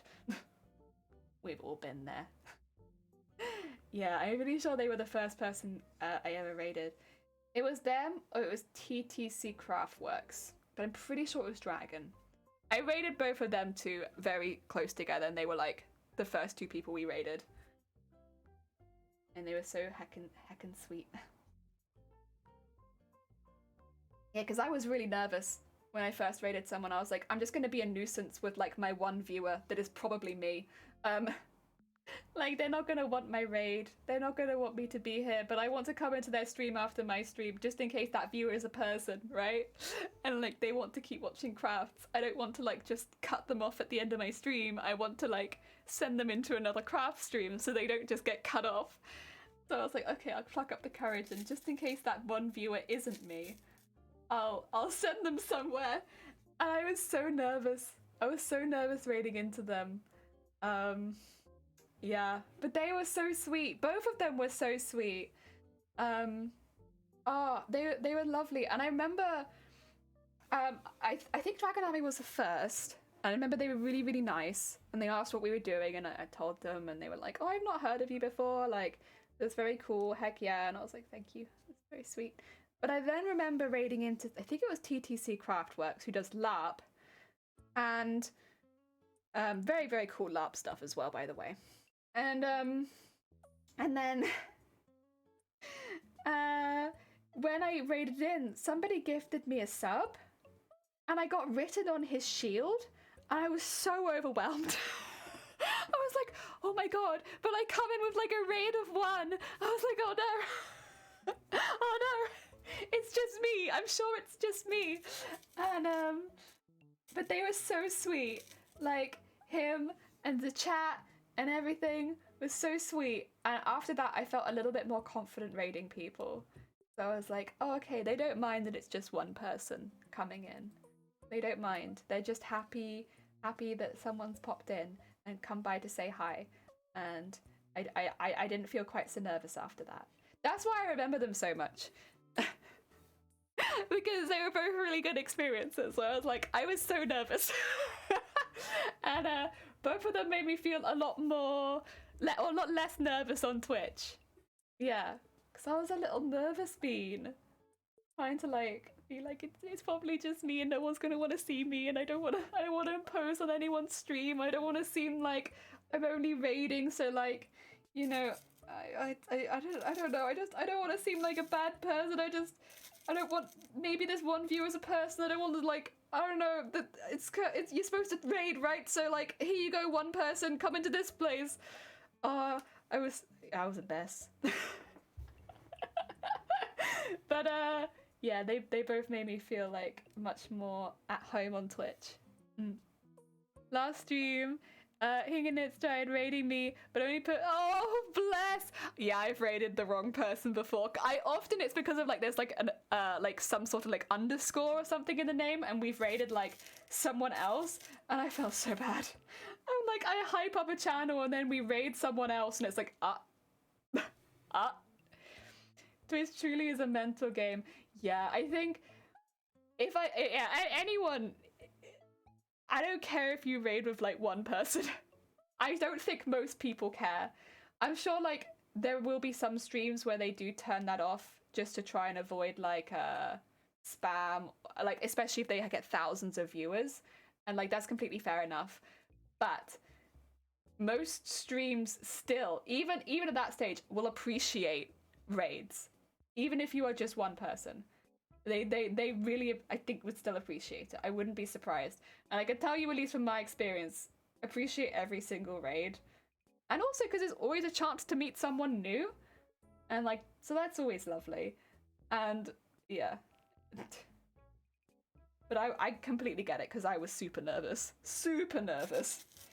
So like, don't get me wrong. I totally understand. I was a very nervous Nancy. But it's been such a lovely way of meeting other people that also craft. It's like, just like raiding into them, like, they look interesting, let's go. Oh dear. Yeah, it's been a really nice way of just getting to know people a bit more. I mean, that's how we met Black Apple. That's how we met quite a few people, actually. It's just, someone's like, oh, Black Apple live, and I'm like, Black Apple? Okay. Let's go. Off we pop. My mods especially have been really good at like keeping an eye on like communities. They're like, oh, I think you'd really enjoy this community. They're also cursed. Go into here. So we do that. And we go into another cursed community. And it's like, oh, hell yeah, more curses, let's go. And that way it's like we can raid into communities that are like within the crafts, or maybe they're in arts, maybe they're in music, maybe they're doing cooking, maybe they're doing games. And we've met lots of really lovely people on Twitch. Heck yeah. It's been great. It's been great. Dear Momo! Oh my god, speaking of other crafters, how goes it? I hope you're having a good day. Welcome on in. We've just been talking about Twitch being a mental game when you first start. Terp put it very well. So I'm gonna steal it. I am! Yay, Friday! Heck yeah! I actually have work tomorrow, so this is the last day of my my stream, and then I go to work. But that's okay, that's okay, that's okay. I don't mind work. Oh dear. Come back on Monday strong. Feeling ready like your setup is good enough. Looking at viewer numbers too much. I've never had viewer numbers on, and I still don't. I'm nearly 2 years into streaming, and I still don't turn that on. Like, because I found, okay, the first week I had it on, and I noticed that every time somebody came into my chat, I'd immediately freeze up. I was like, I can't take it. Because when you're aiming for affiliate or something like that, you need 3 people. And I'd notice, I'd be like, oh my god, there's 3 people in here. And I just couldn't handle it. So I turned it off so I can't see the numbers anymore. And I've never turned it back on again. The only times I occasionally flick it on is if I'm having internet connection problems. And I just need to see if people are able to get back in again. That is the only times it goes back on. Because otherwise, it makes me nervous, it puts me off, and yeah, I'm okay. I'm okay not knowing, honestly. You know what, as far as I'm aware, you know, Terp, you're in here, Momo, you're in here, Creates, you might be in here. Look, there's 3 of us. It's nice. It's nice. Like, you know what? I have managed to handle 3 viewers. I can handle that. Oh dear. I feel like view numbers at this point, but I had the I liked view numbers at this point, but I had them off and it was so much more chill. Yeah, I probably at this point can maybe handle it a bit more, but oh, there's no way. It's the whole first year I would not have been able to turn them on. And at this point, I'm comfortable not having them on, so I was just like, well, I'm comfortable with it. Why discomfort myself? Also, I don't think I need to have you on, so let's save some power and turn you off, shall we? There you go. Good bean. Oh dear. Oh. The other thing is, if you tell a joke and like 5 people leave, I don't know if I could handle that. Well, how do you handle that? You tell a joke and 5 people leave, what then? What the? Spending a half an hour making sure your setup is ready for stream. You forgot to add something smaller to... Yeah, I forgot to add my camera before. And I'm like, I pop over and I'm like, why is the screen black? Is something broken? No, I just haven't added my camera. I've forgotten to add my mic. And so people are like, you're muted. And I'm like, I'm not muted. Like, my mic definitely works. Like, let's go back to this screen. Like, you can hear me now, right? And then we go to this scene and I'm muted. Why is that? I haven't added my mic. Yeah, stuff like that. That's happened before. You know, simple things. Simple things. But, you know, streaming's like that, right? If, you know, it's a little scuffed. It's a little bit scuffed. It's okay. It's fine. No one minds. No one really minds. I don't think. As long as your audio is there and you're not peaking constantly, I think you're good. You're good. My stomach rumbled again. I'm sorry. I don't think it picks it up, though. I went back and listened when my stomach was rumbling last time, and the mic didn't pick it up, so I think we're good. I was worried that the mic was going to start picking it up, and I was going to be like, oh god. What do I do? My stomach is just here like... Oh my god, a hydrate? You're right, actually. I have a new cup of tea. It's still warm, so that's okay.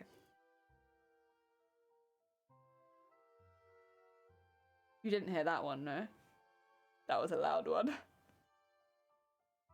My stomach was just like... Oh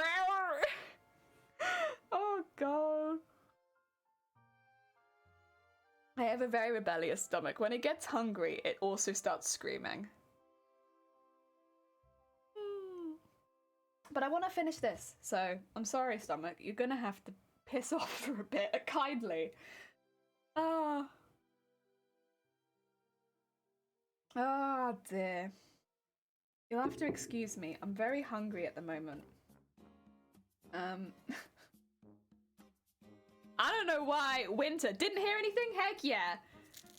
I did watch the, you know, there's nothing you can really do mid-stomach rumble, so I was like, I'm just gonna watch to see if the mic picks it up. And the mic didn't pick it up. So we're all good. Snack redeem, food yourself. I do have some snacks. I could eat one quickly, 2 seconds. But it's just gonna, you know what will happen if I feed it a snack? It will get a taste for food, and then it will just go louder. It'll be like, oh, so this is what a snack is. Oh, it's been so long since you fed me. I didn't even know what food tasted like. And then it will start getting louder.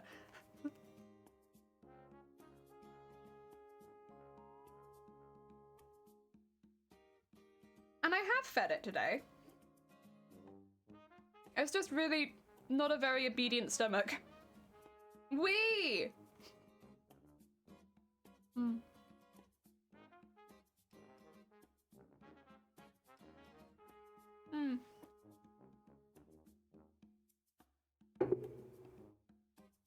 Dunk.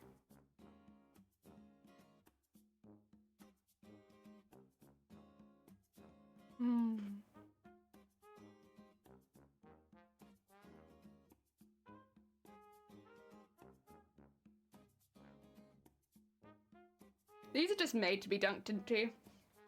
They're so good.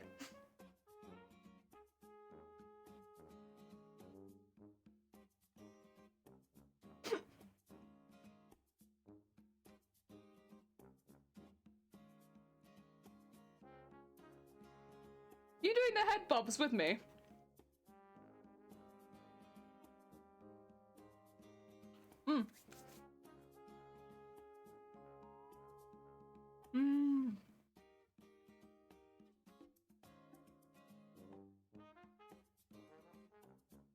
You know, we did used to have a snack redeem, but the people kept clicking it. People kept clicking the snack redeem, and so I kept having to eat snacks, and then I'd get off stream and be like, well, now I don't want to eat my lunch. I've had too many snacks. We do turn them on though during very long streams. Like if I know I'm going to be doing like a 12-hour stream or like a 9-hour stream, I always turn the snack redeem on for those.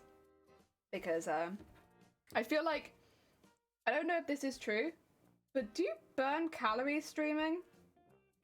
Because those streams make me insanely hungry. Like I cannot tell you how hungry I get doing like a 12-hour stream. And yep, just like the emotes, yeah. It only happens, you know, you only bob for good food, I think. Only good food bobs. But yeah, I get insanely hungry doing those streams. And also, but then like, because they're long streams, you get at least I get very invested in like what I'm doing most of the time, whether it be like speedrun or lots of crafting. Although I forgot to turn the snack one on for the last crafting stream when we did it for 12 hours. I'll have to remember to do that next time. Because I was really hungry. After that stream I was just like... on noodles. Next time. I'll remember.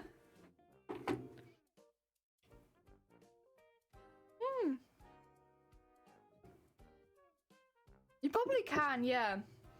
I think I just need to put like a timer on it a bit further apart maybe. So I don't have to snack all the time.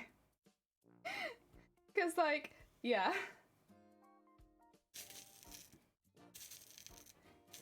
We are. Digestion itself consumes calories, so depending on what you're doing and eating, you can manage it efficiently. Oh, okay. I'll be honest, normally I'm not doing very much if it's on stream. Like physically at least. I'm pretty inactive. I sit here and I speedrun, or I sit here and I you know, craft.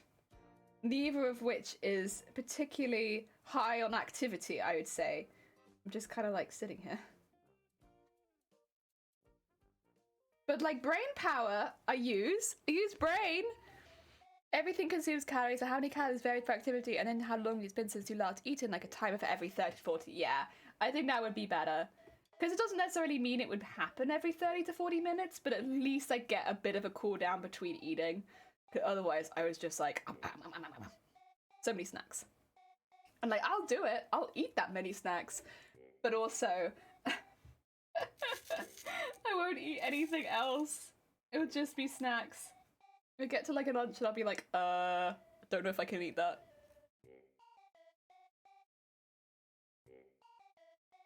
Oh dear.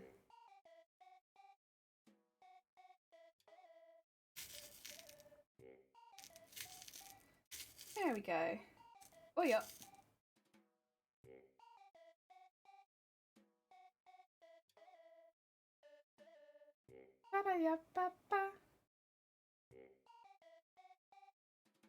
Okay.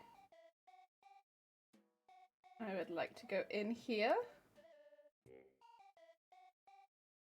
And then get 2 more beads.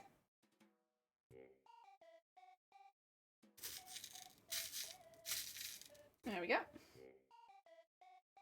Then go back down this one.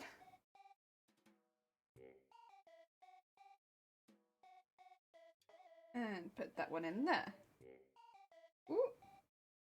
That's very thick. Okay. There we go. Well, I didn't like that for now then. Ooh.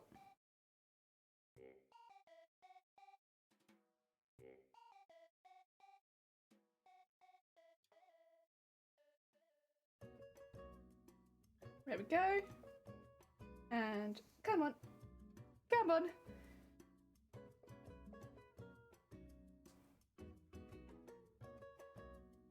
Oh, did it not? No! Not again. Ah, this happened last time as well, I think. But it knotted. Okay. That's okay. We can handle it. It's just a pain. Because all we have to do now is take this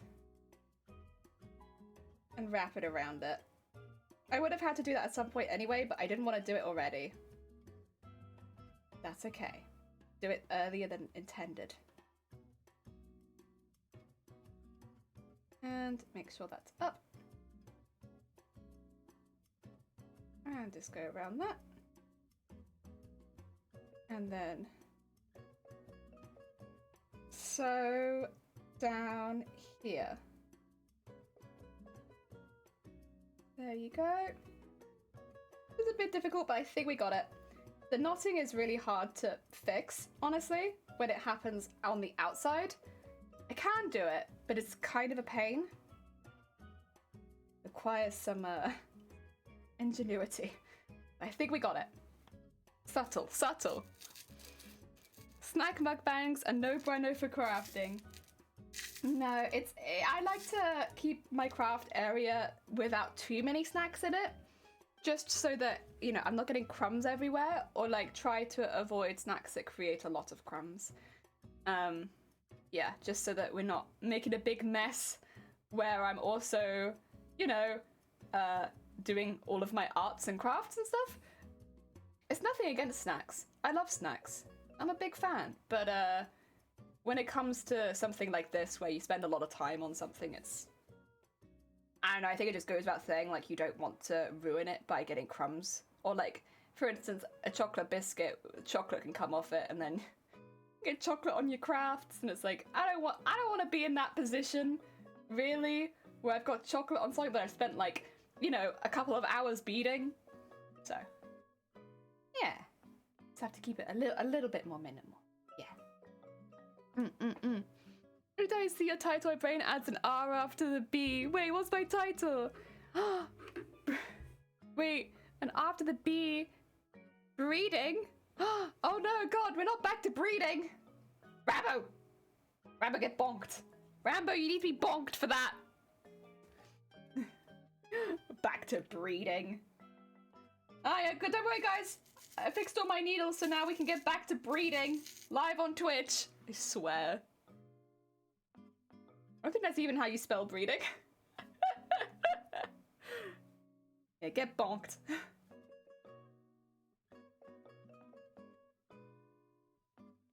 Oh dear. I hope you're doing well, Rambo. Other than being bonked. Although you did deserve that bonk. There we go.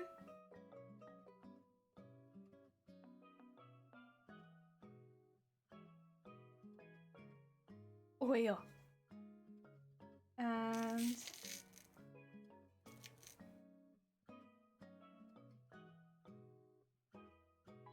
oh dear. Get that over there.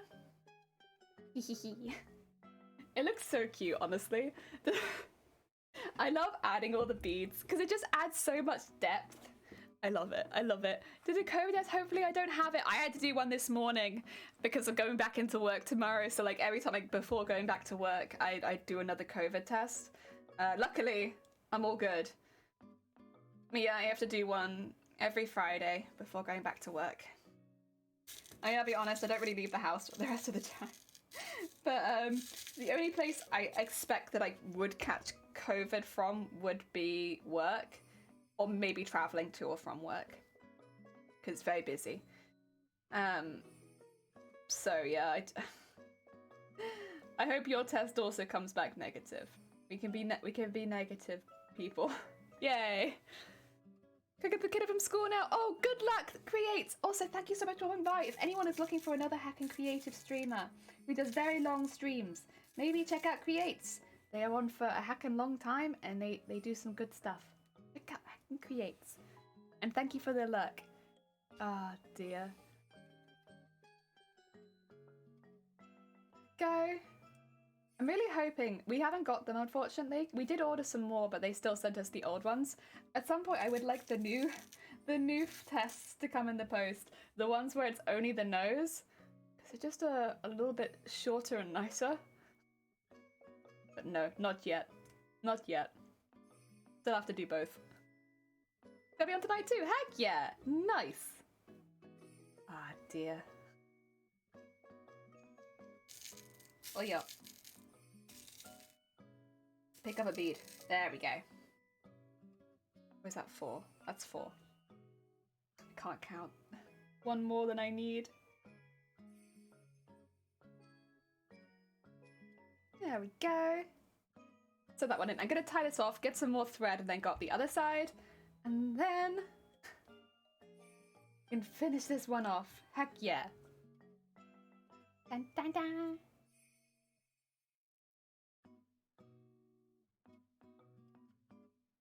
Oh yeah, there we go. Oh yeah. 1 and 2. There we go. Couple nice loops. And let's trim this off. I'm not too fussed about how the back of any of these look, because I know you're not going to see any of them. I've kind of just been leaving them because I'm just like, you're not seeing any of them. A lot of the other things with the back of them, I've been trying to keep them really neat, but in this particular case, I don't think it really matters. You won't see it. You won't see it. You'll only see it in the VODs. So just don't tell anyone. The backs are messy and I think it'll be fine. As long as the fronts are neat, you know? Nobody tell on me to the judges. If any of you sees the judges, just be like, oh yeah, Jelly made everything really, really neat. All the backs look immaculate. Immaculate backs. Every time. That's what you gotta say. You gotta say immaculate. Immaculate backs every time. Oh dear. And then just hope they don't watch the VODs. Even if I don't think they will. It's too much. It's too much. It's hundreds of hours. There's no way. You can just flick through it, right? Oh dear. Plus, I'll probably sew them down pretty close to the edge, so I don't think it'll matter too much. I don't know that yet, but I'm pretty sure I'll sew them pretty close to the edge. Oh wait, did I get a hydrate and did I do that hydrate? Oh, I can't remember. I think I did, right? I think I hydrated. We'll say that I did. All right. Let's go around that last bit at the end. I do really need to print off another one, but I think I'll hold off on that since I would really like to get this bit finished. It's so close to being finished. I want to see it. I want to see it all done next to the matching one. That's the thing. There's so much to do and so many things that could be satisfying to look at. I think what I really want to look at is the 2 beaded bits next to each other so that they look all nice and matching. Although this one's got purple thread stuck on it. There you go. Yeah. It's really close. It's really close. The quintessential penultimate bat. Oh my god. No one's gonna see it. No one's gonna see it, so it's fine. Oh dear. Even the back of the bodice has quite a bit of beading on it. Although I think that's another thing you probably won't see very much. Because what with the tail taking up a big chunk of the bodice back, and then also, of course, you've got wings and stuff like that, I don't think you'll actually see a lot of the back of the bodice.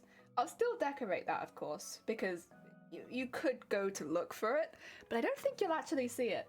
I think it'll be pretty hidden by all the decorations coming out of it, and I'm planning to do like a lace cape, so I think it will be pretty difficult to see a lot of the work we put into the back. That's okay. I'm kind of used to that, but yeah. And of course with the cape, we can always take the cape off, so things like that, you know, that's all right. But I think even with the cape off, because of the wings and such, I don't know. I don't know how much you'll actually be able to see. I think it'll be pretty subtle, that's for sure. There you go. You were trying to knot. I saw that. I saw you trying to knot. Subtle, but I catch it. I catch it. Oh yeah. Go. And up through there. Go. It's all going all right. And 1, 2, 3. There we go. Another one. And ooh. Some of these, I'm trying to get as close to 3 as possible, but because the glass beads are all ever so slightly different size, And then, of course, the gaps I'm trying to fill are not exactly the same. I'm kind of mixing between 3 and 4. I don't think it's too noticeable. I don't think you'll be able to see it from the outside. But I probably should mention that I am counting the beads that I'm sewing in. And I'm trying to stick to 3 as much as possible. Every now and again there is a subtle 2 or a subtle 4 being thrown in. I don't think anyone would notice. It's just because I like put the needle a little too far across, or because the beads end up being a bit thinner than usual or bigger than usual. And so it's like, well, now what? What am I meant to do? That's not my fault. The beads are bigger. One thing I did not make was the beads. I don't even know how you'd start going about making beads like this, to be honest. I think you'd have to be kind of a professional. That seems like a really hard challenge. I'm sure it'd look good to be like, I made every bead for this costume, but nah, don't think I could do that. Same energy as quilted pockets. Some details add the luxuriousness that you're the only one who can see and feel. Oh, quilted pockets though. You know what? That's pretty cool. You're right. It is that same kind of feeling. Ooh! Dropping beads. I'm dropping beads. I do wonder what this costume will look like from afar, to be honest. I think it might look terrifying from a distance. Like a gold giant. A gold and purple blob of glowing mass. I think is what it might look like from a distance. I'm very excited to be that golden purple blob of glowing mass, but I think from a distance it'd be very difficult to pick out any of the details, and so it's just gonna look like a blob. Like, yeah, here I come, the gold blob. There we go. One. The reason I just took that bead off there is that bead is cracked. So there is a little crack to the center, which means you can see the silver inside, so it actually looks a bit more silver than gold. I might be able to use it for something else, but if I'm sewing into this where I want there to be like a lot of consistency, not a good bead to use. So I just moved it to one side because I won't be able to use it for this project. That's okay. Not unless I want a very unique bead, which is more silver than gold. Hey, terrifying is so heckin' huge. Another drag costume is gonna be like, she's mad. She is mad. It's not even gonna be that big, I don't think. Like, the maximum width is really like probably gonna be my skirt and my arm things.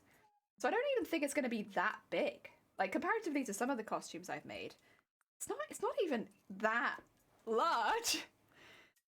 But it is going to be very sparkly. Very sparkly. Very over the top. Very in your face. There's no subtlety to this costume. Subtlety went out the window like 2 seconds in, when I was like, let's do 100 meters of petticoat. And then let's do assless chaps. So there is no subtlety to this costume. That's fine, because I also have no subtlety, so you know what? Like cosplay, like cosplayer. Amazing, but she's absolutely mad. Aww. Thank you. But I think everyone who enters this costume competition is a bit mad, because the amount of work and effort you have to put into these costumes to get into the final is, yeah, it's mad. It's just mad. Everyone who enters this costume competition is a little bit mad. And so I hope some of you are able to watch, if whether I get it or not, to be honest. I hope there's a way of watching the London finals before the actual finals, so you can see like the quality of costume that gets entered into this competition. I really hope, because the thing is, there are going to be some fantastic cosplayers in this. There always are, and I really hope, like, if I don't get in it, I really hope we can watch it all together. And if I do get in it, I hope you can all watch it, whether you live in the UK or not. I hope there's a way that maybe Twitch films it or something like that so that people can watch from home. Because it's an international competition. Even if this is just the London final in May.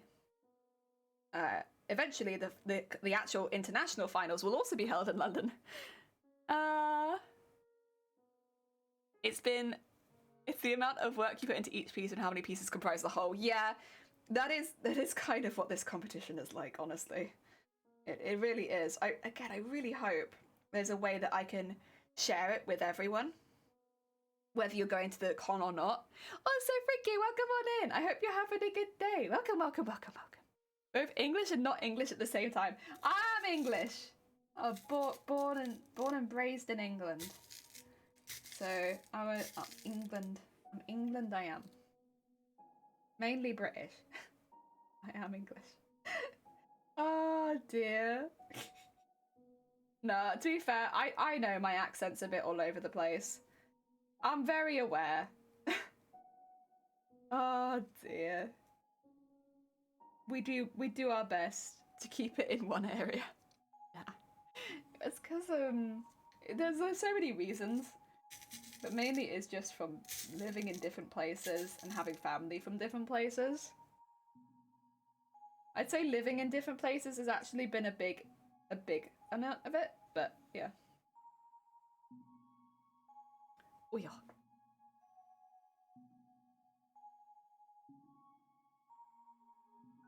There we go.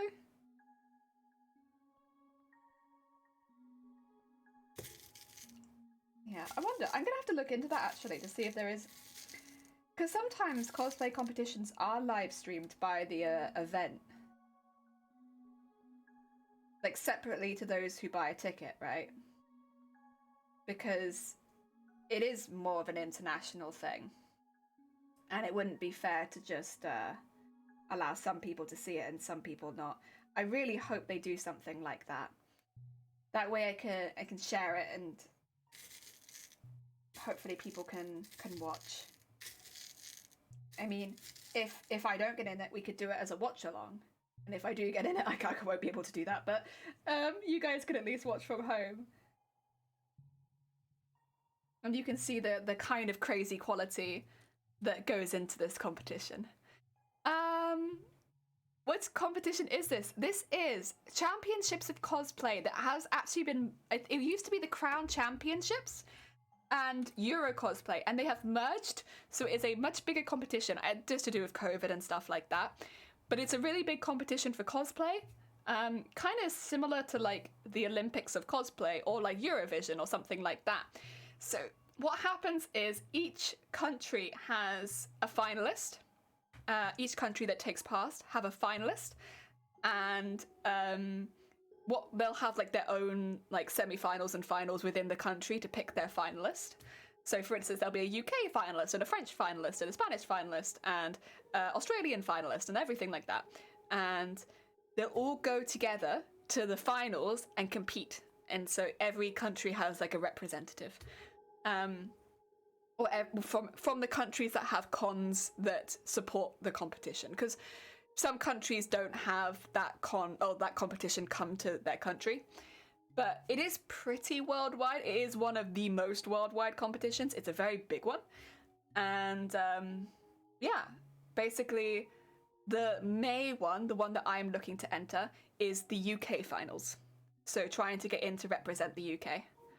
Yeah, it's a very big competition because it is basically, if you do win, you are then going up against someone from every other country.